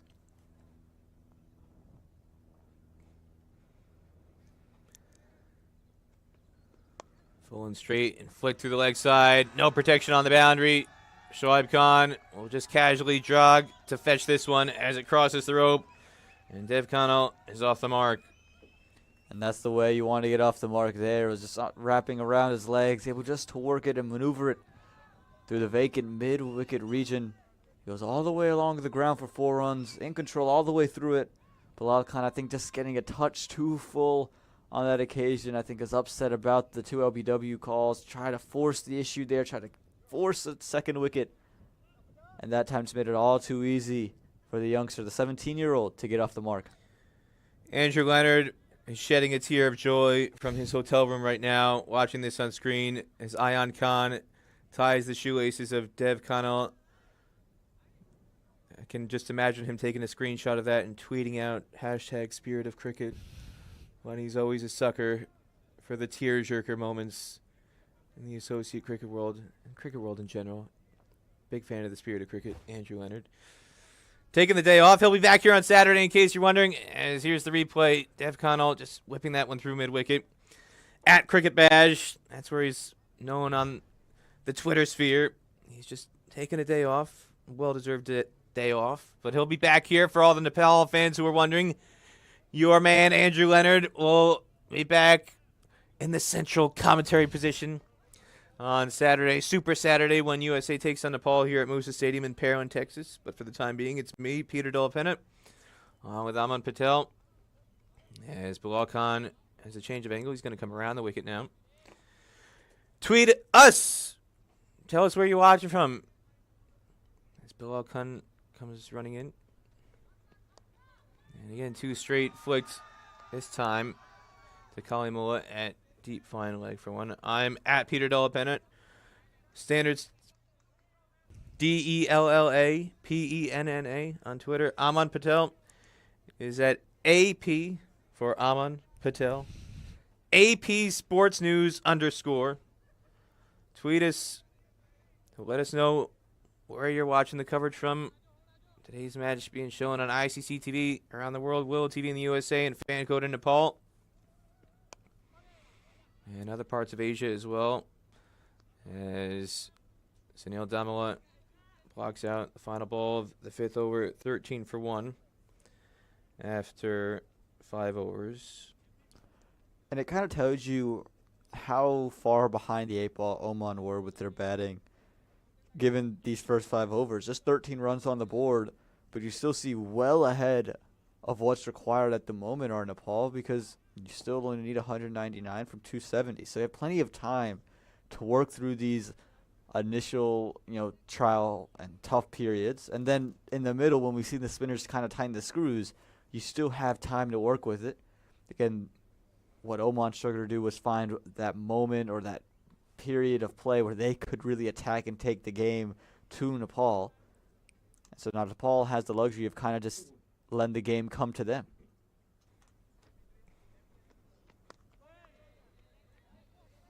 Kalimola starts his third over. Heard again from Dhamika Prasad, the former Sri Lankan international, who's an assistant coach with Nepal, but not here for this tour due to logistical issues. He's back in Sri Lanka. He's tweeted again.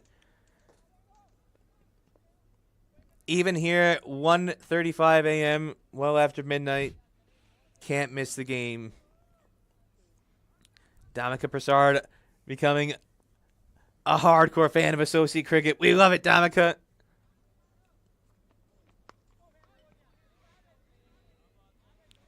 He's been part of the backroom staff for a little while now. I saw Dhamika Prasad. He was there in Oman during the T20 World Cup qualifier where Oman hosted Nepal, the Philippines. For anybody tuning in who's wondering where else in the world they play cricket, the Philippines was there for that qualifier in Oman in February. Canada, neighbors to the north here from Texas.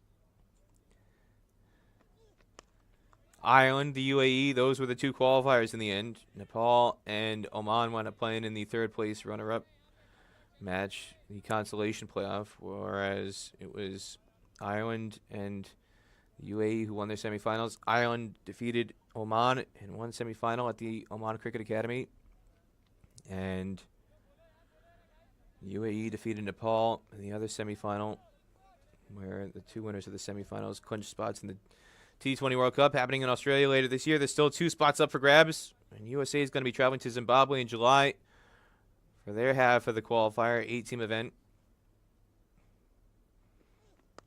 Netherlands, Papua New Guinea will also be there. Hello to Carl Sandry.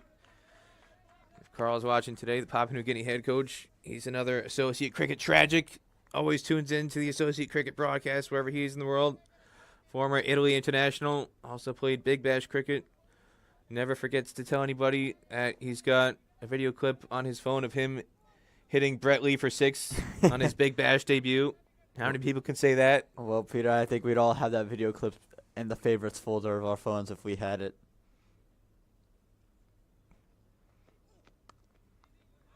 Short and wide. And Dev Canal might want to clip that and put that in his phone. Boundary through point. Yeah, the first signs of width here from Kalimullah. He's been very straight, very much on the body of the 2 batters all the way through the beginning of this innings. But this time it gets short, gets wide, and Dev Khanna gives the Nepali faithful that are packed out in the King stand something to cheer about. Able to get on top of it. A really pleasant shot off the back foot, very pleasant cutter. And again, just alleviate some of that pressure that was building upon Nepal.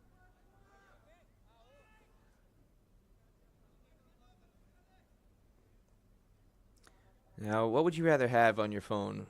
First ball 6 off Brett Lee in the Big Bash, or if you're Cameron Stevenson, wicket of Kevin Peterson on New Year's Day?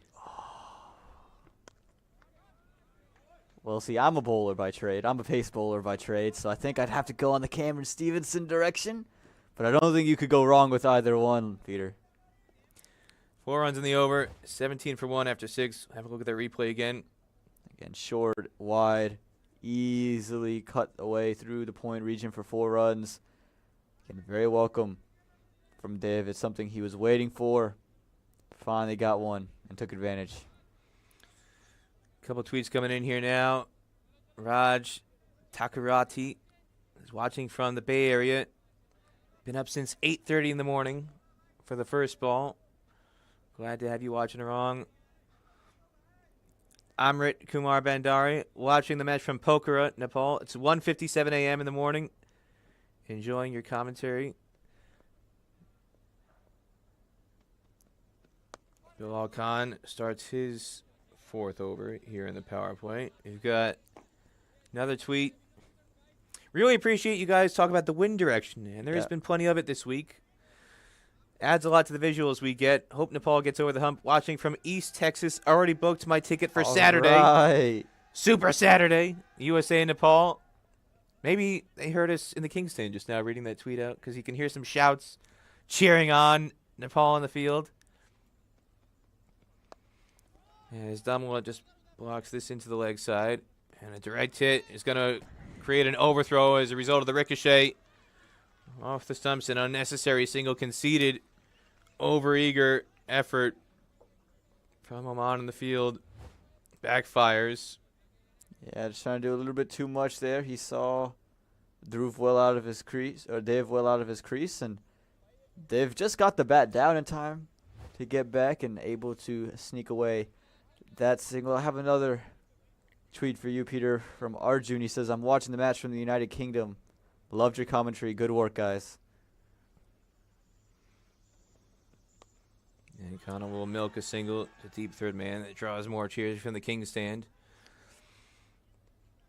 Suraj Shrestha, following you for a long time now from Abu Dhabi in the UAE. Loving the commentary from you and AP Guy. That's going to be your new nickname going AP forward. guy. I'm on AP Guy. Well, I got a lot of AP credits in high school. What can I say? So I guess I'm the AP guy. Not advanced placement, not the Associated Press. AP for Aman Patel. Now, here's a question for you, Aman, since you opened the door. How many 5s did you get on your AP tests? A big old donut. And that's why you're here in the commentary box. Exactly. That's why I'm not off at med school or anything like that. I got a bunch of 4s, but no 5s on the AP exam. I got a couple friends home in North Carolina that are a lot smarter than I am that definitely picked up 5s. Definitely questioned me on why I did not pick up 5s, but I definitely did not pick up any 5s. Well, I was a C student. So, for anybody watching at home, this is your answer. When you spend too much time watching sports instead of hitting the books, there is a future for you somewhere in life. It'll take you to the commentary box. It won't take you to a 6-figure job. Like you said, Sports that we're good at, not anything else. So AP Sports. Sujan Andakari says, how come the pitch seems to be mirror? So much shine.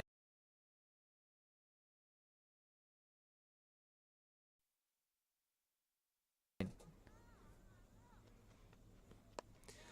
lot of questions about that over the course of the week. And again, Samuel Plummer has done a tremendous job on the wicket to make it look like this. 2 runs in the over. 19 for 1 after 7. Might have people watching those Disney movies. Mirror, mirror on the wall. Who's the fairest of them all? The answer at Moosa Stadium is Samuel Plummer, preparing those shiny wickets that everybody can see the reflection in when they walk out to bat and score centuries. Saw Richie Barrington do it. We saw Kyle Kutzer do it. We saw Richie Aravind do it. Seen Sushant Madani, Manak Patel from USA. And today, Zishan Maksud joins the triple figure parade here at Moosa Stadium. One more tweet from Keshu. Enjoying your commentary, guys. 2:02 a.m. all the way from the capital city, Kathmandu. Thank you for staying awake, burning the midnight oil. In Kathmandu, heard already, as well as somebody from Pokhara, where they've got a lovely ground in development with a picturesque backdrop of the Himalayas.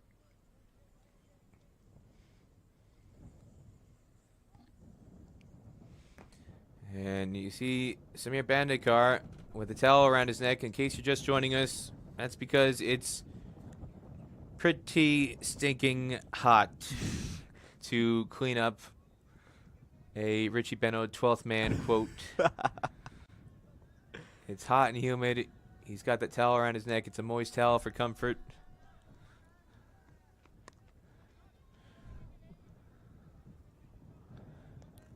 Connell, the tallest and most wiry frame in the Nepal lineup. Easy to pick him out. Just 17 years old. Yeah, very young man. Didn't have the day he would have liked with the ball. Only bowled 2 overs. Was very expensive in those 2 overs. Of course, you're going to talk about his blunder in the field, but he's come on nicely with the ball, with the bat so far.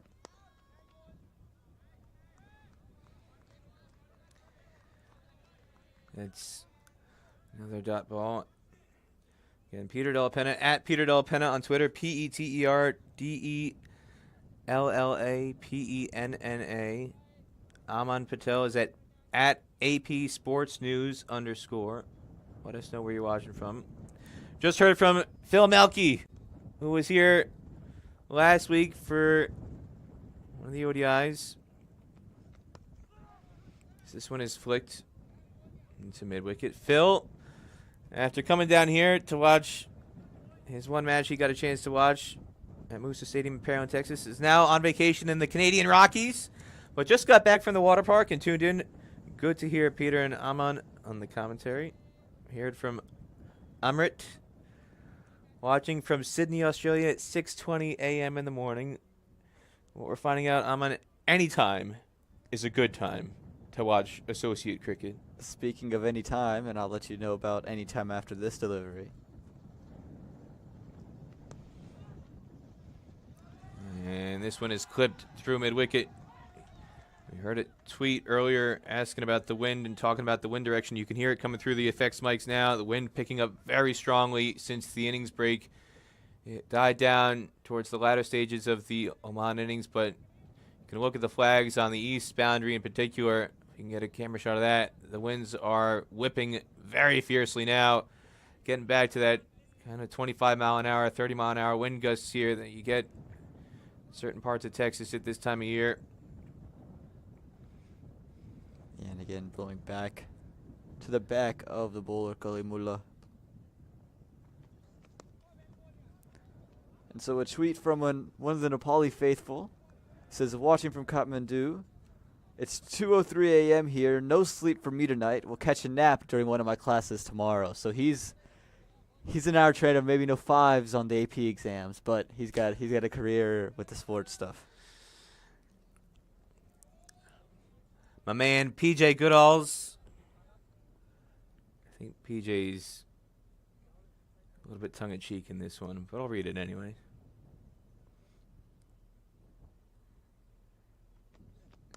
As this one is punched off the back foot straight to cover for no run. Just 2 runs off the over, 21 for 1 after 8. PJ, who's been out here in some amazingly patriotic outfits throughout the series. It's based in the Woodlands, which is on the northern side of Houston, one of the northern suburbs. He's been making the drive from North Houston, south of downtown Houston, into Pearland to come out to watch some of these matches. PJ messaged me to say where he is in the Woodlands, watching while getting a pedicure. Sometimes you just got to treat yourself. He's ready for Super Saturday. He's getting ready for Super Saturday. I got a treat from Ankit. He goes, if Nepal wins all 4 matches on this tour, you guys are invited to my place for dinner. We will have dal bhat. Lots of best wishes from Dallas, Texas. Now, dal bhat is my favorite. I love it. And so if Nepal were to win all 4 matches, I will be heading to Dallas, Texas. Peter, we can hop a ride together if you want, but I will definitely be going. What about the Momos? This Nepal game, the Momos is what the Nepal faithful are all about. How many Momos are going to be consumed here in Texas this week? I wonder if there's a Momo station might be brought out here on Saturday, on Super Saturday.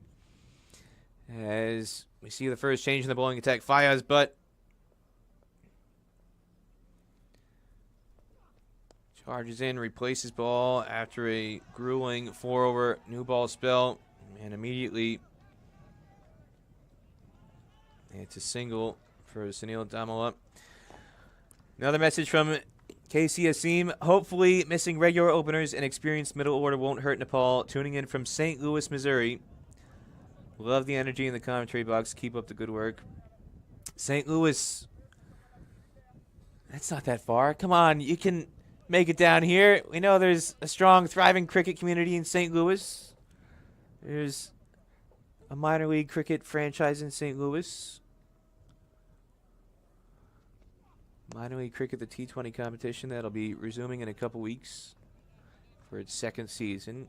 There's a very healthy cricket community in St. Louis, and going back 50, 60 years in the U.S. Cricket Archives, there's actually been some matches between USA and Canada and some other sides that were actually played in St. Louis at a facility out there. Watching from Arlington, Virginia, Bim Tiwari is tweeting in.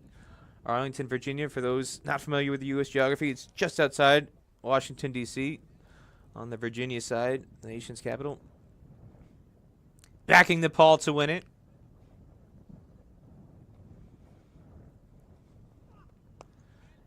Another block from Damala after starting off the over with 2. I got one from good buddy Rishikesh Neopane. He, back in Warsaw, says, I don't think I need to mention where I'm watching this from, but just wanted to say I'm missing this tournament here in Mooresville. Again, Church Street Park, one of the great venues here in the United States. I do not believe it has ODI.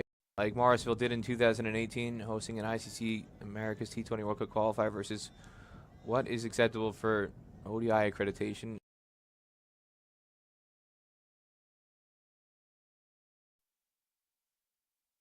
And part of that is the infrastructure we've got here at Musa Stadium. You've got the enclosed change rooms. We've got this luxurious broadcast box enclosed, keeping us comfortable. You've got the change rooms with the showers. You've got secure areas where you can have fully enclosed player and match official areas for anti-corruption purposes. Have to make sure the players and the officials are separated from other spectators and other people coming to the ground over the course of a day. And there's plenty of fans here supporting Nepal. You can hear them through the effects mic sitting in the king stand, and a few others in the Academy gazebo on the north side of the ground, the northwest side of the ground. Another message coming in from @FreedomByTrade is the handle. Watching from Toronto, Canada, with a plate of Momo. There you go, Peter. That's how we know you're a Nepal fan. If you've got the Momo ready to chow down as a single is taken to end Fayaz Butt's first over. 24 for 1 after 9. Santosh is his name, tagged at the end of it. So Santosh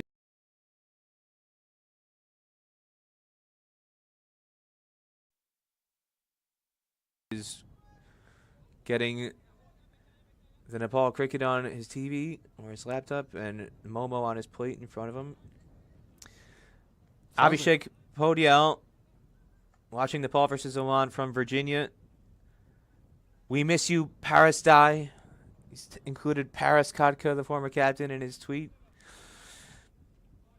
Another message here from Aditya Arial. Aman. Good to see you guys at 2:10 a.m. watching and doing my assignment at once from Chitwan. Another viewer from Nepal. And I'll tell you what, Oman's bowling has been really impressive today. They've been right on cue and really learned from their mistakes yesterday. Yeah, and pressure just mounting a little bit, almost leading to a run-out opportunity. Created there is Dev Khanal set off from the non-strikers end, sent back by Sunil Damala. As the fielder at mid-on coming in, Shoaib Khan nearly produced a wicket opportunity. Again, we'll keep talking about the low score from Oman here, but Nepal not finding much success either. Well, I can't fault them for this approach because historically they've had such a fragile, brittle batting lineup. And with a low target, relatively speaking, considering a lot of the other targets we've seen throughout these 8 matches here at Musa Stadium, they're just taking a very measured approach here early on in the chase. Anjal Paudel watching from Canberra, Australia, the national capital, cheering up for Nepal. Have not slept for the whole night to watch this match. Jai Nepal.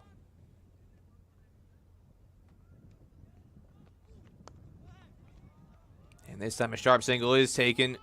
Good running by Damala and Dev Connell. Good work from Suraj Kumar to prevent overthrows on that one, getting something behind it. And there's something to be said about what Nepal is able to do here in terms of those quick singles. We didn't see that a lot from Oman, and Zishan Maksud didn't really have the ability to take them and convert those half chances and opportunities. For Nepal, whenever they're down on their luck, it feels like they have the option of just playing with some soft hands and taking off. There's the wind we're talking about. Healthy, consistent gusts of 15 to 20 miles an hour, sometimes getting over 25 miles an hour. The flags flying in front of the King stand. That's where all the Nepal fans are camped out here at Musa Stadium today. And this time flick through the leg side. Too easy. No protection on the leg side rope. It's going to roll away for 4 to draw even more cheers from the King stand. The Nepal fans are loving it.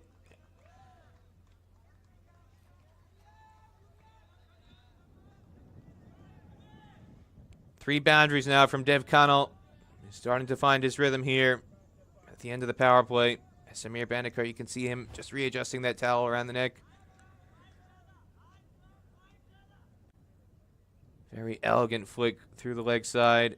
Just 2 full and 2 straight. Jwala Tapamagar.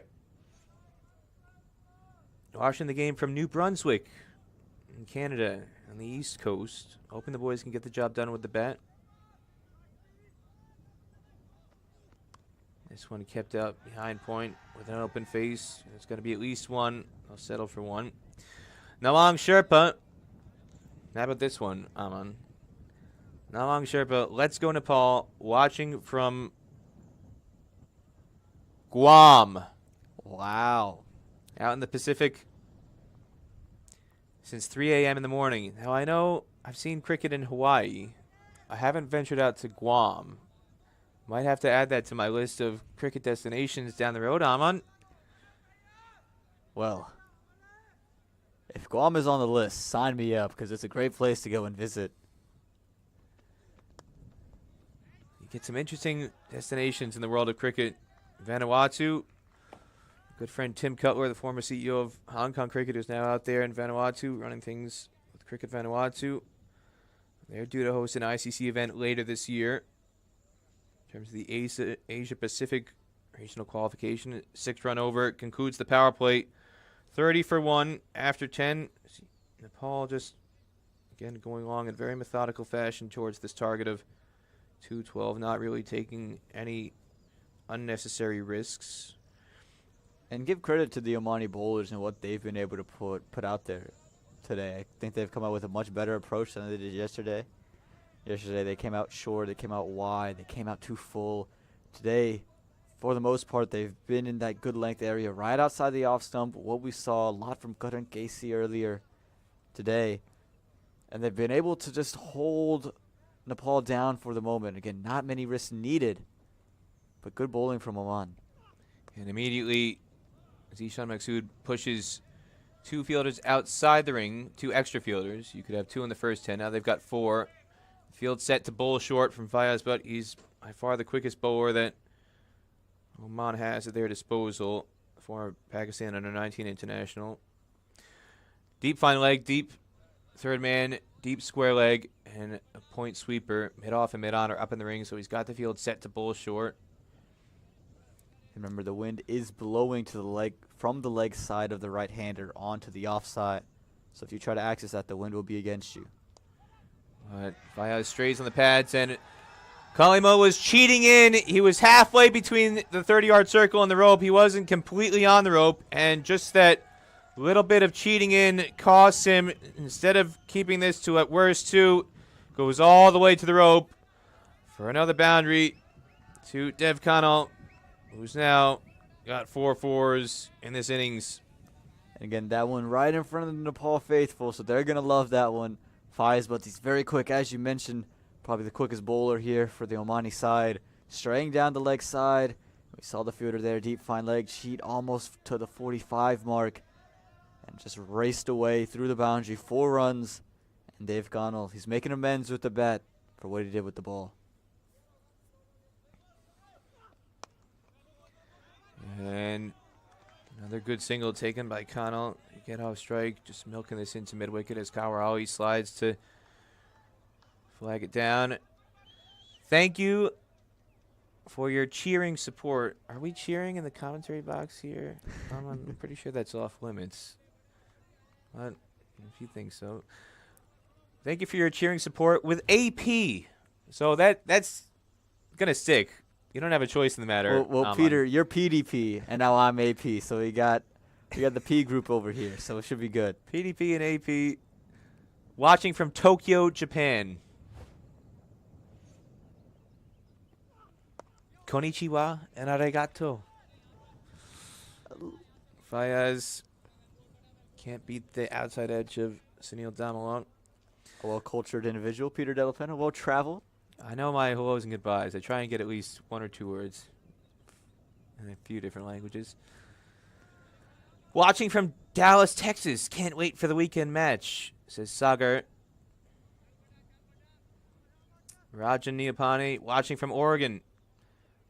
I think the Nepalese batter should rotate the strike more often to not put pressure on the middle order. Well, as you say it, your wish is Sunil Damala's command. With a single milked through the offside, they're doing a better job of rotating the strike. Now, Razan, watching from London, getting a bit cocky. Nepal should win this game easily. Ooh. Well, I don't necessarily understand from Zishan Maksud exactly why you've completely opened the field. Yes, you don't have many runs to defend, but that's exactly why you should be a little bit more attacking. Make them do something different. Don't give them all the gaps to pierce. Back of length. Again, he's got the field set to bowl short. And this one not able to get away. So 6 run over. 36 for 1 after 11. Hey PDP, this is from Castachio with his handle of @ShringerShe. Hey PDP, can you announce from the commentary if there's a Rhino fan in the Woodlands or in Spring, which is another suburb on the north side of Houston? If yes, we could play cricket during the leisure time. I'll be coming to the stadium on Saturday. I'm watching it live, pretending to work remotely. Maybe Mr. Cash Stachio can organize a venue. If Balky's Field, the nursery ground, isn't available, maybe Castachio knows a place where me and Lenny can have our showdown. Again, that's the showdown of the century right there. We got PDP versus Andrew Leonard. The leg spinner versus the sweeper. Who wins that battle? Confident words from both sides. Should be a lot of fun. Zishan Maksud, who had a century in the first innings, he's going to try and have some fun with the ball now. The captain is going to bring himself on here. First over of spin on a wicket where throughout these 8 ODIs we've seen some uneven bounce at times produced by the spinners in the second innings when teams have been chasing. And Maksud bowled very, very well against USA yesterday. He's got a deep mid-wicket out and a cover sweeper. And this time a thick inside edge goes wide of Bilal Khan. That fine leg, and it's going to allow Damalat to get off strike. But otherwise, he's got everybody else in the ring. So this is what you were calling for a little bit earlier, Aman.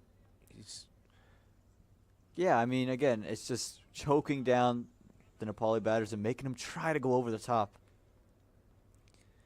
And we saw a wicket fall in that fashion in the first innings where you're trying to hit into the wind, mid-on and mid-off, up in the rain, try and tease them to go over the top and try and hit through the wind. We saw a wicket fall in that fashion with Sampal Kami taking a catch on the ring.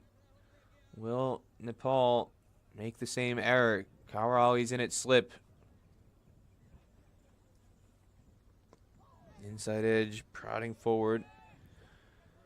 And again, we've seen spinners time and time again on this wicket tighten the screws, make it a little bit tougher to score, and create a lot of that pressure. For Nepali side that hasn't seen a lot of runs flow. This one's straying on the pads, and on this occasion, Bilal was able to cut it off at final egg. Tamang Subash, good morning from Japan. Never seen such a shiny pitch. Best wishes to our boys, Jai Nepal. You're not the only one, Subash. I think this is the first time everybody who's tuning in has seen a pitch this shiny. At least at the associate level. We've had it compared to Sharjah by a lot of people. And you do get some very, very shiny wickets produced from there. Now, I've got another message here. I handle UT Nepal 15. Watching from Morrisville, North Carolina. They don't tag you, Aman. Who is this mystery person? Well, I just saw the tweet that he tagged me in. Watching from Morrisville. Morrisville, you know, it's one of these towns. You should know everybody in Morrisville. Aman, come on. I mean, it's only so big. You have to know literally every person in the town of Morrisville. You have to know this guy. Well, we played on the youth team together, Peter, so don't worry, I do. He's a very big Nepal fan. And I know he's rooting on his Nepali side. 37 for 1 after 12. I always love that when I'm visiting people from around the world and they hear I'm from New Jersey. Oh, do you know this guy? He's from New Jersey too. What city? Oh, he's from Princeton. Oh, that's literally 2 hours away from where I grew up. New Jersey's a pretty big place. Oh, but you're from New Jersey. Come on. You got to know him. You have to know, Peter. You have Come to on. know him. Or as I learned at times, my initial experiences studying abroad in Australia, they would take it a step further. You'd meet somebody. Oh, do you know this guy over here? Some Australian person would go, he's from California. You're both American. You must know each other. Okay. There's not a lot of people that grasp how big the United States truly is in terms of size.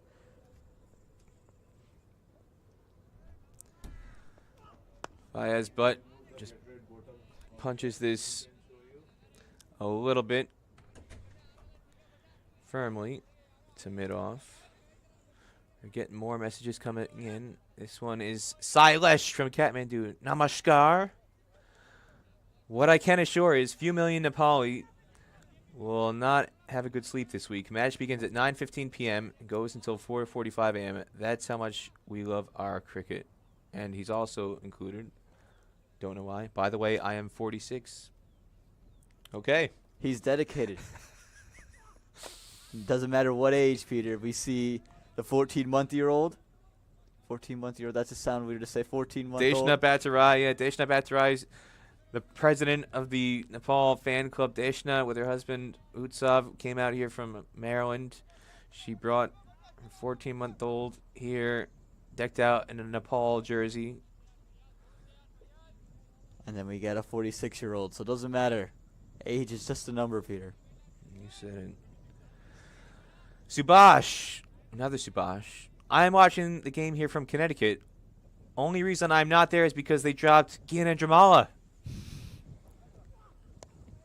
Well, now. We've touched a nerve. Touchy subject.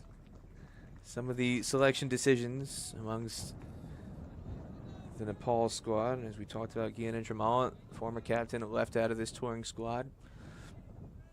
But they're doing okay at the moment. Sunil Damala, again, making his ODI debut today, but his Nepal international career stretches back 5 years.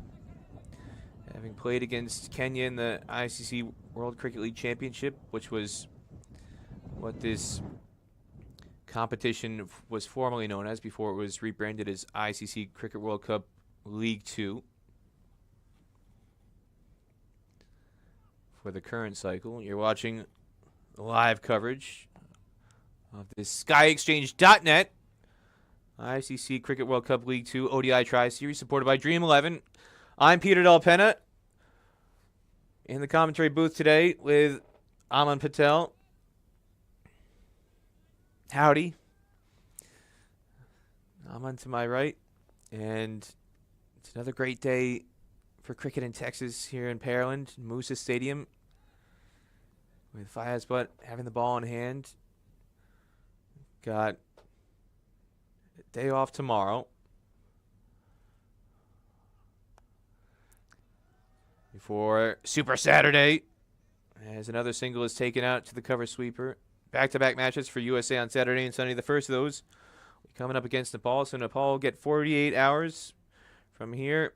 A little less than that, maybe. They'll have a day off, and then it'll be USA and Nepal on Saturday. Expecting a big crowd. And if you haven't got your tickets yet, encourage everybody to go to usacricket.org to get your tickets. Just $10 for adults, and anyone aged 16 and under gets in the house for free. It's been a great occasion in the previous weekends here. Great atmosphere on the Saturday and Sunday match days, whether it was against Scotland or the UAE when USA was involved, and we're expecting a great atmosphere tomorrow on the weekend with USA taking on Nepal. As Kano sees off this over from Fayaz, but 40 for 1 after 13. What are you most looking forward to about Saturday, Aman? Well, I got to get my hands on one of those floppy hats. I got to match PDP now. Since I'm AP, I got to match PDP out and get myself a floppy hat to match the style.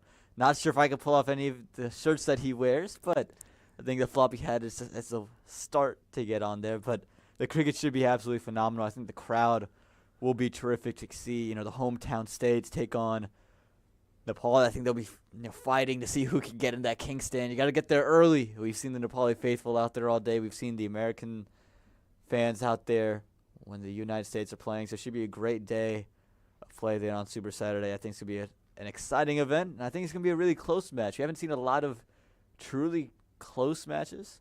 I think we might get one of our first on Super Saturday. And the series will conclude after those 2 weekend matches. There'll be 2 more ODIs on Tuesday, June 14th, and Wednesday, June 15th. Nepal and Oman on the 14th, and then this tour back-to-back ODI Tri-Series, the 12th and final match will conclude on June 15th, Wednesday, when USA plays Nepal in the finale. Slip still in place for Zishan Maksud.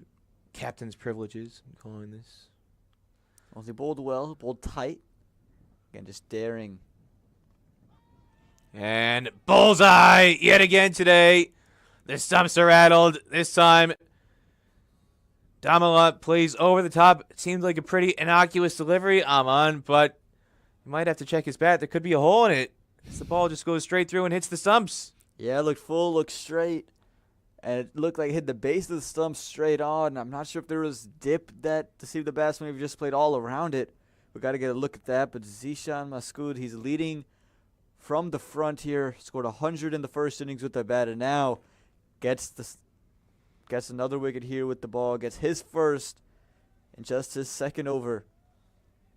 And breaks a partnership that seemed to be mounting. Again, we talked about how the Nepali middle order, we've seen collapses out of them when they lose early wickets. Can they hold on and chase down this total? And we're seeing an impromptu drinks break commissioned by Maksud for his team. Here's the replay. Just straight through. Arm ball, very full, just skids on, no turn. And Damala just plays all around it. Just goes through the gap between bat and pad. And it just looked like he maybe was late on it, played all around it. Maksud doesn't care how it happened. He's just happy it happened to see the bails dislodge. The Somani team, again, not going to be happy with the complete performance in the first innings. They're going to be very satisfied getting the second wicket and bringing out a new bat into the middle. And that is the vice captain, Rohit Paudel. Just got a message in from Naren Magar, watching from Cincinnati, Ohio. Go Nepal, play with a straight bat. Well, well, well. I would call that a straight bat that we just saw on that last dismissal. He couldn't keep the ball out. No need of big shots. Singles and doubles will do the job from Naren at Cincinnati Rhinos Cricket Club. There's that big shot. Now we saw on a straight bat wind up resulting in a wicket. And here, the big heave across the line results in a boundary. Well, a broken clock is always is right twice a day.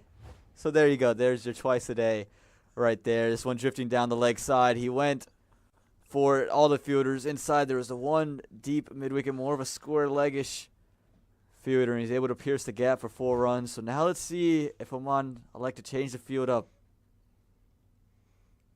They've got a deep square leg now, and Jatinder Singh has now moved much wider at deep mid-wicket for protection there as Paudel accesses the offside to get off strike.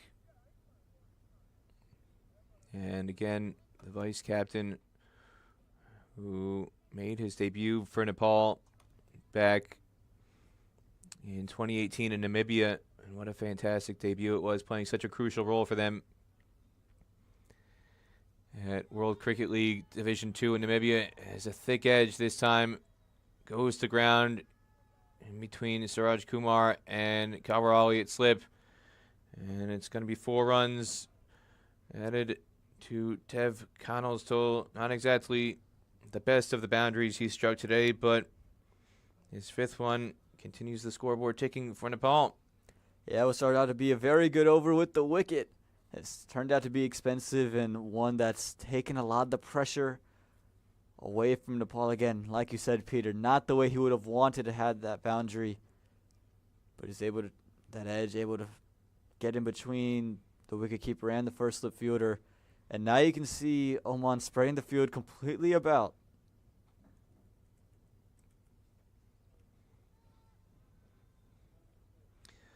Rohit Paudel as a dot ball will end the over.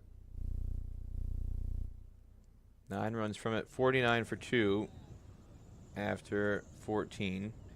Rohit Paudel made his debut as a 15-year-old, if you can believe that, for Nepal in that tour of Namibia, that epic tour of Namibia in February of 2018. So even though he's only 19 years old, he's actually got quite a lot of experience under his belt. 4 years in the national team. He's playing his 18th ODI today, best of 126. And when it comes to age records, you see him near the top of a lot of the youngest marks in international cricket. He already has the most runs in ODI cricket since 2018 for Nepal. That's 623. That's 200 more runs than any other batsman, or almost 200 more runs than any other batsman in Nepal one-day history. Again, this is since they were given ODI status in 2018. And right away, you've seen him come in with a mindset to score. The big heave to the leg side, the flick here. He's not looking to block it away. He's looking to push the run total. Stifled appeal.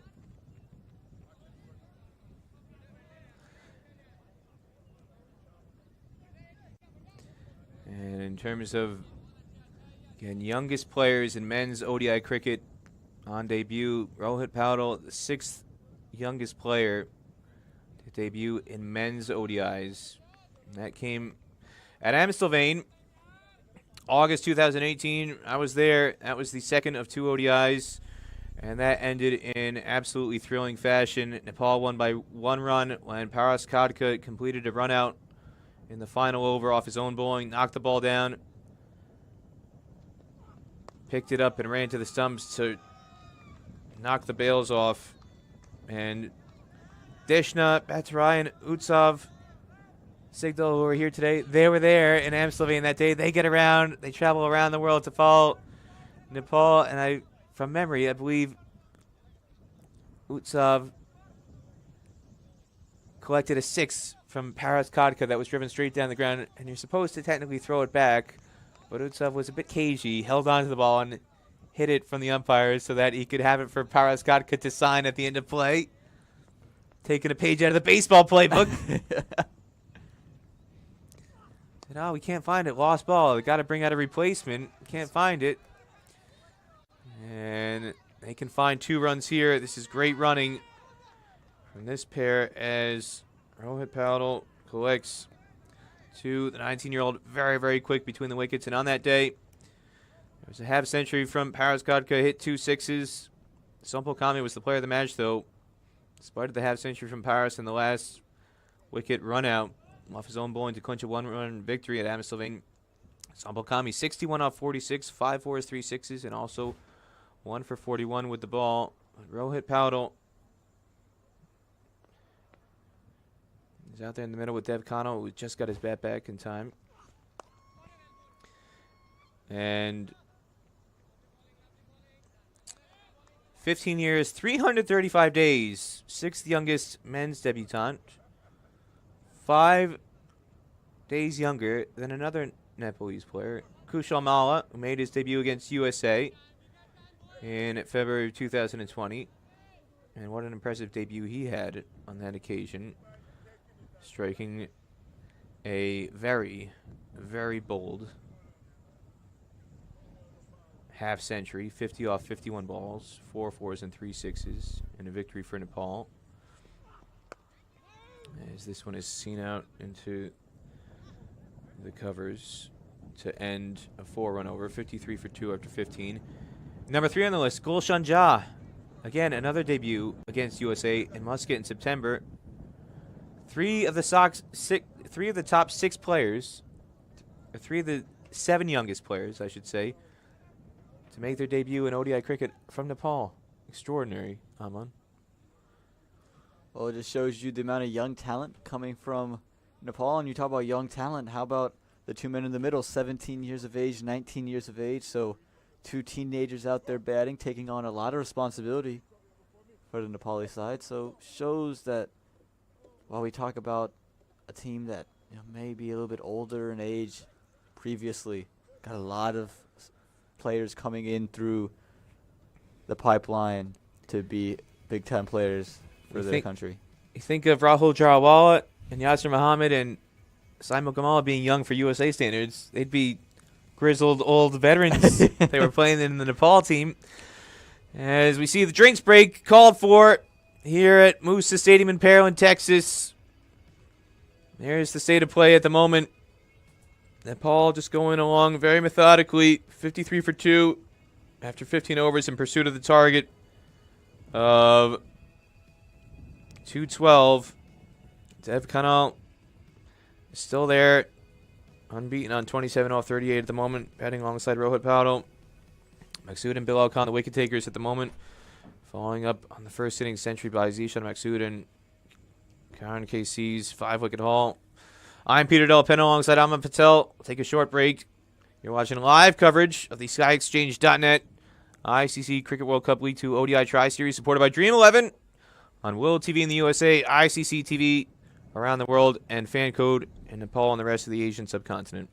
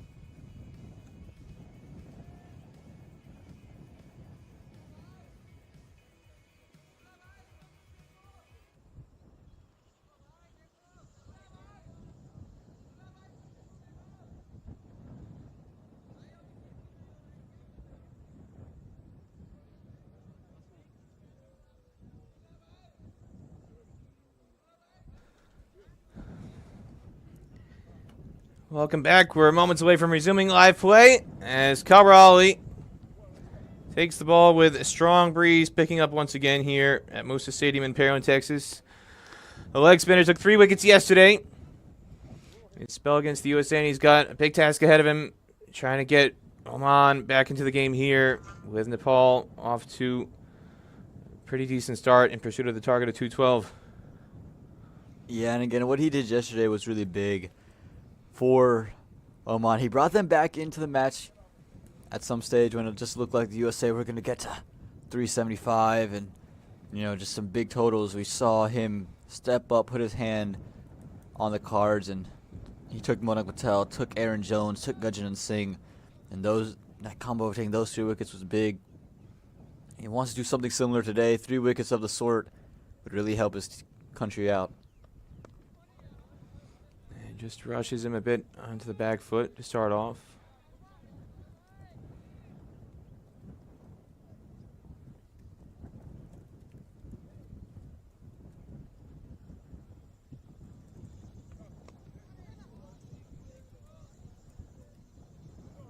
And again, what you can see out of Go Early is that he's not afraid to flight the ball, not afraid to let it land and let it do something off of the wicket.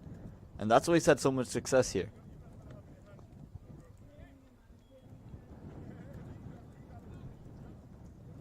That's something we see time and time again with the spinners when they flight it up, when they make the batsman reach for it. So when they've had the most success, be it Yasir Mohammed, be it Sandeep Lamichhane, or be it Gawar Ali.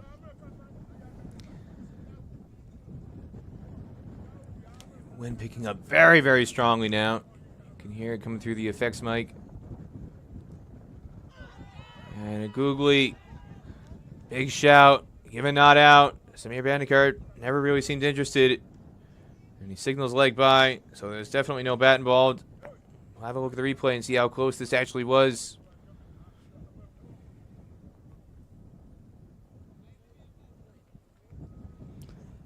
Yeah, again, was there bat involved? Was it hitting outside? Something we got to take a look at the replay. Go Early was going to plead and beg for it.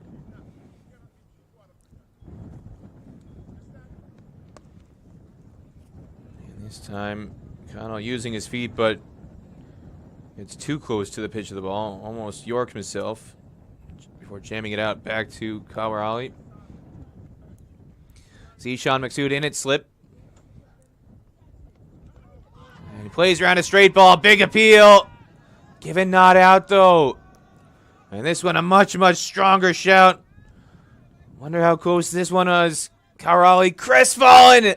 Just 1 round off the bat, 2 runs in the over, 55 for 2 after 16.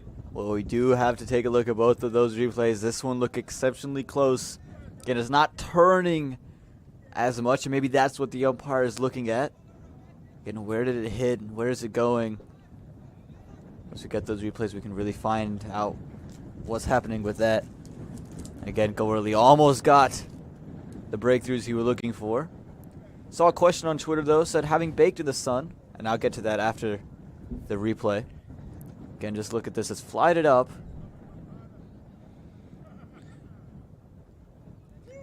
This was the delivery before the OBW chant. Again, that's the reaction. He saw what happened afterwards. Back to live action now. Try and get that replay if we can.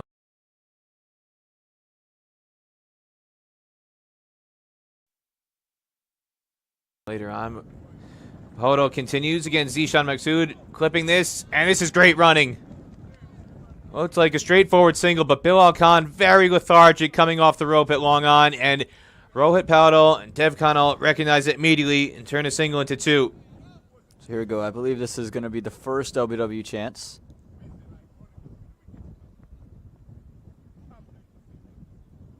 Again, can't really tell. That one looked like it was not really coming back enough to hit leg stump. Just on the margin of whether or not he was actually even hitting line. Ambitious shout. Innings break.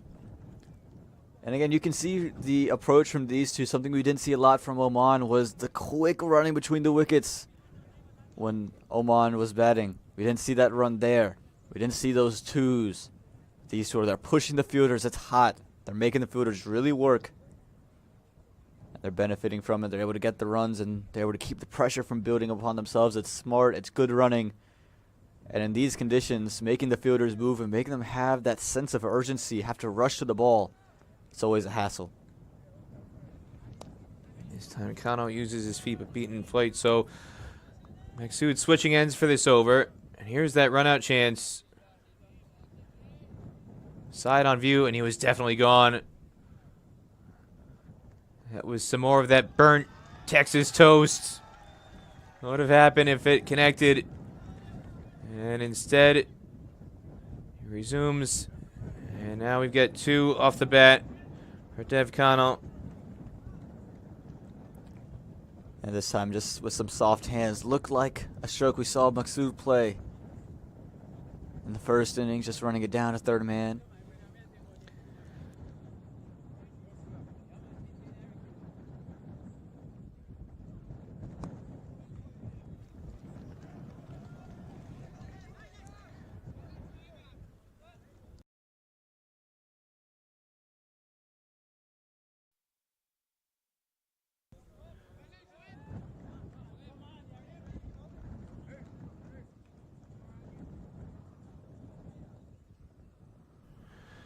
End of the over as they take a single off the last ball.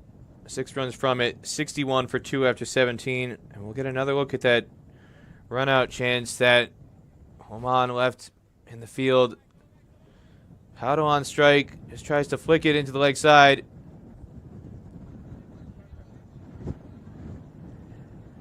He would have had himself to blame. Kawarali, the vice captain, from his knees.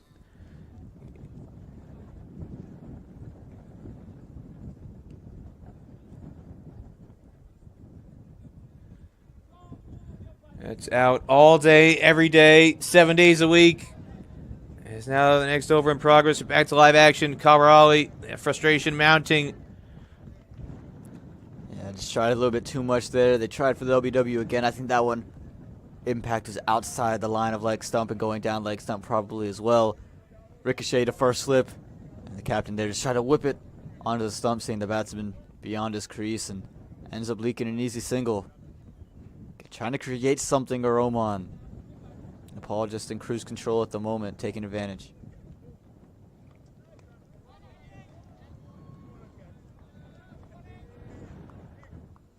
So Peter, there was a question on Twitter saying, having baked under the sun for almost 15 games now, why aren't we seeing any wear and tear on the pitch, and why isn't it assisting the spinners? And the answer to that, they're using different pitches.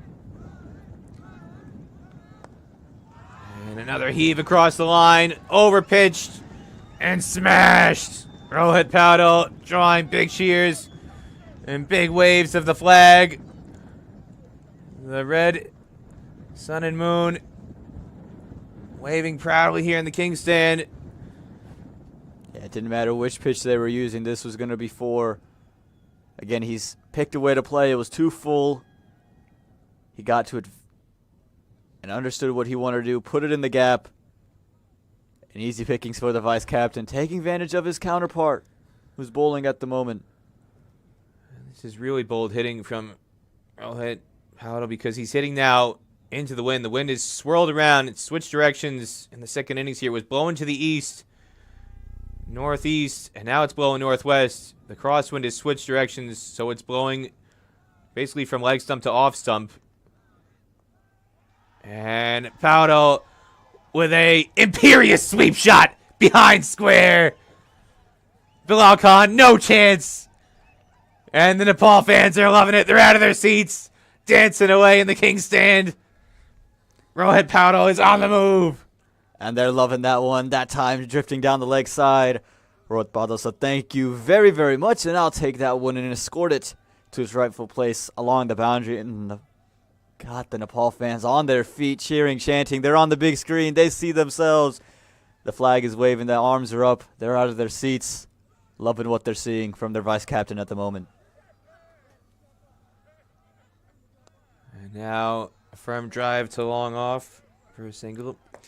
Now, we haven't seen any momos being served here at Musa, but the word is that on the weekend, as it brings about an end to the over.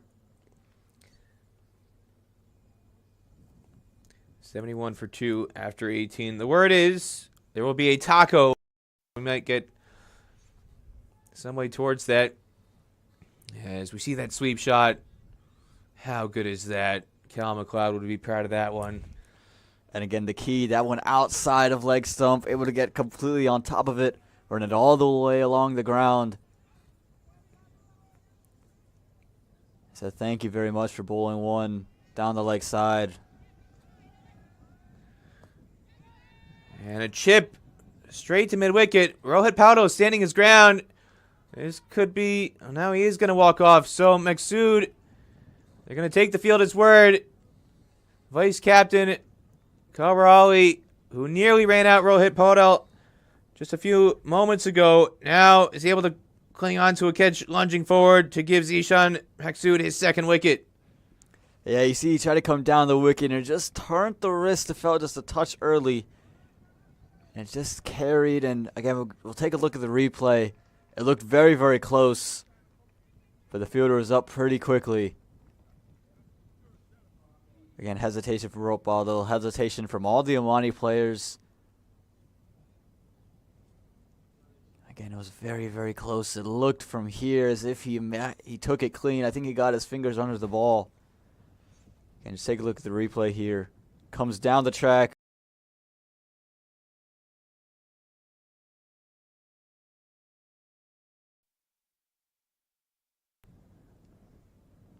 Just stopped on him, maybe a touch. Gosh, when you think about how well he was batting, that's a really soft dismissal. This will be a great camera angle.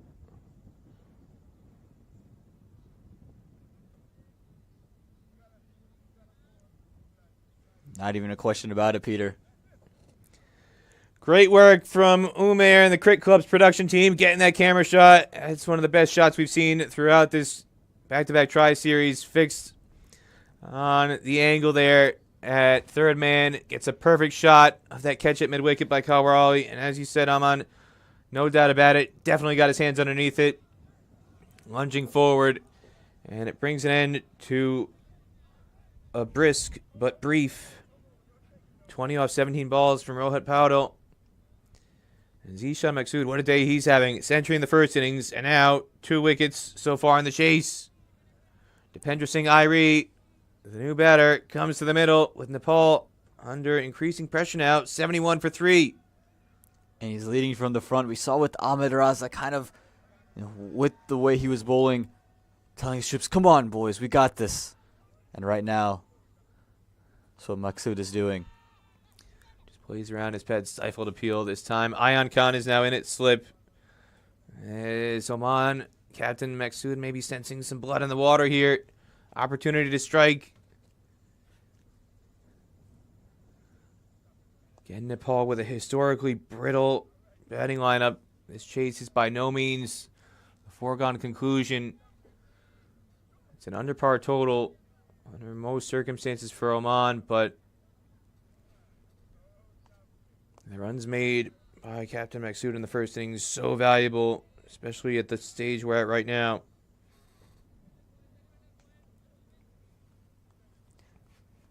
Again, the partnership between Paudo and the young 17-year-old looked to be the one that was going to carry him over the line. But with that wicket, a lot of pressure being put back on to the Nepalis. Again, Rohit was able to really accelerate. He was very aggressive from the get-go. Now you got to find someone else to be aggressive.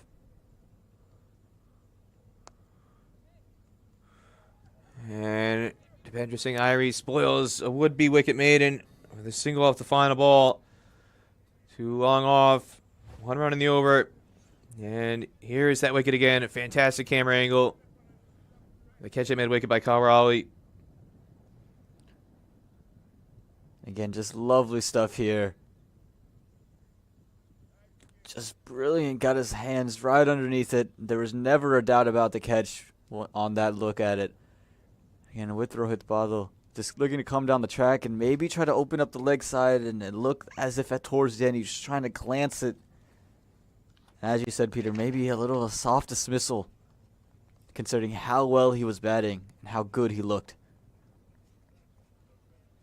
Give Goerli credit. He's been in the game with the ball or with the hands.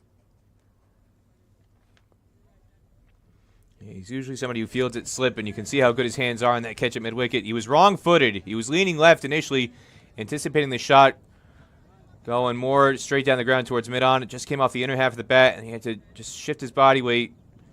Was able to do it well enough and come forward to get his hands underneath that. As we see a single here from Irie.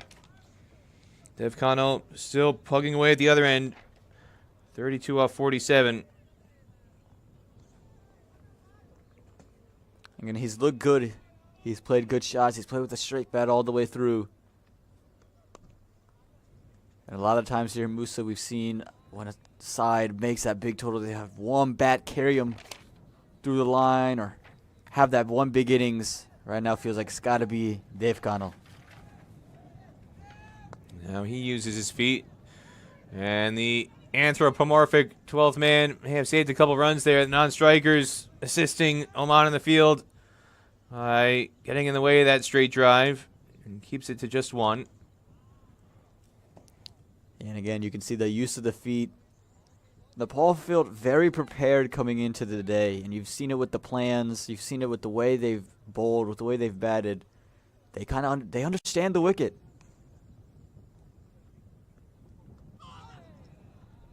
And an appeal for not sure what. Kyle Raleigh very excited, though.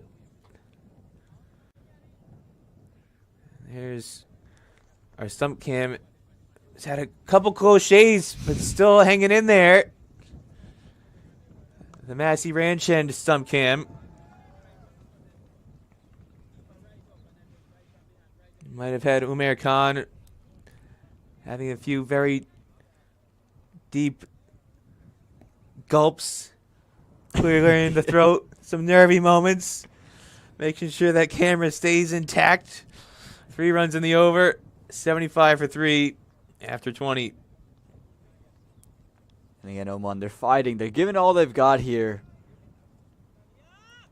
And again, if they could pick up a wicket of Dev Connell, that's the key now. If they can get 2 new men in the middle. Just create a little bit of pressure, trying to adjust on the fly. Again, we've seen the spinners tighten the screws, and Zishan Maksud doing just that. Irie, again, arguably the best, most dependable player that Nepal has had in the middle order in this new age of they've entered into post Paras Kadka and post Gyanan Dramala. And remarkably, he's played more than twice as many T20Is as he has ODIs. Just shows the nature of the unbalanced fixtures at times in the associate world. 39 T20Is, but today just his 7th ODI. However, he's played, this will be his 38th List A match. Again, that's the discrepancy where a lot of the fixtures that associate countries have played didn't get that ODI status. Those 50-over fixtures that are classified as List A matches. Dipendra Singh Irie has entered his 38th match today. 747 runs at an average of 22.63. That's not really a fair reflection of his skills. His batting has progressed much more in recent times. As Maksud picks up his pace, and there you see a very wristy flick from Irie. Pick up 2.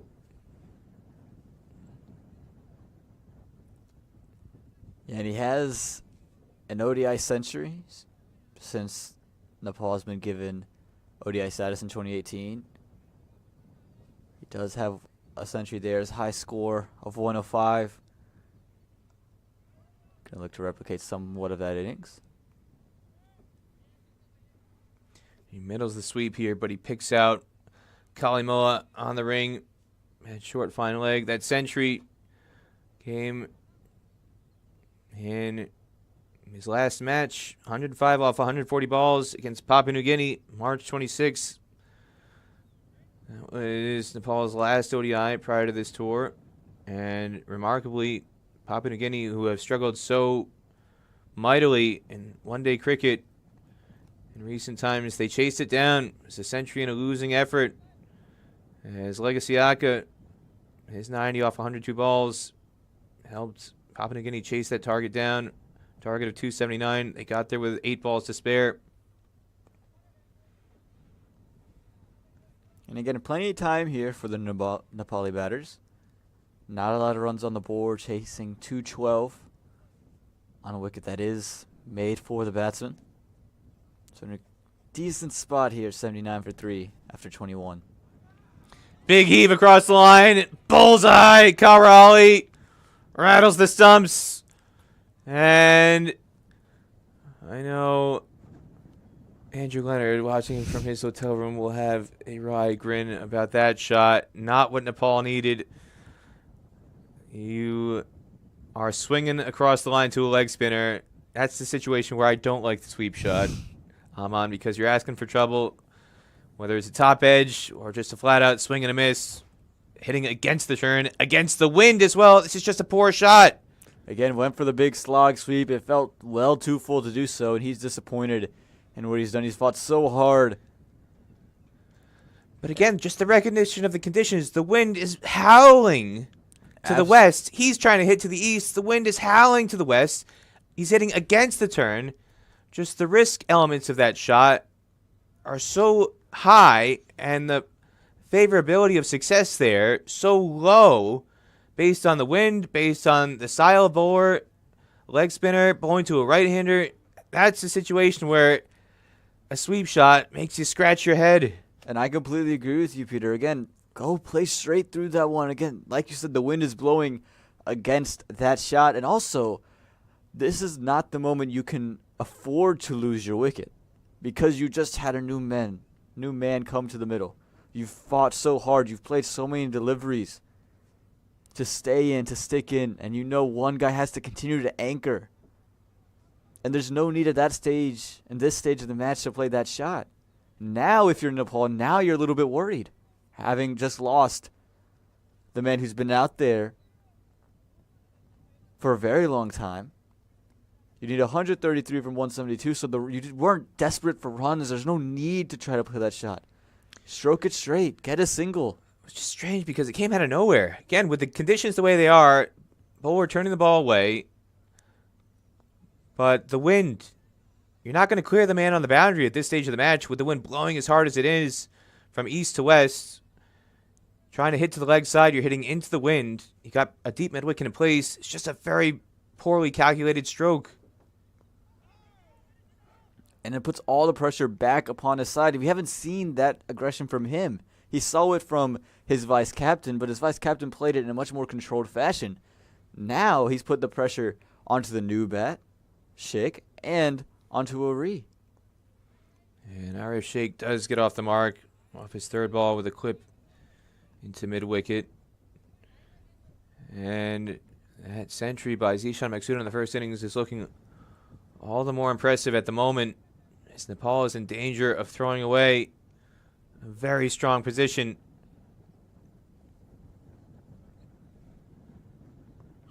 And Bhupender Singh Irie very watchful now, knows he's got a big task ahead of him if Nepal is going to win this match.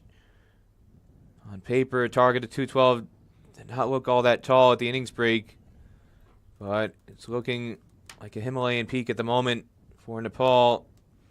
1 run in the over, but more importantly, a wicket falls 80 for 4 after 22.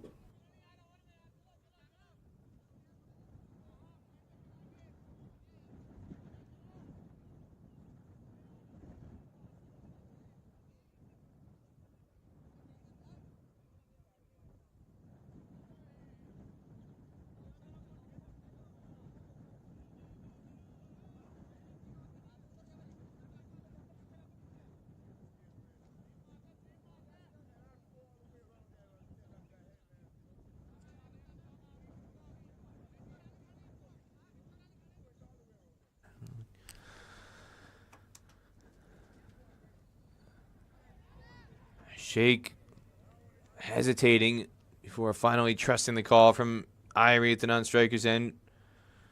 He'll take the single. As now this match has turned very tense, and the noise that was being generated consistently throughout the day from the king stand has disappeared. You're hearing a lot more wind than Nepal cheers and Nepal chants. Those Nepal chants gone completely silent at the moment. You can sense the tension over in the king stand where the Nepal fans are very, very quiet all of a sudden here. Again, all the life sucked out with that wicket. Generous flight, and nearly results in a return catch. And the deflection almost carried to cover Ollie. It's all happening at the moment, Peter. If he's not in the way, you could argue that might have enough wheels to come down for 4, or at least probably for 2. Then maybe the catch from Maksud, maybe it carries over. Try to get out of the way with a jump. See smiles all the way around.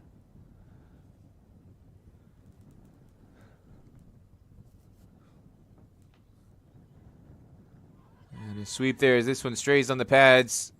It's going to be a leg by signaled by Jermaine Lindo.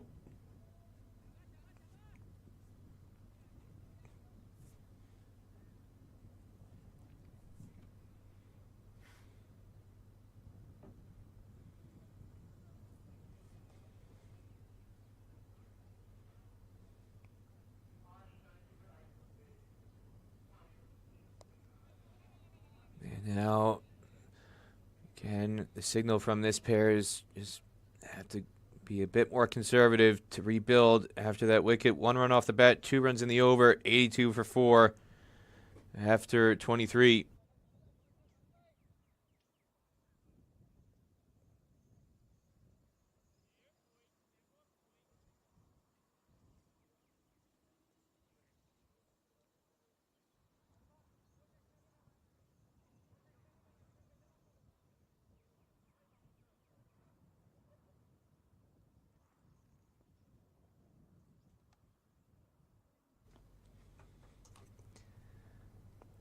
Kaur just looping it up, trying to tease out another wicket. Long off his back, but mid-on is up in the ring. And there's that tempter. Is he going to hit against the turn? Is he going to hit against the wind to try and clear Fayaz at mid-on?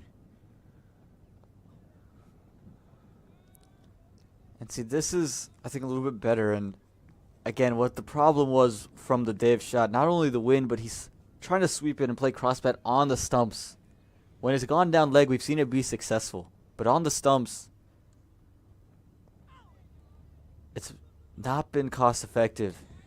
It's cost more wickets than runs. The only thing I can think of is sometimes we've seen a significant amount of drift produced, aided by the wind. And if he thought the line out of the hand was going to be on the legs, and the wind that's gusting is strong enough to kind of carry that ball and just drift it straighter onto the stumps, if that just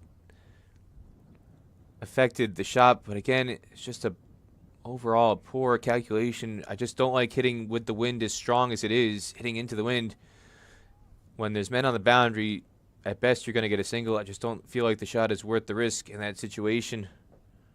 And again, that's the shot he should have played. He should have played just straight back down, the long off fielders there, stroked the single into that. It hit right on off stump. Again, as soon as you see the shot, it just didn't make sense. It's a situation where I'd much prefer the reverse sweep.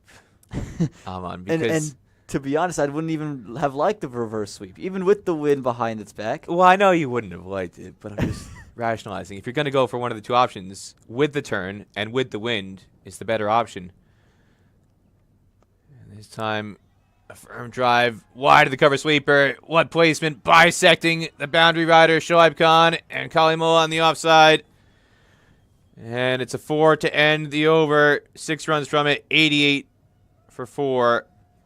And a reproving there that the best option is to play with a straight bat and smash it through the covers just as he did there. Beats the infielder, and as you said, bisects the 2 men in the deep, 4 runs. And there is a safe way to get your boundary with the ball. Again, look at this one right here. just outside off, stumped through his hands at it and played it through the covers and gets 4 for it. We know who you've been hanging out with off the field, Aman. There's no doubt about that. A lot of time spent with Andrew Leonard.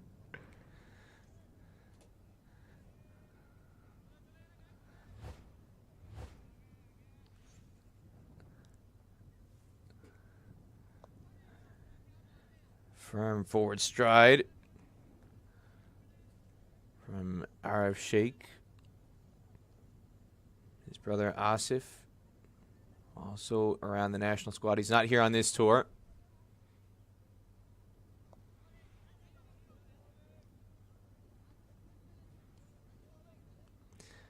Usually you see Asif keeping wicket, and Arif will stand at first slip next to him and bowl his medium pace.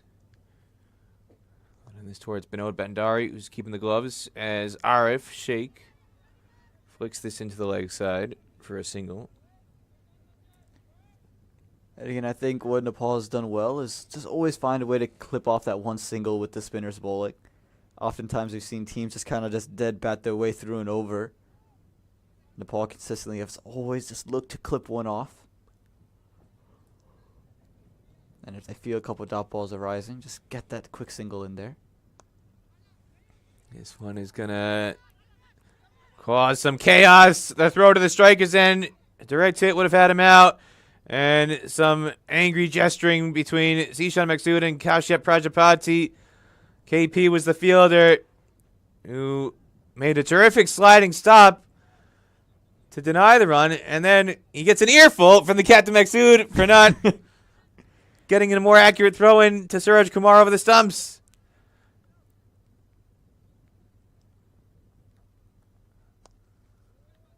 This time a far less dramatic single taken down to long on. Well, if he gets a throw on target, it is a run. We're left with a near half chance.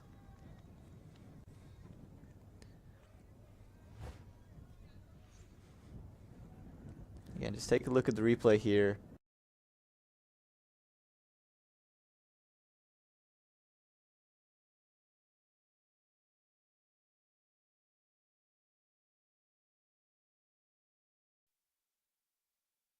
He's just pushed it. And right there, had they elected to take off and both had gone, I think they would have been fine. But the slight hesitation caused it if KP had put on a throw. As you can see, he waits, and as soon as he sees the misfield, he's off. And again, if that throw would have been on target, you're talking about a run out there. And how huge would it have been, the 5th wicket to go? Oman could, for the first time maybe all day, say that they were ahead of this match. Oh, getting a reminder from Andrew Leonard. Asif Sheikh was on the tour. He's not on the team sheet because he's been replaced in the squad by Subhash Kakarel. He's sustained an injury one of the warm-up games, so the brothers have been on tour together, but Asif Sheikh has been ruled out and replaced formally in the squad by Subhash Kakarel, so that's why Asif Sheikh is not on the team sheet. But he's still around the squad in Texas.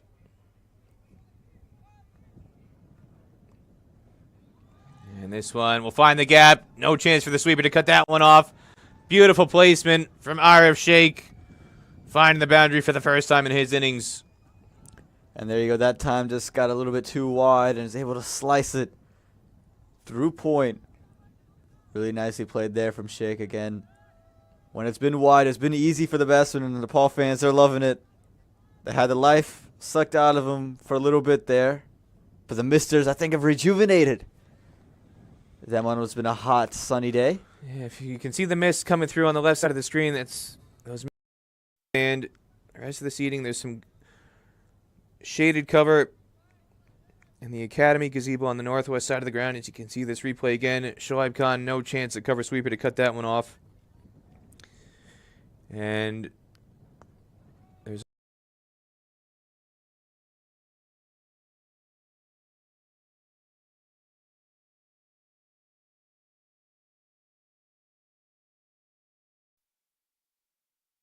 also the Lone Star gazebo. I like the fact that they've named the gazebos. It's not just two random gazebos. You've got the Academy gazebo which is in between the main turf wicket here at Musa Stadium and the Balkis ground, which is the nursery ground. That's the northwest one, the Academy gazebo. And then on the northeast side, you've got the Lone Star gazebo. And it's not just a random stand, it's the King stand. Saki Muhammad's got all his bases covered here. It's very well thought out. Unlike some of the shots that we've seen here in Musa, but it's been very well thought out from Saki Muhammad when he's come up with Musa Stadium.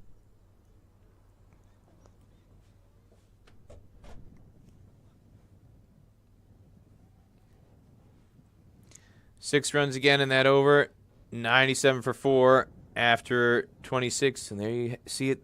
The Academy gazebo. Youngsters coming out here, enjoying the cricket.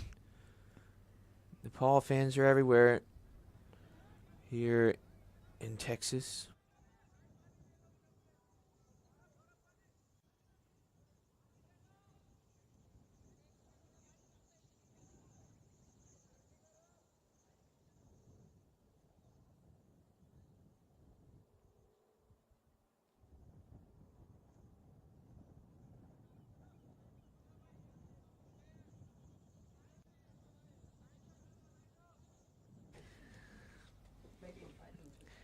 $97 for 4. Nepal chasing a target of 212. And we've just been informed by Julie Abbott, one of the USA cricket officials who's here helping out during this ODI series, that the currently empty seats on the west side of the ground, the folding chairs, those will be covered seats. At the moment, those are exposed in the sun. So if you're worried about getting here ASAP to get a seat in the King stand, as Ayri takes a single, Dipender Singh Ayri begins the 27th over. There's no need to stampede in here. Those seats that you see right now on screen, that's the west side boundary. Those lovely folding chairs that have been arranged, they will be covered. There will be some shaded tents adjacent to the King stand. So just on the left on the screen that's coming to view now, that's the King stand where the misters are, keeping the fans cool in there. I can't guarantee there will be misters covering those folding chair seats on the west side boundary, but there will be a tent, or tents, plural, constructed to keep the fans shaded and a bit more comfortable. Has a very good 2 taken by Arif Sheikh, which is sparking the Nepal chants. You can see the fans going wild. And how about that shirt in the middle? Loving it, Aman. They're loving it too. And again, that gentleman right there in the middle with the phone in his hand, he's got the colored print that PDP loves. Again, we saw one of the greatest shirts yesterday, and a kiss from the fans. He's saying he loves all of us. We love you too, sir. We love all the fans that come out and support cricket here in the United States, and they're loving the game. And they love that their team is taking quick 2s. Fayaz Butt replacing Zishan Maksud, who's holding himself back. He's got 3 overs left. The Oman captain. Fayaz now into his 5th over here. And a single taken by Arif Sheikh to put Ayri back on strike. Again, these two are doing a really good job rotating. There's no need to play the big shots. Again, you're still well ahead of the required stuff. 111 more runs needed off 141 balls, so you're still well ahead of that. So you just need to get some single doubles going.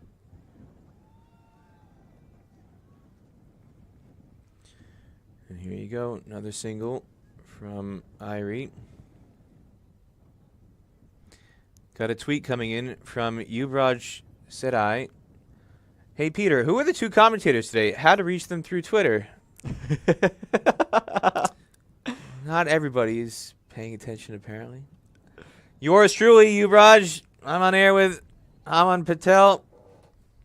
We're bringing you the live action SkyExchange.net ICC Cricket World Cup League 2 ODI Tri-Series supported by Dream 11.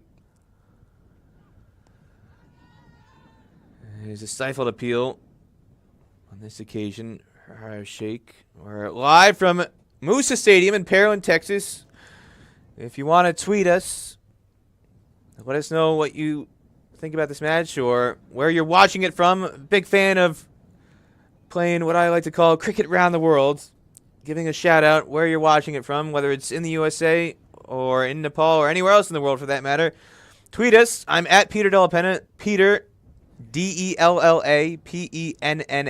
on Twitter, at Peter Delapenna. And Aman Patel is at AP Sports News _.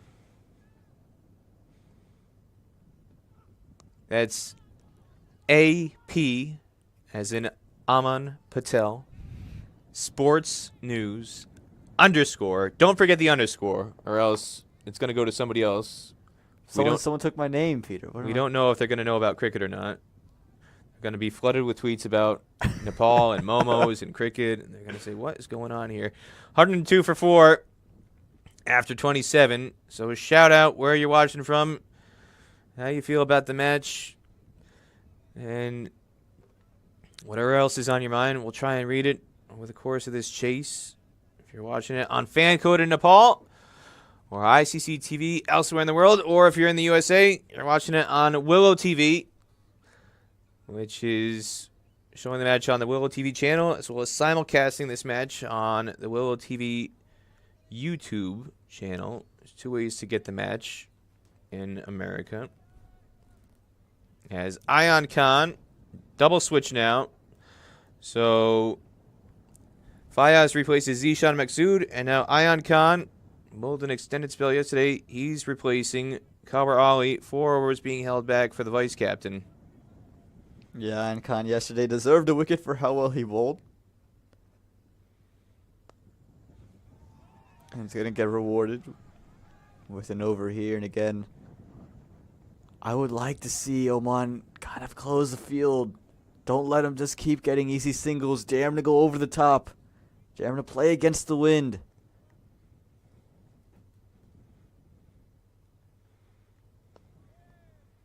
Right now they've got all 4 fielders outside. Again, for my liking, I'd like to see maybe 1 or 2 of them being brought inside the circle. Dare him to go anywhere else.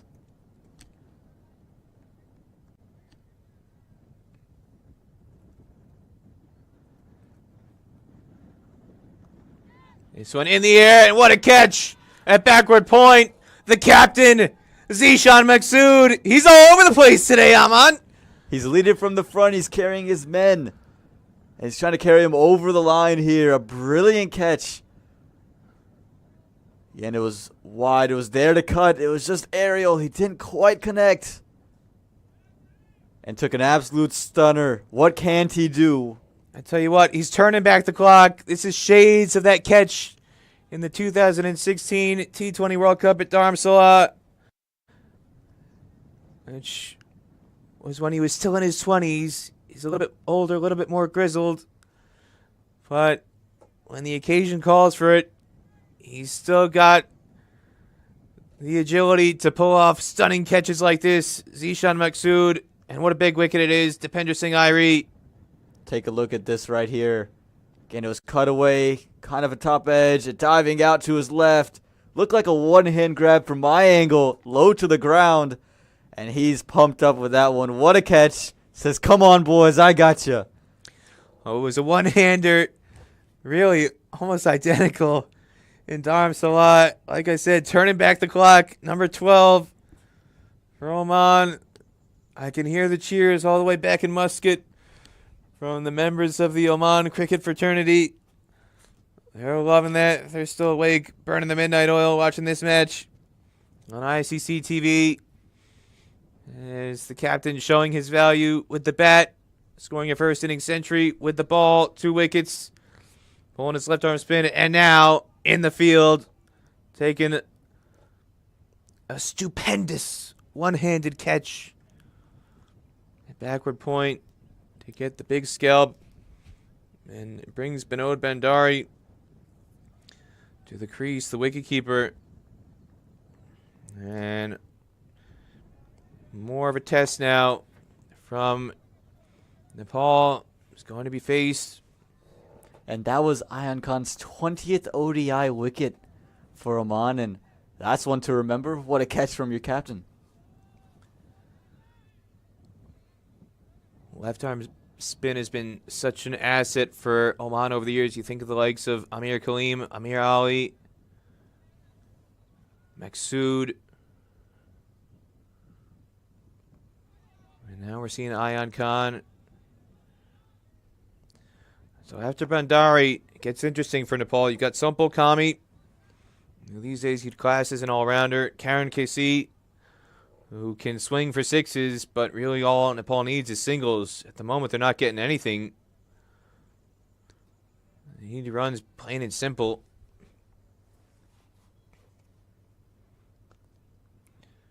And they'll get a single here as Bandari gets off the mark with one into the offside. Again, the turning point for me in the match is the wicket of Dev Kanal. No need for that big slog sweep. Threw away his wicket, brought two new men out to the middle. And from there, things have kind of catapulted.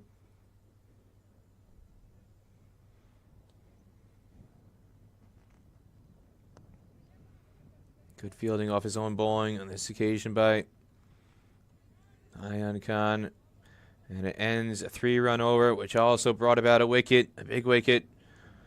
Dipendra Singh Airi, 105 for 5 now after 28. And again, things have gone eerily silent over in the King's Stand where all the Nepal fans are. Instead of hearing the Nepal cheers, you're just hearing a whole lot of wind whipping up through the effects mics.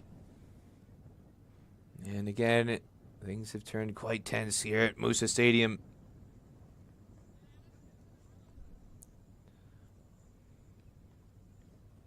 Again, eerily silent in the King's Stand. It's been rowdy all day long.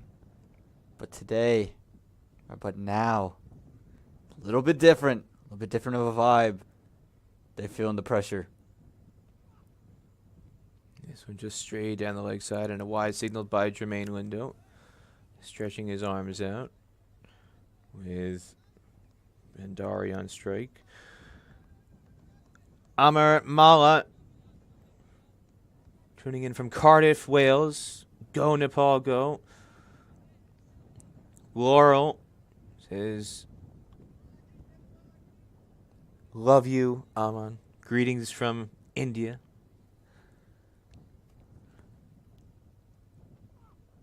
This one just gently tapped away into the offside. Kamal Carl, watching from Charlottesville, Virginia.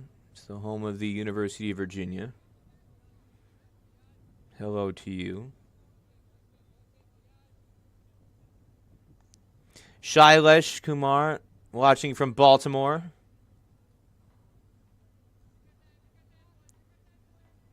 We've got a fan on the Oman side for once. Got an Oman tweet. How about that?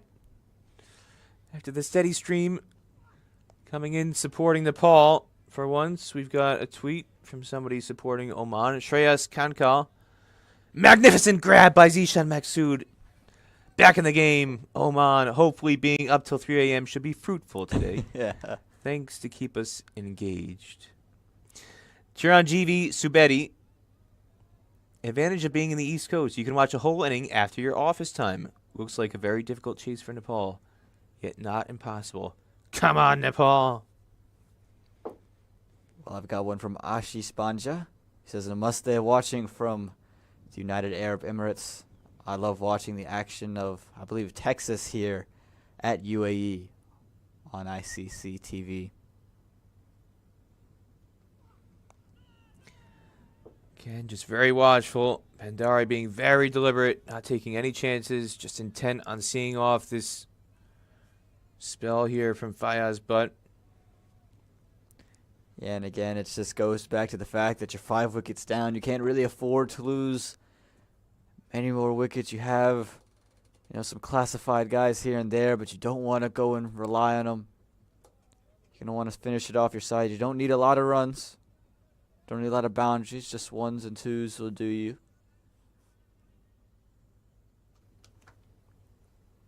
I know Joseph Sherpa supporting Nepal from New York would like to see a couple ones and twos here and there. Well, you got your wish right there. Bandari finally gets off strike with a single to the cover sweeper. Bandari playing his 16th ODI today, 42nd list A match in his career, best of 73, just 2 half centuries, but an average of 21. So he's typical Nepal player over the years who gets a lot of starts, unable to carry on. But even if he can just stretch this out and just get a nuggety 30 or 40, that would do wonders in the context of this match situation. Made his debut back in 2014 at the World Cup qualifier. That was in New Zealand. 20 debut for Nepal at the T20 World Cup qualifier in November, a few months earlier. That was where Nepal qualified for their first ever T20 World Cup.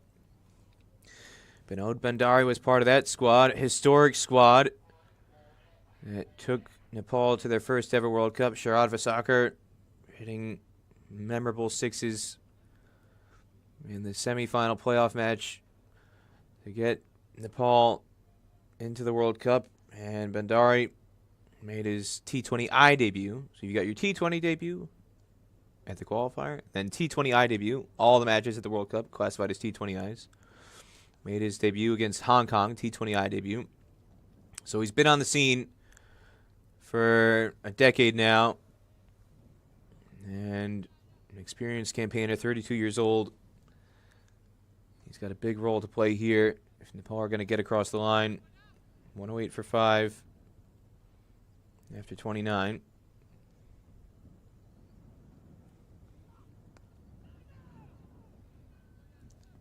And look at this from Oman now. You can see them a little bit more aggressive in the field. You can see them have a little bit more swagger to the way they move. And it goes from, I think now, maybe for the first time all match long, they're ahead of the 8 ball. They've been way behind it from ball 1 of the first innings. Now, I feel like they're a little bit ahead of it.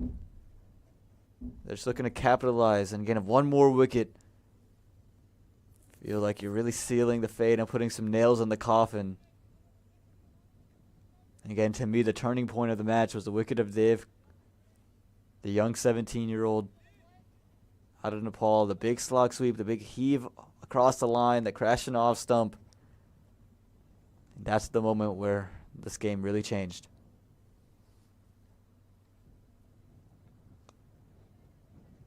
Just a punch down a long off for a single. They can do it in singles. They don't need anything fancy. So they'll take that single from Arif Sheikh all day long if you're on the Nepal side.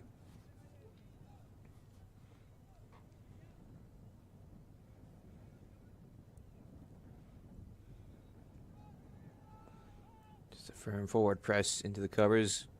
Gopal Pokhrel. 12:53 a.m. watching from Doha, Qatar. Thanks for sticking with us through the night, Gopal. Sujan is from Virginia. And he's enjoying his time, and he's asking you here, who do you fancy winning from here? And that just shows the mindset of Nepal at the moment. Should have been an easy single. And instead, Arif Sheikh at the non-striker's end. It was his call. Should have been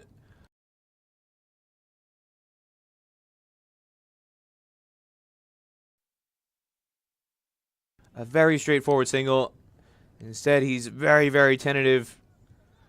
And Bandari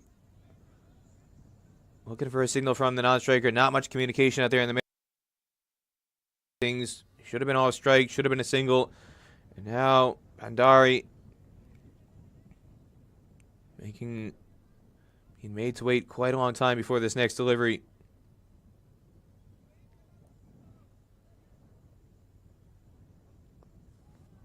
And again, it's very different to the approach that we saw early on from Nepal. Remember, they were running the quick ones. They were taking on the throws for twos.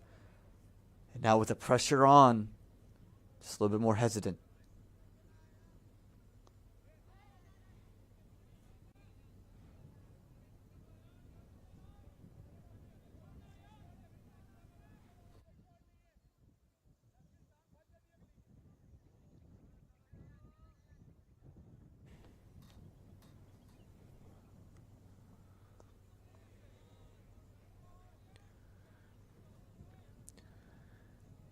Just 1 run off the first ball. 109 for 5 after 30 overs. Target 212. So if you use the traditional method in one-day cricket, doubling the score after 30 overs. Nepal theoretically still on course here to get over the line, but the magic number on screen, wickets in hand. They're already 5 down. We'll have a look at the scorecard quickly, showing the current state of play. As Bilal Khan looks set to come on for another spell. A lot of starts there. Nobody carrying on. And Oman, you've touched on it a number of times. That wicket of Dev Connell, that's the one that is the most head-scratching one of the lot. Yeah, just never showed any signs of being in trouble. They didn't need a lot of runs at that time. He could have just played normally. Just kind of a brain fart. And around the wicket angle, causing problems immediately. Bilal Khan looking a different bowler today than he did yesterday against USA.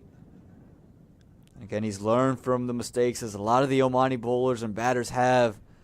They've come up with a different approach, and you could see it angling it back in towards the stumps, and he's moved it away. We know he can move it both directions. It's going to be a lot for the Nepali batsman to deal with, especially with the pressure. And for the first time today, we can see the runs of balls closing in on one another. A little bit more pace. Looks like Fayez Butt was a little bit tired. Not usually his full steam on that last 2 over spell. The wind, the crosswind is blowing from the east to the west, so it's blowing into the body of the right-handers. So Bilal Khan, he's getting some natural movement. He's an in-swing bowler to the right-handers. He's coming around the wicket, and he's getting a little bit extra assistance from the wind as well. Just angling it in to cause some problems. 3 dots to start this new spell. And KP's been very, very busy there. Been very, very busy at that point region. And again, Bilal Khan, I think he's understood. He's saying, I don't have to do anything special. I just got to keep it around the stumps. The batsman will make the mistake.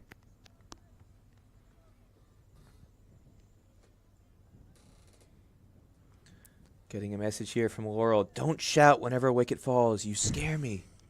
Laurel. This is a cricket match. This is not a funeral. We're not watching golf, right? This is not. Yeah, we're not doing the golf whispers at Augusta National. Oman. And he's coming to bowl, running in with a full head of steam. On the 18th green at Musa Stadium. No, this is a cricket match. Get excited when a wicket falls. It only happens 20 times in a match, at most. We like to get excited about these things, Laurel.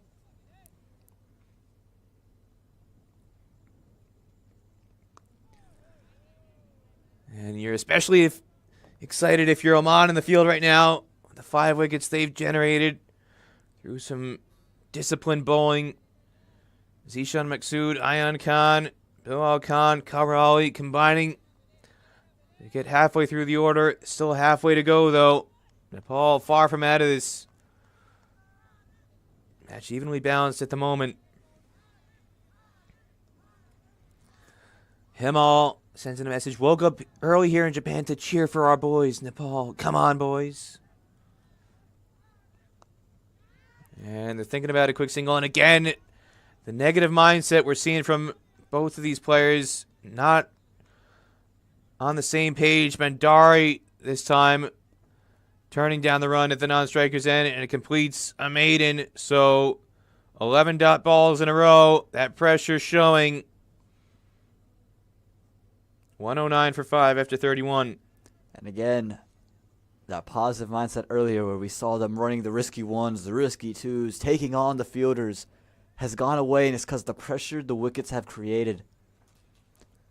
They do not want to throw their wicket away. They feel if they lose their wicket now, they're in a heap of trouble. All the pressure on to the Nepali side, and for, again, the first time today, Oman ahead of the 8 ball. They're on top of the match at the moment. And a great rebound. A great bounce back from yesterday.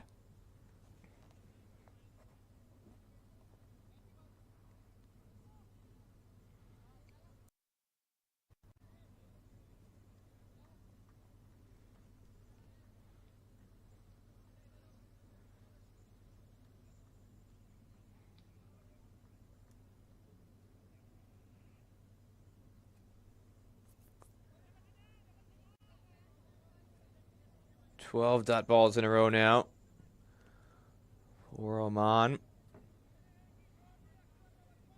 You wonder, where is this next run going to come from? A lot of gaps in the ring. But at the moment, they're just finding the fielders.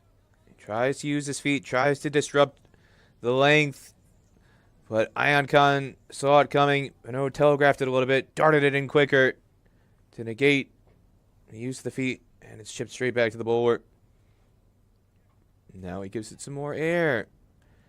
And it's a thick edge to backward point. Oman really on top now in the field. 14 straight dot balls. And again, there's 4 fielders still outside. You have to take advantage of it if you're Nepal. Find a way to pierce the gap. And how about this effort? Everything going the way of Oman in the field. Kashyap Prajapati extends the dot ball streak to 15. Almost created a run out earlier. And keeps the pressure on there at extra cover. Finally, the streak of 15 dot balls is broken as Ayan goes 2 straight and 2 short on the legs. Flicks it out to Jatinder Singh on the leg side boundary for 1. And I told you yesterday, I said it a lot yesterday, when you're on a roll, things go your way. And then when you're down bad, just never can catch a break. Finally a break for Nepal.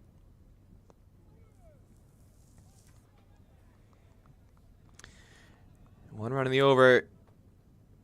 110 for 5. Now, this is a situation where if they had a left-hander out, batting at that end, I wouldn't have minded to see the scoop shot attempted because the wind is blowing that way, and you have fine leg up in the ring. Everybody who's on the boundaries in front of square, you've got fine leg up. We saw Kenjige do that. We saw Fayez Butt do that earlier in the Oman innings. And the lack of having that left-right combo, we saw that left-right combo be so effective for Oman in the first innings, always keeping the bowlers off balance, always disrupting the fielding alignment, whereas Nepal has a very, very right-handed heavy lineup, and they're not just able to generate those matchup problems in the same way. And you feel like it may be holding them back here in this situation as we head to the drinks break. What's your take, Aman? I'm not sure as if it's the right-left combination. I do agree with the point that keeps you off balance. And, we saw a lot of time for Oman. They kept sending in the left-righty, and especially on a hot day like today, to make the fielders continue to move is always something that you want to add to your arsenal. I just think what it's been for Nepal is just they started out decently well. They just had a couple of wickets fall early. And again, they were in cruise control. They were in control until a bad shot, just a bad shot selection. And there was no need for it. And then from there, just a lot of pressure being put back on them. The tail went up for Oman. And maybe having that left-right combination would have helped. But again, when you're cruising, they just threw away the momentum that they had. They were cruising with Dev Khanna at the crease, and then a sweep against the turn into the wind resulted in him being bowled for 34. And ever since then, Nepal has really struggled to regain momentum. As you take a look at the bowling card, and you see the wickets in many ways similar to the first innings, where it was very hard to get partnerships going. Yeah, very hard to get partnerships going. And again, striking at regular intervals. Bilal Khan taking wickets early. You had Zishan Maskood. He was the one that just ripped through the lineup a little bit, created a lot of the pressure, and then the one-handed catch for the Ayan Khan wicket. Kawar Ali creating pressure creating some false narratives, creating some false hope, and creating some false shots. So again, I think, even with Oman not being able to take wickets and them being behind, they were still able to put on pressure. And once the wicket fell, and once they got Dev Khanal out, once they got the vice captain out, they really stepped on it. They really went after the Nepali batsman, and they seized the opportunity. And to me, that's why Oman, at this time, are ahead of the match. Reminder, you're watching live coverage of the SkyExchange.net ICC Cricket World Cup League 2 ODI Tri-Series, supported by Dream 11 at Moosa Stadium in Pearland, Texas, just south of Houston. Peter Della Penna and Aman Patel bringing you the action here on Willow TV in the USA, ICC TV elsewhere in the world, and Fan Code in Nepal and other parts of the Asian subcontinent. Tweet us at Peter Della Penna, at Peter, DELLAPENNA, or my man AP.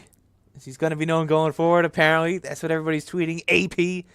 Aman Patel at AP Sports News _ on Twitter. As we're back underway, Bilal charging in with Bandari on strike. Bilal has got 5 overs left. An experienced death bowler, one of the best death bowlers, not just in the associate world, but in world cricket, period. Yeah, we saw yesterday with a couple of really nice Yorkers. One to Saurabh Netravalkar to end his run. And we've seen at times he's tried to go into the batsman, and the batsman tried to make some room to access the offside. The wind is back blowing to the leg side of the batsman. And a healthy edge steered in semi-controlled fashion out to third man for 1. Well, Shivaman Shrestha tweeted at us, said, watching the game from Dallas. He's gutted that Rohit and Dipendra got dismissed so early. He really wanted to watch them bat together, but he's hoping that Bandari and Sheikh can play it cool and take easy runs. At the moment, he's extremely nervous.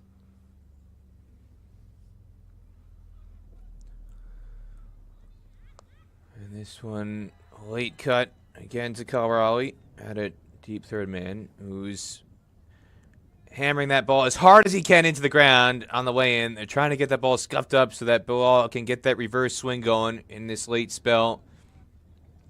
Saw Ali Khan do that so well yesterday in his 5-wicket haul. 5 wickets for 4 runs in his second spell.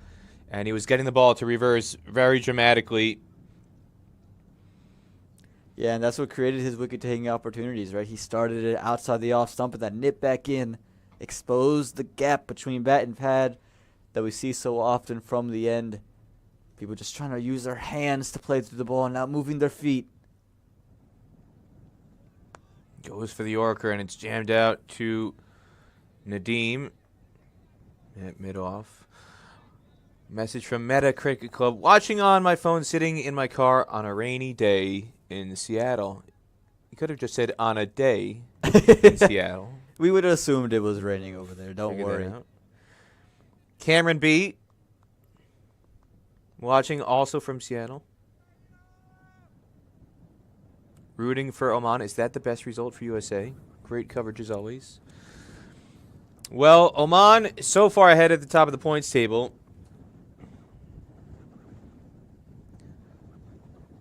We've got a change of angle now. Bilal coming over the stumps.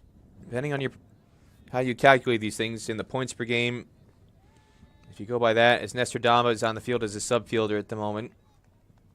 He's got the ball in hand at mid-wicket.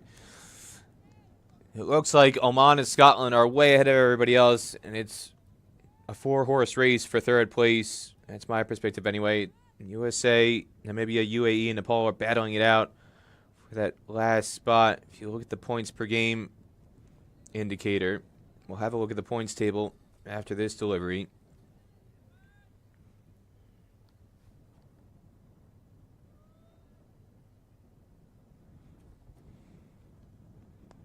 This one just chipped into mid-wicket. Another dot ball. 2 runs from the over. 112 for 5 after 33.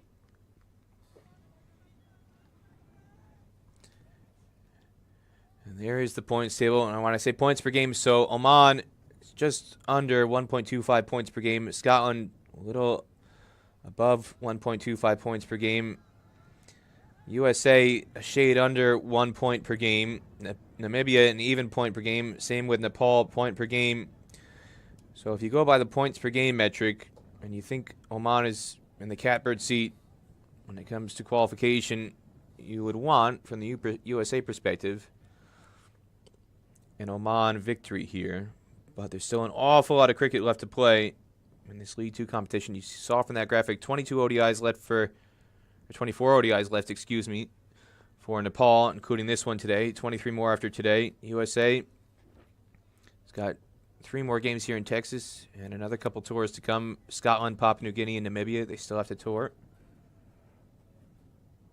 Whereas this is this is Oman's final tour in the League 2 competition. And they'll have a very well-earned rest after 4 matches in this Texas heat. Oman. They'll get their 36 matches done, and spending it in this 98, 99 degree heat, 100 degrees over the weekend with 60% humidity. They've earned the opportunity to put their feet up and let everybody else duke it out. They've more than earned that, Peter. Again, it's so hot out there, and you're going to keep sweating the more you stand out there. They've been out there for 2 days back-to-back, charging and bowling with the pads and the helmets and the gloves. It's hard to do, and they've done it quite well. Again, they've kept themselves in this match, and for the first time today, runs match the balls. 97 more runs needed from 97 deliveries. What a fight back from Oman to get it to this stage. At some points, didn't even look possible. That metric. Last ball coming up in this over. And just gently punched back to Ion Khan. 3 runs from it. 115 for 5 after 34. Message from B. Poto. Very disappointing batting from Nepal after a steady early start. The problem is there is no strike rotation at all. Planning to drive down from North Louisiana tomorrow for the game on Saturday. So getting a head start. Depending on how you want to split that drive up. I could see it be a 2-day trip. Louisiana, some distance, depending on which part of the state you're coming from. North Louisiana. Hoping for a great match. Bipin Mainali, watching from Fort Worth. They're very specific about it. It's almost like the difference between Pearland and Houston. You go over there and you ask, are you watching from Houston? No, Pearland. Pearland. You ask, are you from Dallas? No, Fort Worth. 2 distinct cities. Fort Worth to the east, Dallas to the west. Dallas-Fort Worth Airport. They got to share the title, DFW. Can't call it Dallas Airport, not Fort Worth Airport. Dallas-Fort Worth Airport, DFW.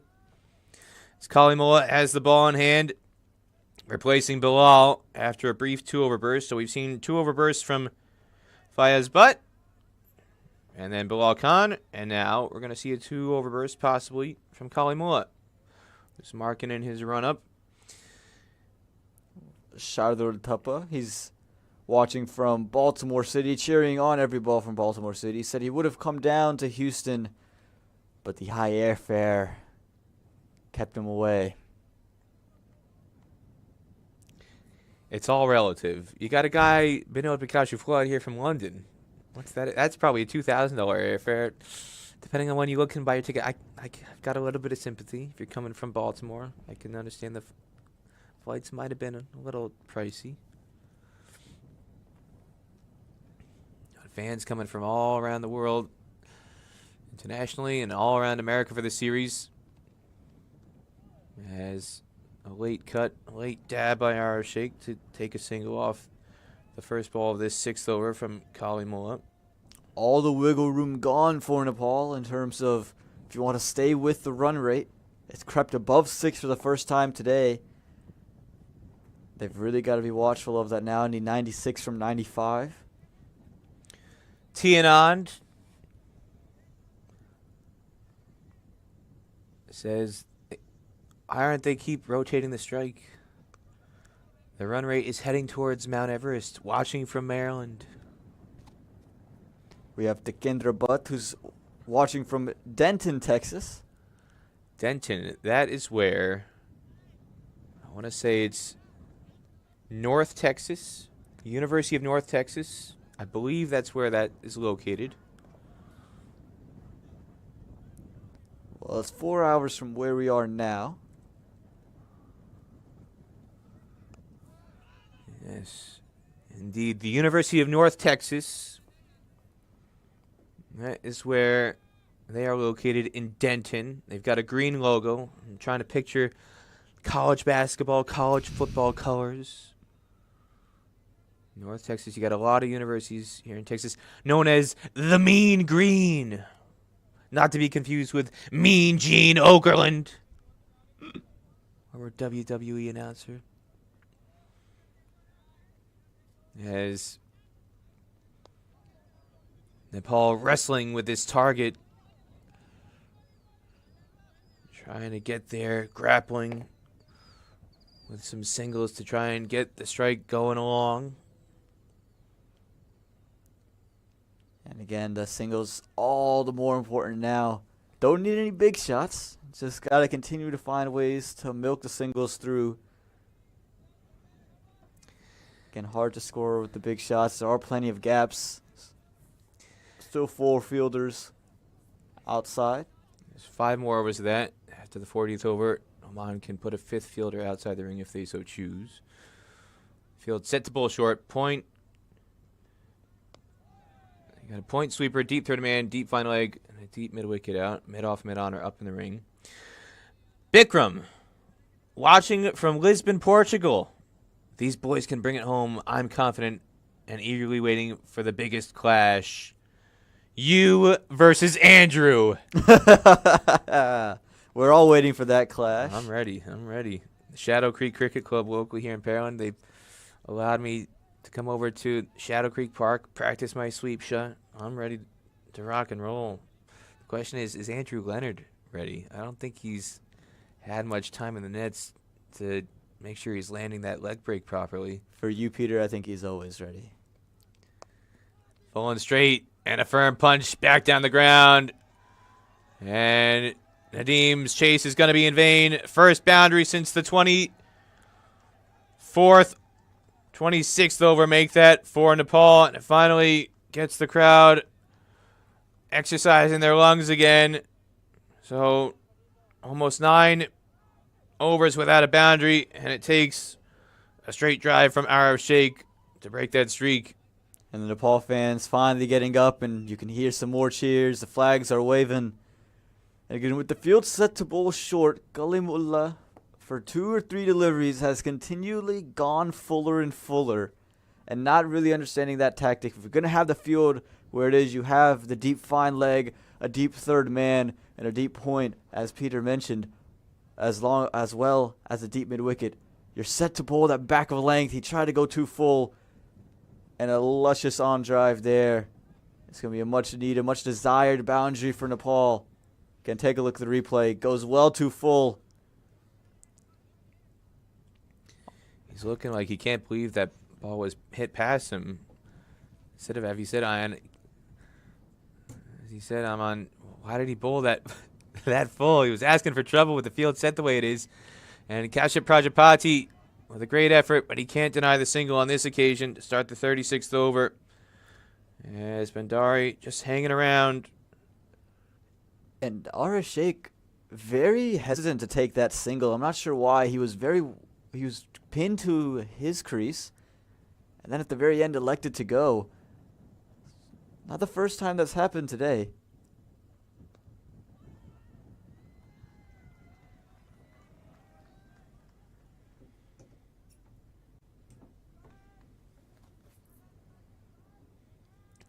That time was able to carve it through the offside.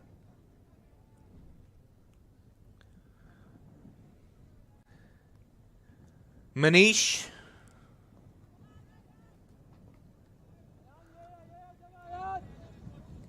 Watching from Northeast Texas. Hello, Manish.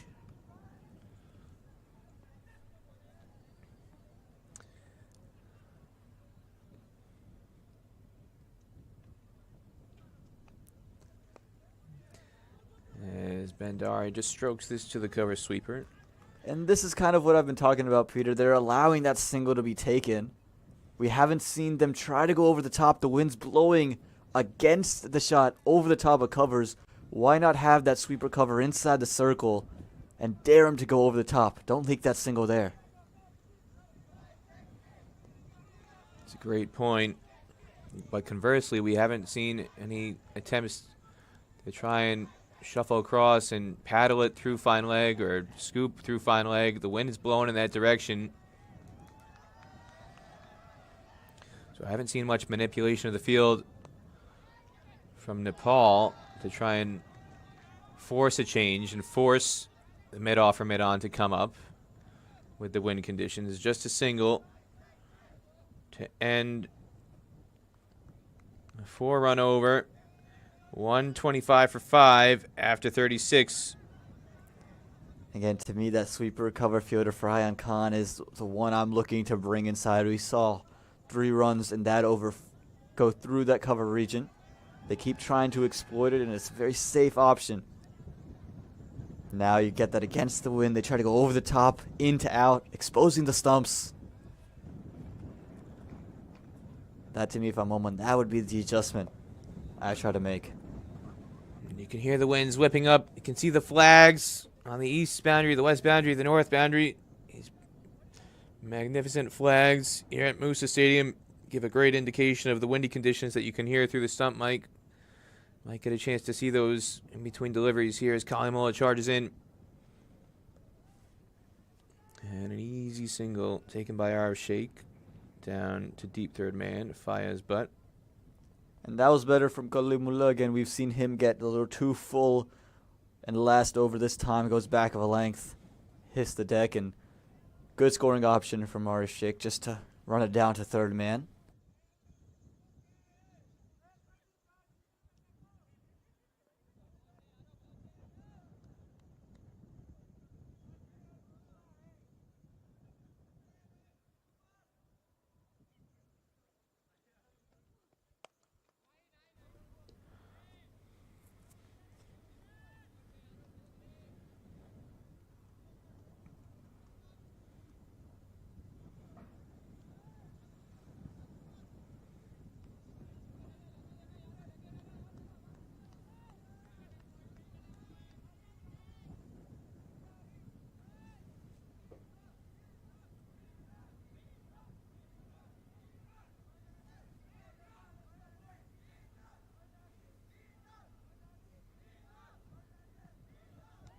Kalimola trying to appeal to throw off the wide, but there wasn't any sound that came through the effects mic. Looks like it was clearly down the leg side. And the wide is called by Jermaine Lindo. There's the flags on the east side of the boundary, and you can see how strong they are fluttering at Musa Stadium here in Pearland, Texas. We're getting consistently 20 to 25 mile an hour gusts. Might even be stronger than that at this stage. The wind is howling pretty strongly to get the flags fluttering that high and that consistent. And that's the wind that has affected some of the shot making today.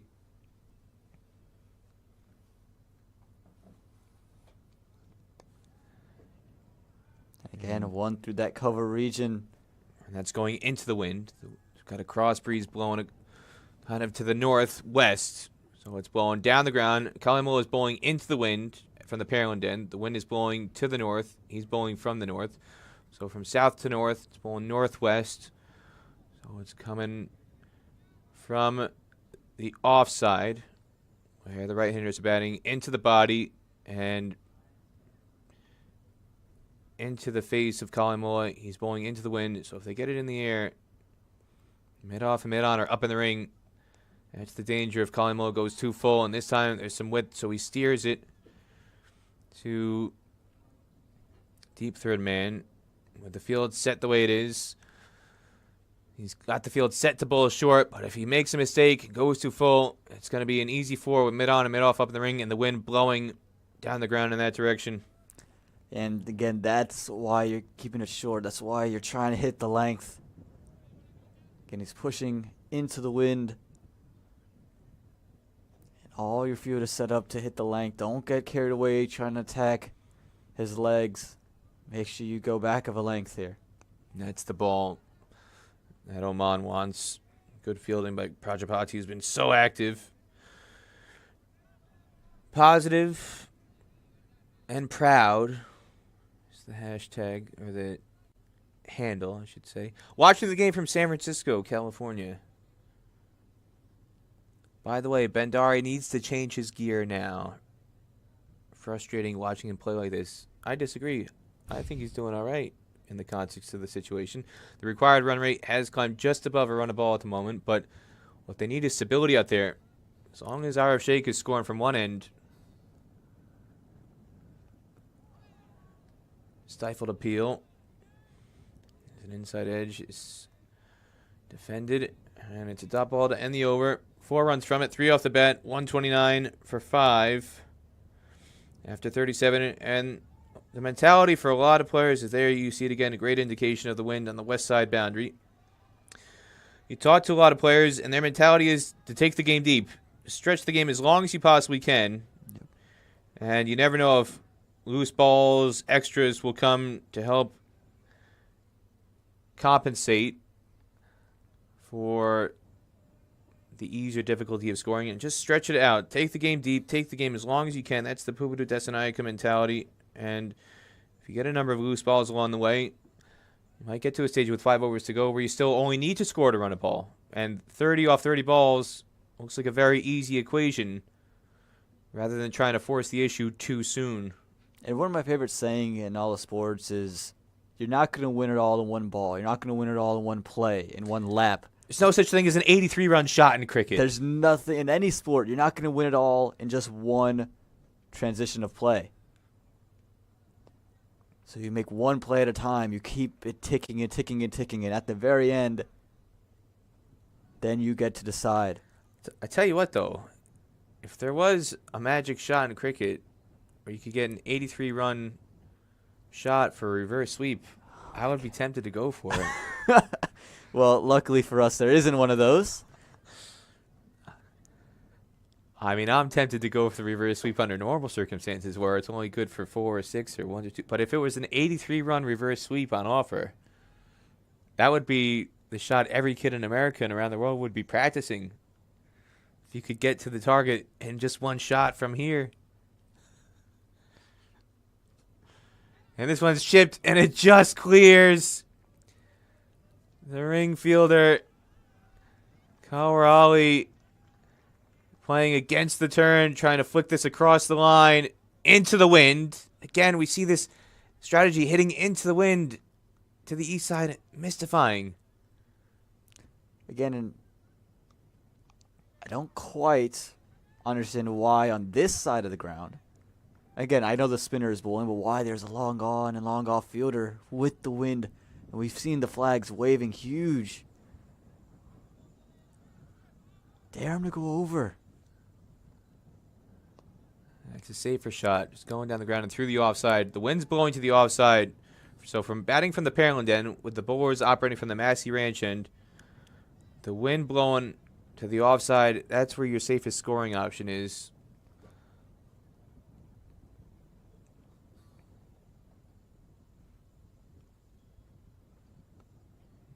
And just a punch to the sweeper. 133 for 5 after 38. Again, you can see the approach here from Nepal. They've just elected to keep milking the singles. And for Oman now, some interesting decisions on what they're going to do with the ball. You still have 3 overs from the captain. You can see the discussion between the two of them. What are the options they want to do? How's the field going to change? Long chat here. Let's take a look at the bowling options. There's an extended chat here between the captain, vice captain, and Mohammad Nadeem, senior player. Zishan Maksud, 3 overs left. You expect him to bowl out. And Kawarali, I would expect him to rip through those 4 overs, but where are the rest of the overs going to come from? 12 overs left. Bilal Khan is going to bowl a death spell. We know that Faya's butt was used as a death bowler yesterday. I would not necessarily expect to see Kalimola bowl out.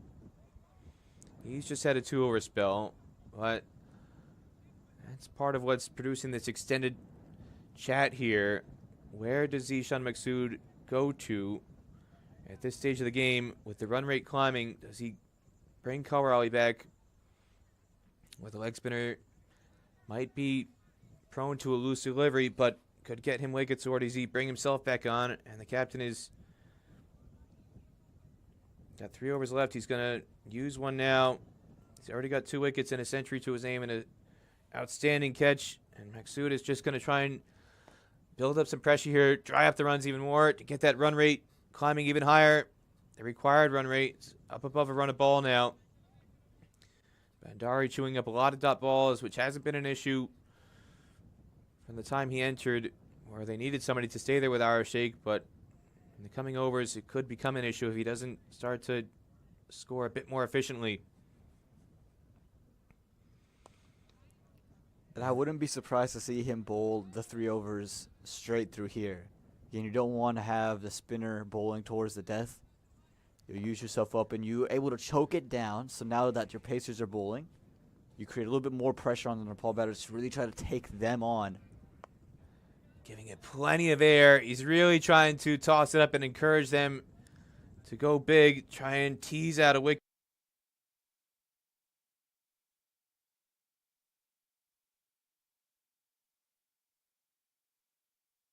Have to come.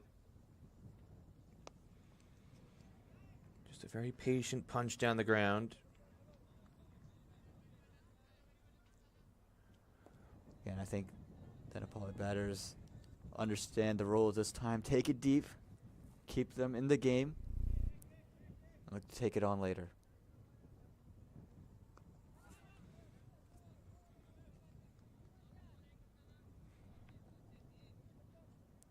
And if Maksud can come away with a string of dots to end this over, a lot of pressure will carry over.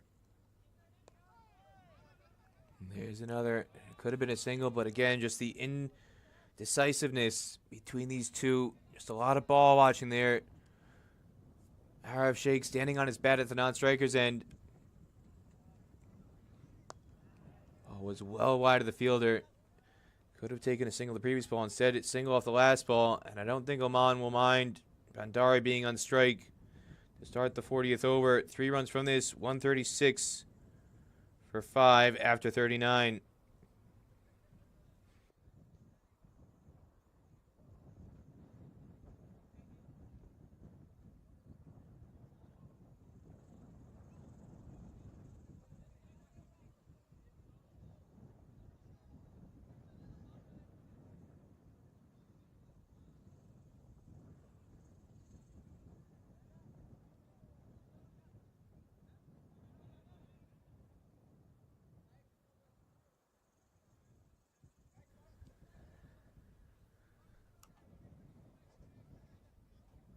Ayan Khan is going to continue here. 7th over of this spell. Unchanged as they just continue to try and build some dot ball pressure. And there's been no reason to take him out of the attack the way that Bandari has been approaching him.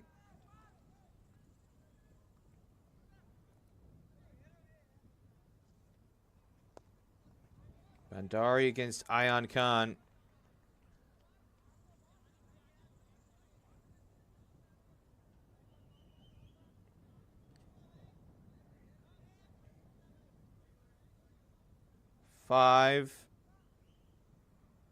Take that about 8 off of about 23, 24 deliveries. So he's striking at about a 33 strike rate against Ayan Khan specifically.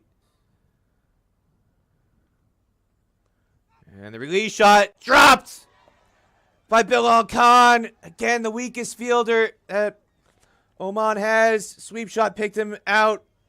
Couldn't have middled it any better. Straight to the chest of number 18 in red. And Ayan Khan, his hands on hips.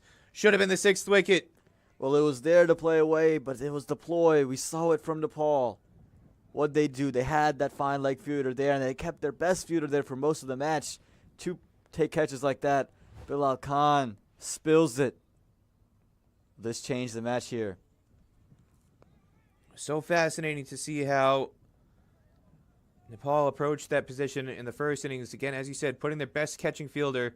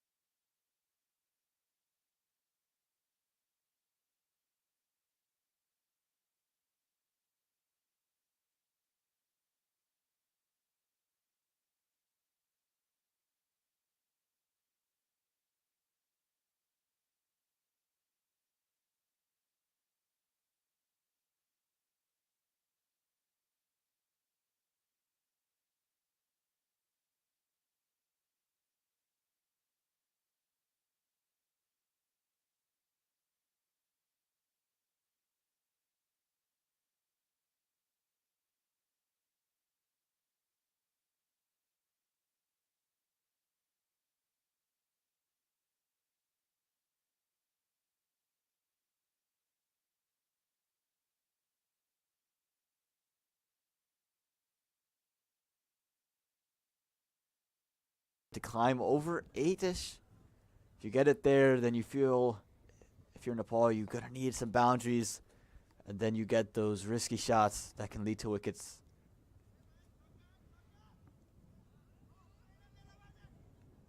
Bandari now, can he get out of first gear, Peter? tries for the paddle sweep, and Jermaine Lindo sends him on his way. The pressure was building. And with fine leg back on the rope, I just don't like that shot. Again, you've got to pick your spots. You've got to recognize the field setting. And playing that shot when at best you're going to get a single out of it, the risk does not match the reward. And now Bandari goes back to the pavilion out for 14. And he's committed to it so early. Before we saw Zisha Maskoud really release the ball, he was already committing to that shot. He fired it a little bit quicker. And again, another time we've seen the ball slide under the bat. How many times? The bounce has been consistent, but it's been underneath the bat of the sweeps at all time. And this time he's tried to play that little paddle sweep, and like you said, would have only resulted in probably one run. Well, you're hearing big cheers from the King stand because Karan KC, who's famous in Nepal cricket for bashing sixes galore just when his team needs it, number 33 is stomping his way out to the middle to join Haro Sheikh. So Bandari did somewhat of a job to just stretch the match out to set the table for Karan KC. 71 off 58. Modern cricket, it's not a daunting equation, especially when you've got a guy like Karan KC coming out to the middle.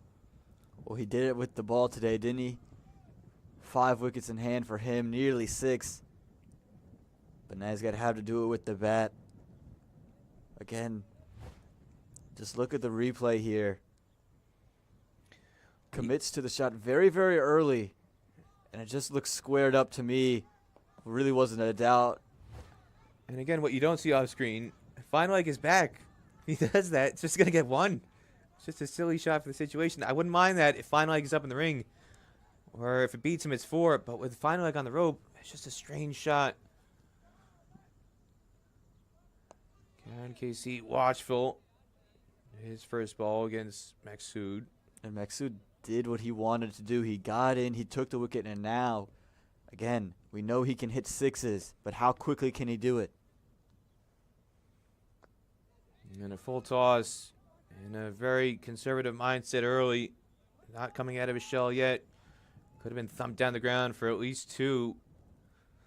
Instead, it's just patted gently to the offside ring. And Maksud going to try to push this run rate up past 8. And an inside edge goes through the leg side. They're pushing hard. Will they come back for 2? They're calling for it. Kalimoa again picking on a weak fielder. And Zishan Maksud is gesturing angrily at the tall fast bowler. You can hear the shouting coming through the effects microphone. The captain is not happy whatsoever. You can see the anger written all over his face. Oman should never have been 2. And he's showing his displeasure in no uncertain terms. Yeah, he's very unhappy with that one. Again, he senses the occasion. They need to continue to tighten the screws. Another thing to watch for that throw. It looked like it hit Arif Sheikh in his left hand. You can see him take the glove off and start shaking it around. But again, shouldn't have been 2. But it's 2 nonetheless. Late cut picks out Fayez, but on the ring behind point. So a dot ball to finish the over. 3 runs and a wicket. Zishan Maksud, 3 for 30, 9 overs to go with a century in the first innings.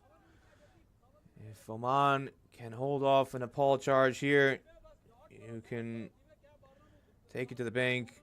He's got the man of the match award sealed in his name. 143 for 6.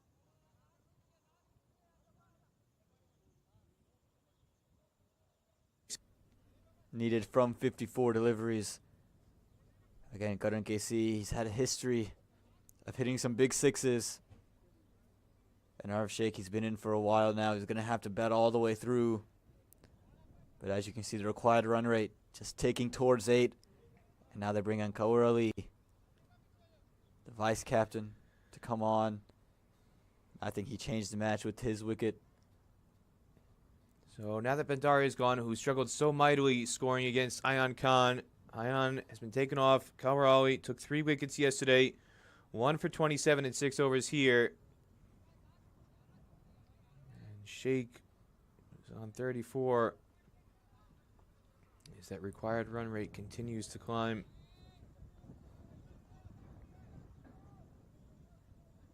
Gotta find a way to pierce some gaps early on.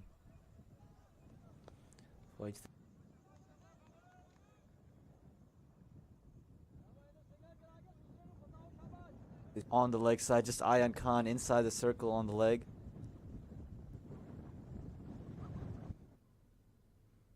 And he picks a gap. There's a deep backward square in place who's hustling forward to collect this. Muhammad Nadeem is out there. Deep backward square. Jatinder Singh at deep mid-wicket. Fayez butt long on. Kalimullah long off. Shoaib Khan at cover sweeper. In the ring, as Aman said, Ayan Khan is at mid-wicket in the ring. The 3 offside fielders, Kashif Prajapati, Zishan Maksud at backward point.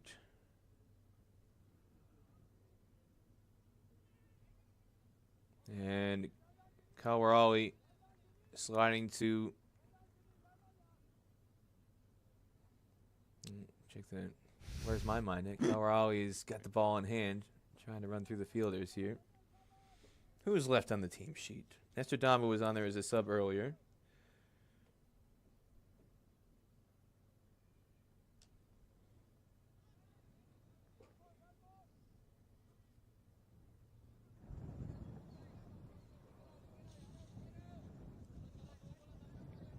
Again, tightening things up, go early. Not making it easy on the Nepali batters.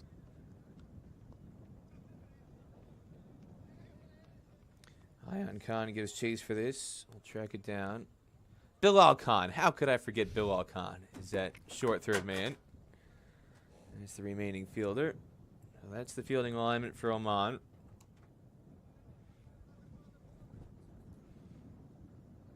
again, they need more than singles. At the very least, they can't have dot balls at this stage.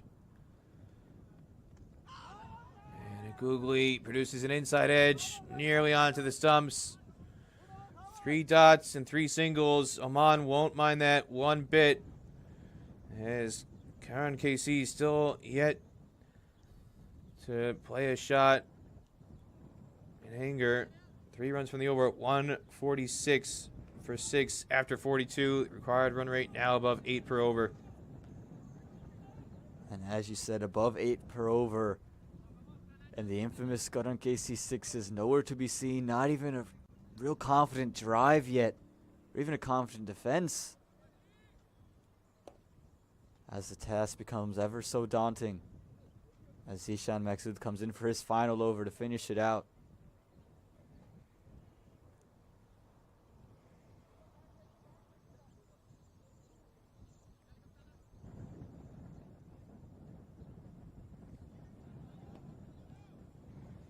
Just maneuvering his field a bit, bringing Kalimola 10 yards in off the rope. Deep fine leg, and a scuffed drive. Just dribbles along the turf, out towards Prajapati long on. Again, got a deep fine leg. Kalimo who's 10 yards in off the rope. Deep mid wicket, long on, long off, and a point sweeper in place. Those are the boundary riders. This one goes out towards that point sweeper. Bilal Khan is there on this side of the field, and the ring fielders, Kawar Ali at mid-wicket, Ayan Khan in the covers, Fayaz Badat, short third man, and Nadeem at extra cover in the ring. Gives it some air, and it'll just be a single. And again, they're just looking to open up some scoring options. And you can see the swing from Arif Sheikh now. A little bit more vigor, a little bit more violence in it. And what a delicate shot this is. And Fayaz Butt, he's got tired legs, 2 days worth of bowling spells, and now 92 overs worth of time is spent in the field in this hot Texas sun. Zishan Maksud doesn't look thrilled with the effort, but I've got a lot of sympathy for Fayaz Butt. In the conditions we're facing here in Texas, a much-needed boundary for Nepal. Much needed indeed. Again, the run rate tickling higher and higher. And Karan KC, not one of the 6s we were talking about, but delicately runs the through third man and guides it ever so away 4 to Nepal.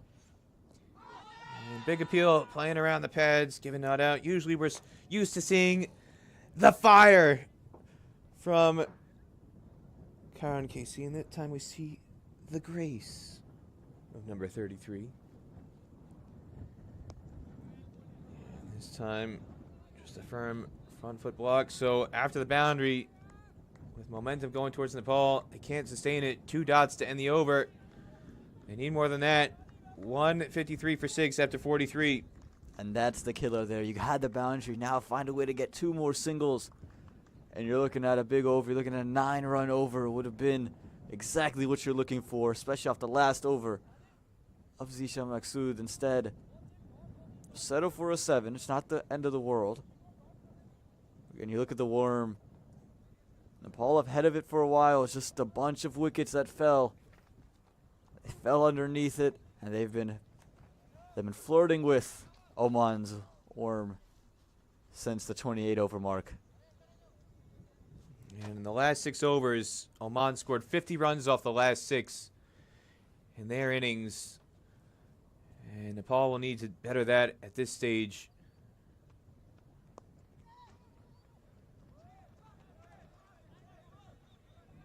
.59 needed off 7. There's a single taken off this first delivery by Arif Sheikh. Moves to 39.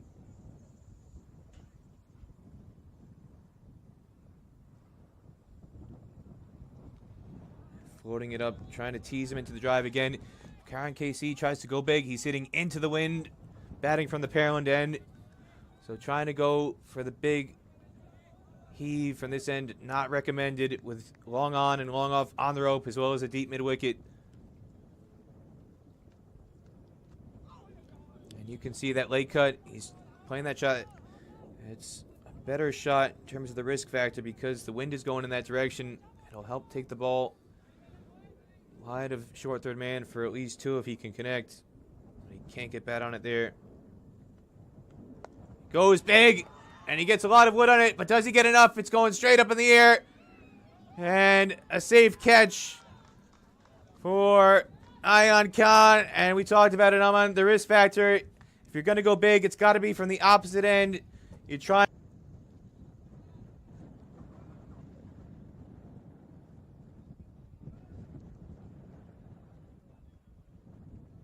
He pays the price. Go early, building pressure.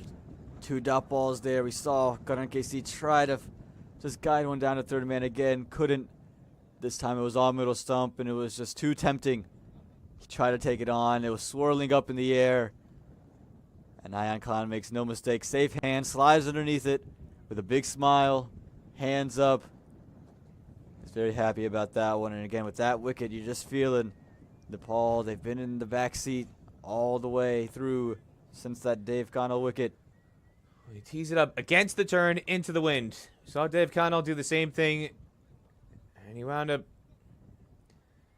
being trapped on the crease. This time, Karan KC gets pat on it, but it just hangs up in the air. He got under it way too much. He got a lot of it. He definitely middled it, but you get it as high as he did, and it's just going to hang up in the wind. The wind will never let that ball clear the rope. You get it as high as he did, and it just hangs up. And the distance that Ayan Khan had to cover, he ran a good 20 yards in from the rope. Again, it's another indication of how strong the wind is blowing in from that boundary. There's no way you're going to clear it, no matter how strong Karan KC is. He had to take his chances from the Massey Ranch and the odd number overs. If you're trying to hit big on the even numbered overs into the wind, it's just not going to happen. Sampul Kami now. Just a simple punch down the ground for one. And this is part of that adjustment period. This is their first match here at Musa Stadium, whereas Oman playing the back-to-back, they're physically drained, but they get that match awareness and that match experience of the conditions, soaking it up for 24 hours in that match against USA. And even though they're going through a very physically demanding experience playing back-to-back, that experience is paying off here at the death. Yeah, it definitely is. And again, daring the batsman to take it on through the wind. Bowling in the right areas today versus yesterday. They've really come out with a different approach. And it might allow them to defend 212. 56 more needed from 36 deliveries. 156 for 7 after 44. Kalrali after 3 wickets yesterday, another 2 today. And the chase getting ever more so daunting. And Oman getting further and further ahead. And another discussion here about who's going to come on to bowl. And it looks like Bilal Khan, who's got 4 overs left. He can only bowl 3. He's got 4 left. Fire spot, we saw him used at the death. And Billy, the man they call Billy, the Jungly Billy, the Wildcat, Bilal Khan, is going to come roaring back in from the Pearland end. Now a lot of pressure here on Arif Sheikh. He's been in for 59 deliveries, hasn't really shown a lot of shots yet. He's just played to the merit, but now's his time to really take advantage and start a flurry of boundaries. If he could do that, he could bring Nepal back into this match. Again, 56 needed from 36. Well, you're asking him to do it against one of the best death bowlers in the associate world. That's the challenge that's in front of him. It's not an easy task by any stretch of the imagination. Mid-off is up in the ring. They got a cover sweep, deep fine leg, deep mid-wicket, and long on the boundary riders. Back of the length, just guided to Fayaz Butt at deep third man for one. Get Sampul Kami off strike. And he did his job there. Again, understanding that Arif Sheikh's been in for a long time. And if there's anybody that has a chance to do it against one of the best bowlers in associate cricket, at this moment it's Arif Sheikh. Again, don't be surprised to see him make some room. to try to access the offside. The wind blowing in that direction. Some gaps there to pick as well.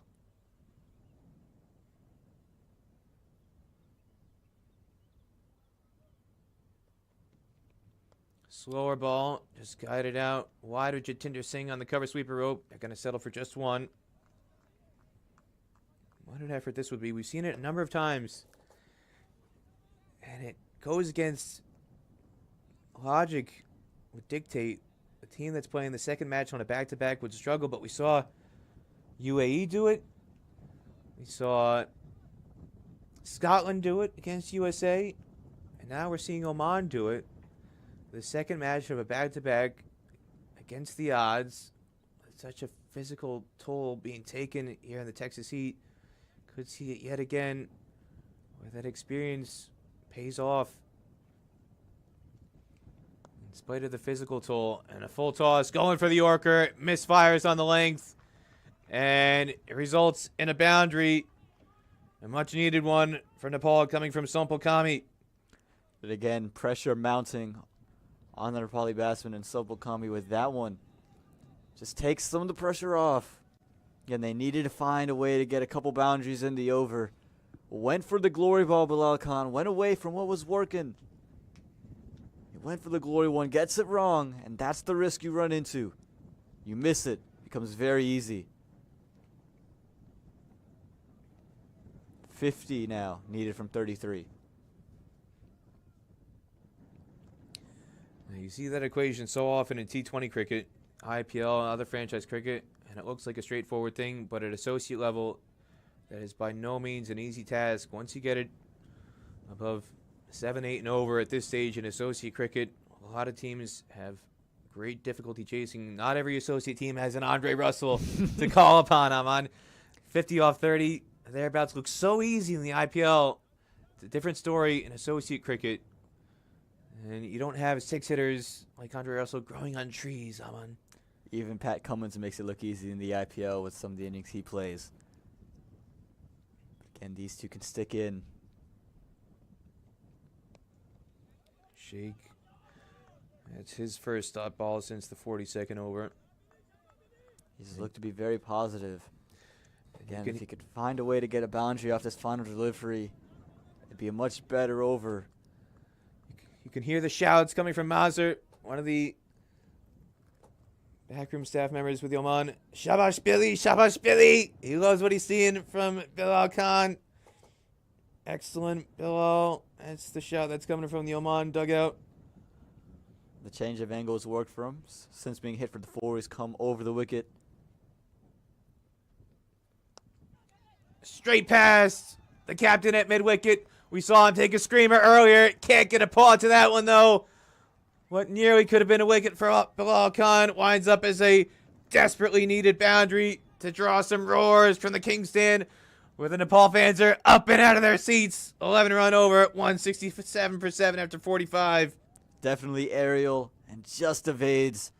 The Omani captain would have had to take another one-handed blinder. Take a look at the replay. Again, I think he was just trying to go for that glory ball again. Allowed Arif Sheikh to free his arms through it, and it races past the fielder running through the leg side again. Take a look how close this was. Again, never really had a chance at it. Would have been a blinder. But a 4 to end the over. A much needed 4 to end the over. Great camera work there from Umair Khan, heading the Great Club's production team, setting up that camera on that angle. And this one lofted over cover for one by Sompal Kami. Again, understanding the situation. Let me go get Arif Sheikh in the point of strike. Let me get him on strike. And remember, he was dropped on 30 by Bilal Khan. I believe it was on 32 maybe at that moment. He was dropped on 30. At backward square leg in the ring. A sweep shot came into him at chest height, and he jumped when he didn't really need to. And that kind of throws off the entire body rhythm. Misjudged it looking into the sun. He's fielding on the east side of the ground. Sun setting on the west. That's where the shot was played from. So, if he wants to use that excuse, I might buy it. Well, go early, continuing to make things difficult, not giving either batsman much to work with in terms of room, in terms of ability to free their arms. It's just they're just forced to work it into the deep, into that sweeper region for one. Chips this just short of Maksud. Nervy shot from Sompokami. And this is what makes go early so dangerous. It was just that zip he gets, the revs he gets, caused it a dip. Sompokami had committed so early, had to just check himself. And nearly carrying to the Omani captain.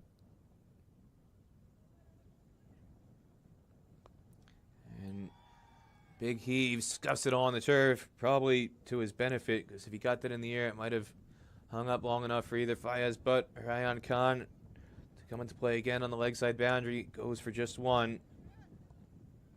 And the run right now is, the required run right now has climbed above 10. Again, boundaries are going to be required here for Nepal. Will look to be a pretty simple chase. Has turned into one that they might not get on the other side of. This one just a simple, firm drive to Kalimoa. And they're going to take him on again for a second run. And Zishan Maksud with a steely glare from the covers at Kalimoa. He is stewing. And again, you can see it, just what's going on. They chose the right fielder to take it on. They knew they had to go get two to get Arif Sheikh back. It was always going to be tough.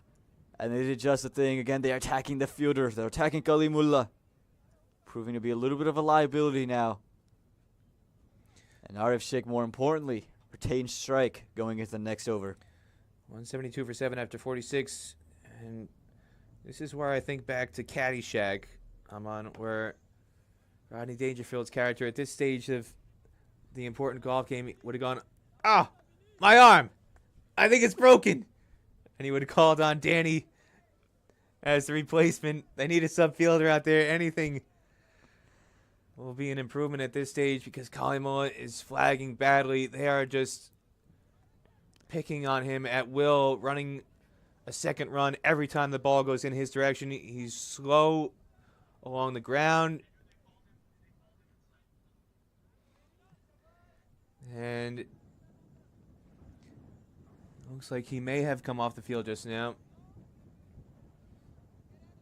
No, that's him right there. No, he's inside the ring. Kalimoa, there he is, 22. He's flagging badly as Bilal Khan starts his 8th over.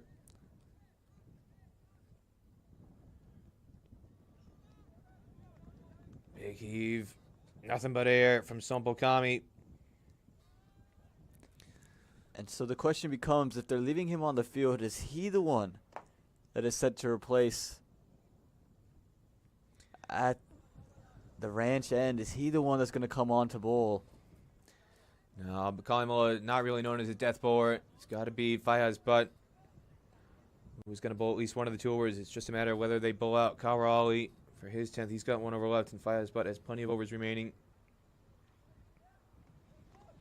Goes for the York again, and this time gets it straight to Jatinder Singh. We saw him pick the gap earlier for a boundary, but this time just punches it straight to Jatinder, who's wider now on the cover sweeper rope. Again, mid-off is up in the ring. You got a cover sweeper, deep third man, fine leg up in the ring, deep square leg, deep mid-wicket, long on. Those are the boundary riders. The only fielder in the ring on the leg side is Colin Mullet, fine leg, 3 boundary riders, or excuse me, 3 ring fielders on the offside. Slower ball, heaved with the wind. That's going to sail over the rope for 6. Now that's intelligent batting. Shoaib Khan was cheating in and did it go for 6. Waiting for the signal out there. Shoaib Khan. And a 50 comes up for Arif Sheikh, and what a way to do it with that heave over the leg side. And they're going to call it 4. And how bad does that look for Shoaib Khan? Misjudging it, and it lands inside the rope. You got to mark that down as a missed chance, but the 50 comes up for Arif Sheikh. Big moment for him in this contest. His second ODI 50, career best of 59 not out. That should have been a catch, Aman. He latched onto the slower one very, very quickly. Take a look at this. Again, it's a 50 for him, and we'll get to the replay after this delivery. This one chipped wide of mid-off up in the ring. A lot of work for the long-on fielder to do to cut this off. Muhammad Nadeem will keep it to 2, but you can get a look at the replay. And then Shoaib Khan, the boundary rider, had a deep square leg with a terrible misjudgment. What could have been a catch instead takes Arif Sheikh past 50. And it's not the first time we've seen that either today. Again, latched onto the slower one quickly. It was up in the air, and he was well inside the circle, well inside the boundary. Never had a chance at it. Just maybe the wind carried. Didn't expect it to go that far. But nonetheless, it's 4 to the total. And a big heave across the line, not out. But surely, with the wind blowing in that direction, you got to be on the rope. Why would you cheat in with the wind going in that direction? That's a great point. And remember, we saw Dave Connell do the same thing at Cow Corner. Cheat in, and what would have been maybe a chest-tight catch for him along the boundary. He watched it sail over his head. So we saw it cost Nepal in the first innings. Could the fielding cost Oman at the death here? Just some very costly miscues at pivotal times. Just kept this game alive. 32 needed now off of 19 deliveries. Length ball, and they're just looking to tap and run for the single. And it means a 9-run over. 181 for 7 after 47. 31 required off 18. And we're getting down to the wire, Peter. It's getting closer and closer here. Again, I'm not sure why that single was taken. You could have kept Arif Sheikh on strike. But we've seen some Bukami been able to rotate at least. But who do they go with? Do they go back to Kawar Ali? Do they go to Fayez Butt here? He is making his way from long off. Is he set to go over and bowl? Who's it going to be? And it's going to be Kalrali who will bowl out his 10 overs. Yeah, we saw in the first innings, Zishan Maksud was on 67. And a terrible misjudgment on the deep mid-wicket rope caused Sandeep Lamichhane a wicket. And instead of being out for 67, Zishan Maksud went on to score an unbeaten 104. How big was that moment, and how big was this most recent moment here in the 47th over? That's a big moment indeed, that misjudgment. I believe it was Suraj, the right-hander, who played that pull shot against Sandeep Lamichhane. And then that Dev Connell. I'm misreading my notes here, yes. So it was Dev Connell out at deep mid-wicket, but there was a missed chance, and it was the chance at Karen KC. That's what it was. It was the pull shot to Sandeep Lamichhane, opposite side of the field, deep mid-wicket, that Karen KC misjudged, went back initially, and then he'd never put in a dive. If he had read it properly off the bat, Karen KC would have had Zishan caught for 67 off Sandeep Lamichhane, and then Sandeep Lamichhane again. So twice Sandeep Lamichhane was bitten by miscues from his fielders. First with Zishan Maksud in the 43rd over on 67, and then in the subsequent over, the 45th, it was that misjudgment cost them 6 runs when Suraj Kumar cleared Dev Connell out on the cow corner boundary. Here's Kawarali, bowl his 10th, and this one heaved in the air into the wind, and it just hangs up there and flutters well short of Ayan Khan. A fumble ensures the second run is taken. Valuable second for Nepal, and the nerves may be starting to get to Oman here. A misjudgment out on the west side boundary, and now Ayan Khan with a fumble on the east side boundary. And you can see the positive running from Nepal. They identified it right away and committed to the run, and they get 2. Big heave into the wind. This is going to sit up for Fayaz, but easy as you like.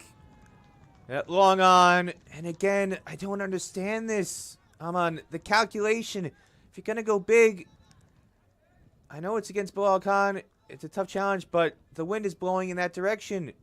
The bowlers from the south and the Massey Ranch end, they've got the wind at their back. Why do they keep on insisting on trying to clear the rope into a 25, 30 mile an hour wind? This is just baffling. I'm not sure, Peter. And again, it's also that cross-batted shot. We haven't seen it work a lot. And for someone who just picked up 2 runs playing it along the ground, if you can just pierce that gap again, at least one's on offer. You're batting so well. Don't throw it away, and definitely threw it away. No spill there from Fayez Butt. And again, look at this one from Gawar Ali. He flights it up outside the off stump. He's tried to take it against the turn, against the wind. And a very simple regulation catch for Fayez Butt. That's a big loss for Nepal. They're starting to get some rhythm going. And again, it's the double whammy there. Hitting against the turn and into the wind. It's just simple calculation. Not a recipe for success. And a big heave. Blitzed past Gawar Ali. Gets it flat along the turf. And the fans have coming all the way out of their seats from the King's Stand. They're pressed up against the fence. They're trying to rally this Nepal team with all their might. And RF Sheikh, who was able to cross with the ball in the air, muscles that to the boundary. And that just sums up the tension on the ground right now. Everybody out of their seat. Up until the final ball. That's how it's going to be here in Musa Stadium. Cut shot to the sweeper. It's going to be just one. And it's going to bring Sandeep Lamichhane on strike now. The captain entered at the fall of Sompo Kami. Again, we talk about what it means for Nepal here. Find a way to rotate. 24 needed from 14. RF has shown the ability to find the boundaries. He's found it against the spinners, against the pacers. Just someone's got to hold through at the other end and just keep the runs flowing. And another one into the wind that doesn't carry. So the captain gets away with it for just a single. 8 runs in the over so far. They need to get just over 10 per over. So the required run rate nearly in check. If they can get a boundary here off the final ball. And this one just chipped. They just want the single. RF Sheikh wants the strike. So 9 runs in the over, but crucially, the wicket of Sompo Kami is making it very, very tense here. 22 required off the last 12 balls. 190 for 8 after 48. Where's your money, Aman? It could go anywhere at the moment. RF Sheikh, he's been in terrific touch, and he's the key right here. If you can find a way, if you're Oman, to get him out or just stifle him a little bit, get him off strike early, you're going to find a way to win this match because the pressure is mounting. But this is the end you ideally want to attack from. The final over is going to be very hard to deal in boundaries because the wind will be pushing against you if you try to go straight. Well, this way, you're going to have the opportunity to hit with the wind. There's the view. You can see the flags flying very strongly. We've got 25 to 30 mile an hour winds here in Pearland today at Musa Stadium. If you're just joining us, you're just in time for a thrilling end to this match of the 8th ODI, the SkyExchange.net ICC Cricket World Cup League 2 ODI Tri-Series supported by Dream 11. And they're going to switch ends for Bilal Khan, so they're going to hold his last over back, his last eligible over. He'll end with 9. They're going to switch ends. They're going to have Fayez Butt bowl the 49th into the wind. They're going to have Bilal Khan bowl with the wind at his back. We saw him struggle at times to land his Yorkers. So you can understand why they might be switching ends for him. He's currently at short third man on the ring. And Fayez Butt, who so far today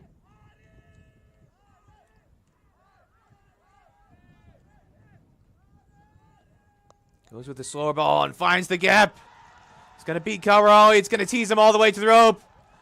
Big roars from the fans in front of the King's Stand. They're loving it here in Pearland. Aman. It's a perfect start to the over for Nepal. It was slow, but it was wide. It gave him the freedom to free his arms. And what do they say, Peter? If you're going to slash hard. That's exactly what he did. You saw one hand leave the bat. Look at the replay. It was slow, very wide. Bottom hand comes off the bat. It pierces the gap, and it runs away for 4. A brilliant start. And again, if you're going to bowl that slower one, keep it on stumps. Faiz, he's done that all day long. He's kept it on stumps that time. Try to be a little too cute. Get back to the stumps, big man. Career best now for Arif Sheikh in ODI cricket. You can see Fayaz lumbering in, trying to run through the wind. And this one just tapped to the offside for a single. Arif Sheikh's got a new career best. His previous best coming into today. An unbeaten 59. As you can see the tension there on the sidelines. That 59 not out came against Papua New Guinea in Dubai in March. Second ODI 50, and what a time for it. He's at the non-strikers end now. Can Lamichhane just get a single? Again, this is what you want. Try to keep him on strike. Jam him up for room. Length delivery off the hands of Butt, and they will get that single to get off strike. And what a moment that was. He had the opportunity to just stop it if he could get something on it and keep it in front of him. There's no run. There's no chance of one being taken. But instead it gets through his legs and nutmegs Fayez Butt. And Arif Sheikh gets back on strike. Again, the target 212, 16 runs required off the last 9 deliveries. You would hope to get a couple of boundaries here at the end of this over if you're Nepal. Shuffles down the track. Big heave into the left side. They're going to get at least one. And Lamichhane, very casual for the second. Should have been an easy 2. And I don't know what Sandeep Lamichhane was doing there. He had to come back for 2. He had to get Arif Sheikh to stay on strike. And he just rested his bat at the striker's end. Arif Sheikh was always looking to come back for 2. And just stunned at the run-out that's just occurred because the 2 was on and Lamichhane was content to settle for 1, and now he's back walking towards the pavilion with Sushan Bari, the last man set to come out to the middle. That was just really poor from Sandeep Lamichhane. It doesn't even make sense, Peter, why he was ever thinking of sending Arif Sheikh back. At that moment in time, you're the number 9 batsman. What is the point? Why are you there? To run around. You're there to make room.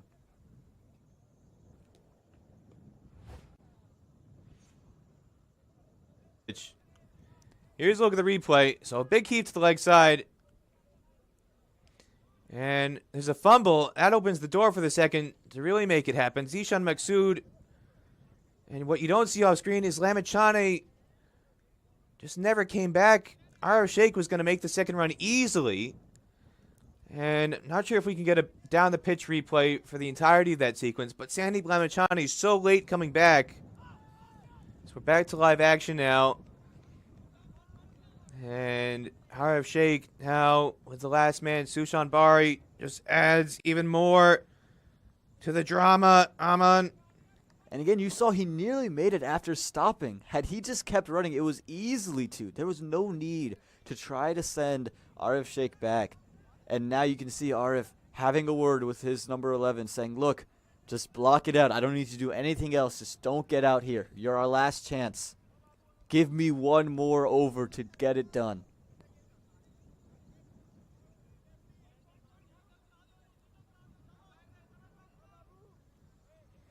The question is, can he do it? If he can keep this one out, you'll hear some of the biggest roars of the day from that King's Stand section.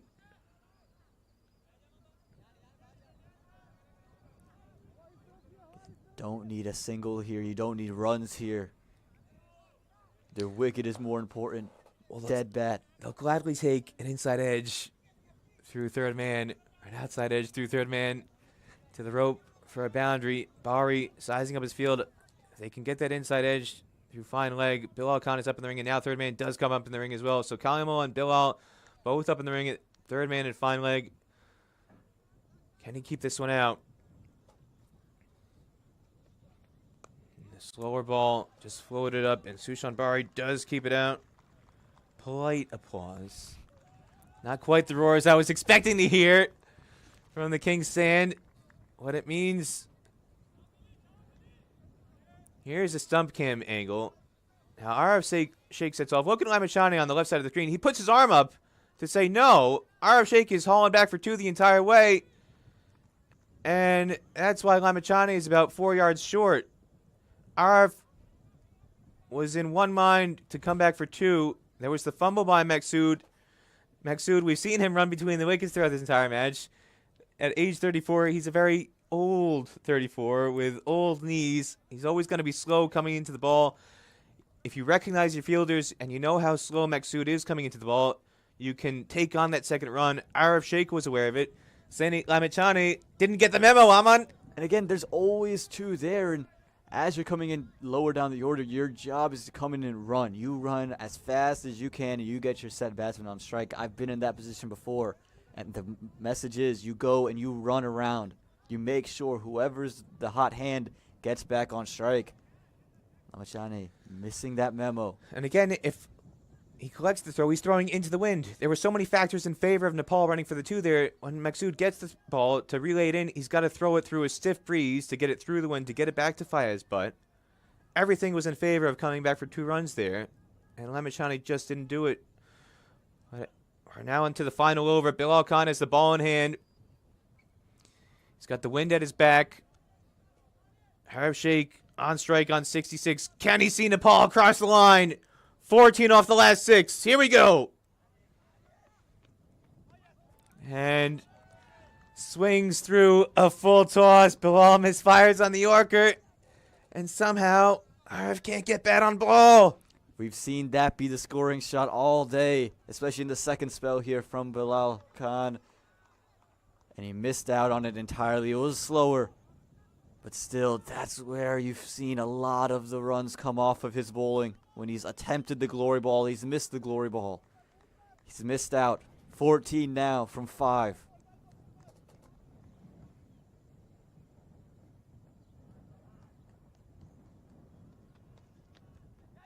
Wide Yorker again, big appeal. But it's bad on ground. No wide called. Samir Bandikar tries to get the players to calm down in a very excitable moment. But another crucial dot ball. 14 from 6 becomes 14 off 4. And you can see the pressure mounting on RF Sheikh. Taking the guard again, shaking his head. Again, you got to get bat on ball. Fine You've seen leg. the plan. Fine leg is up in the ring. I might be tempted to just shuffle across and try and scoop this over fine leg with the wind going in that direction. You got a deep square leg, deep mid wicket, long off, cover sweeper, and third man. Those are the boundary riders, but fine leg is up in the ring. And if it goes that length, it is an option. Shuffles across. And Bilal goes wide outside off, turns down the single. It's Ara for nothing at this stage. And I would just really feel like that shuffle across the stumps at this stage. Just scoop it over Nadeem at fine leg. The wind is blowing in that direction. You get it up in the air. It's going to carry for 4. And I like this from Bilal Khan. Not panicking, not changing lines, saying, okay, if you're going to shuffle and try to scoop me, try and scoop me. But I'm not changing it. He's bowling that wide Yorker. He's countering it. So if Arif tries that shot, he's got to get a long way across his stumps. There he goes for it. He tried for it, and he just couldn't connect. And the finger goes up. He went for the scoop to clear fine leg. Couldn't get bat on it. And Bilal Khan takes the game-ending wicket. Arif Sheikh, a valiant 66, ends in vain. And Oman, the captain, getting all the hugs. A first inning century. 3 wickets. An incredible catch. The do-it-all captain sees Oman home by 13 runs. And that's the one he wanted. He wanted to try to get bat onto that one. Did Arif Sheikh, unable to do so. Plumb straight in front. Bilal Khan has been pleading all day with the umpire to give him one of these wickets. Finally gets it. It hit him straight on, and you could see Arif Sheikh knew it straight away. And what a win from Oman. Defended 212 runs, kept it down, kept Nepal to 198. Again, we were sitting here at the interval saying, I'm not sure how they're going to do it. Well, Peter, that's how. There's no such thing as an easy chase in the annals of Nepal cricket history. And again, that fragile batting lineup comes back to bite them, and just some very, very questionable shots into the wind against the turn.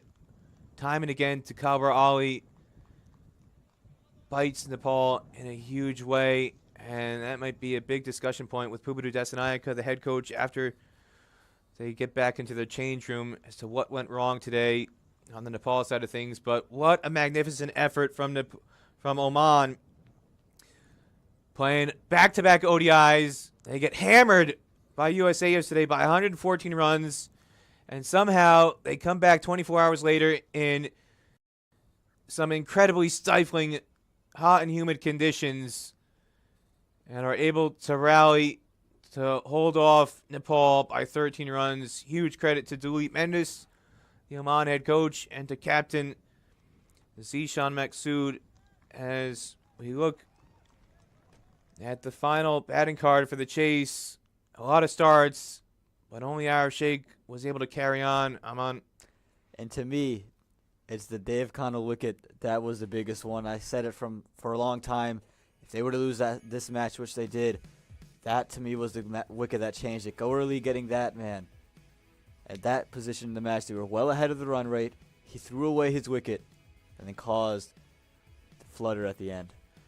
17-year-old just playing his third ODI, learns a harsh lesson today. He'll take with him going forward. And you can see the other feature, lack of partnerships across this inning. The best one for Nepal, just 37 runs. You're not going to win matches if your best partnership is 37 runs. And Zishan Maqsood, the captain, following up that first inning century with 3 for 37. Kabur Ali, what a tremendous spell. 3 wickets for the second day in a row. And Bilal Khan, the match-clinching wicket. Ayan Khan can't overlook him either. 1 for 20, 7 overs straight at a crucial stage of the match. Lines up as the most economical bowler on the day for Oman. Final thoughts from you, Aman Patel, about this incredibly tense match. I thought Oman came back with a fury in the bowling innings. I thought they really learned their lesson from yesterday. They came back, stuck to a plan on the length, around off stump, made life really tough for Nepal. And again, when you only have 212 runs on the board, 211 runs on the board, you have to be tight, and they were tight all the way throughout the day. Credit the Omani bowlers here. There you have it. That's the match summary. Oman wins by 13 runs. We'll be back in a little while for the post-match presentation. I'm Peter Delapennant, alongside Aman Patel, for the 8th ODI in the SkyExchange.net ICC Cricket World Cup League 2 ODI Tri-Series, supported by Dream 11 here at Moosa Stadium in Pearland, Texas. We'll take a short break, and we'll be back for the post-match presentation.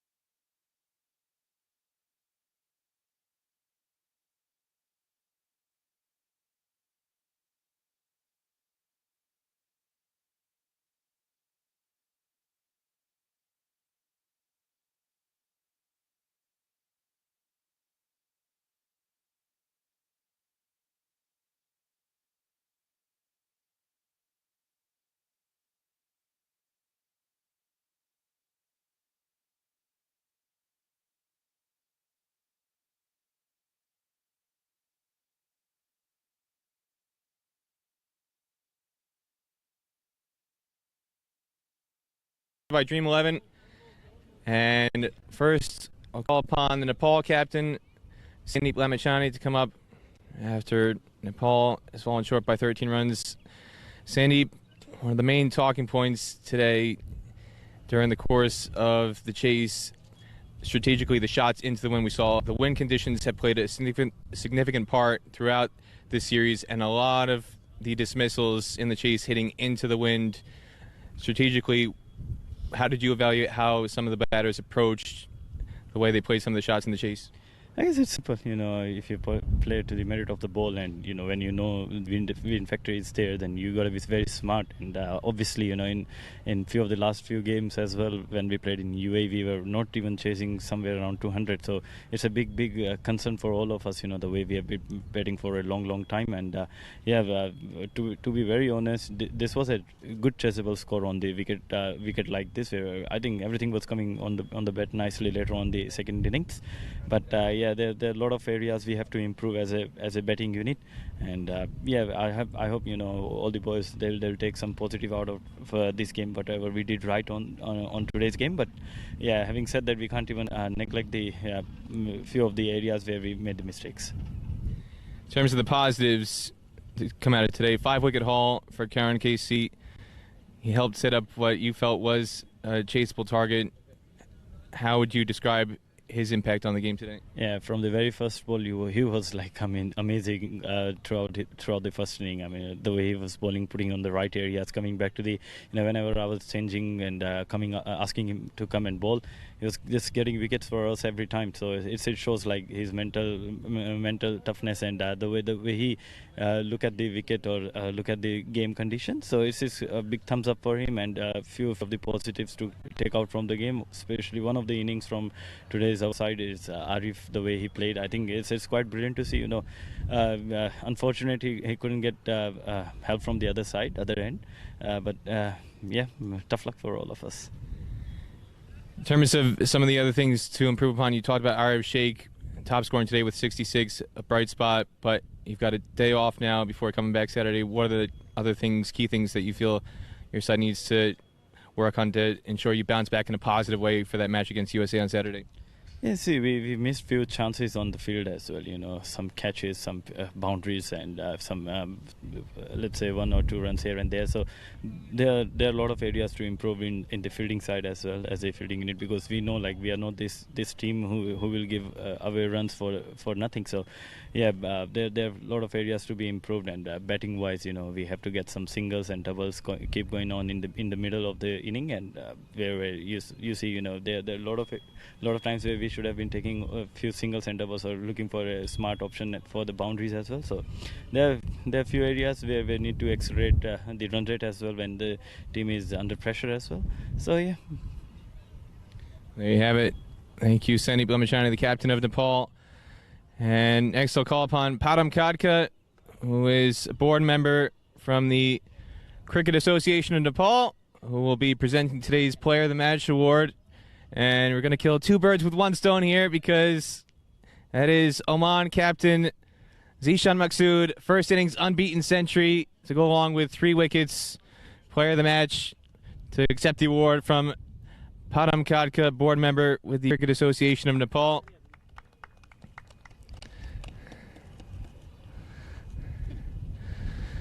Shani, second ODI century, scored 1 against USA and Nepal, and 1 now on U.S. soil here against Nepal.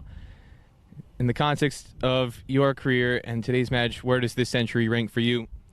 I'm very thankful to my dear Allah, and it was a pleasure for me, and it's great feeling for me right now today, because I contributed to win the game today.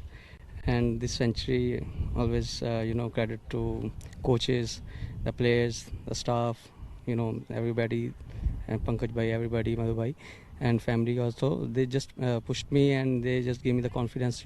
You are the one who can take this team to forward, and I'm just trying to do that. And some days you are you can do it, and some day you are not able to do it. So today is a good day for me, so I'm pretty happy. Coming back on a back-to-back, we've seen now 3 times. Scotland win on the second day of a back-to-back. UAE win on the second day of a back-to-back. And now you, Oman, win on the second day of a back-to-back in where stifling conditions for people who are not here in Paris, Texas. Very hot, extremely humid. But somehow you're able to do it. Can you explain how you were able to do it today, coming back after such a heavy loss yesterday? Yeah, it was a tough day yesterday because it's a long day. We fielded there 7 hours, full day we fielded there, and we couldn't finish the game. We lost. We got the loss yesterday, but today is the game. We just looking forward to win this game, and but Karan's bowling is very good, and he took 5 wickets. But I just want to try spend some time there onto the crease, because I know I can see the other players are there, in the difficult situation. They are just giving the wickets away, and I just tried there and stayed there. So I know if we can just pass 200 runs, it will be a good match. So, and rest of the things, the fielders, the bowlers, they have bowled very well. Khawar, Ali, Bilal, everybody who has got the ball, Ayan, so they just contributed.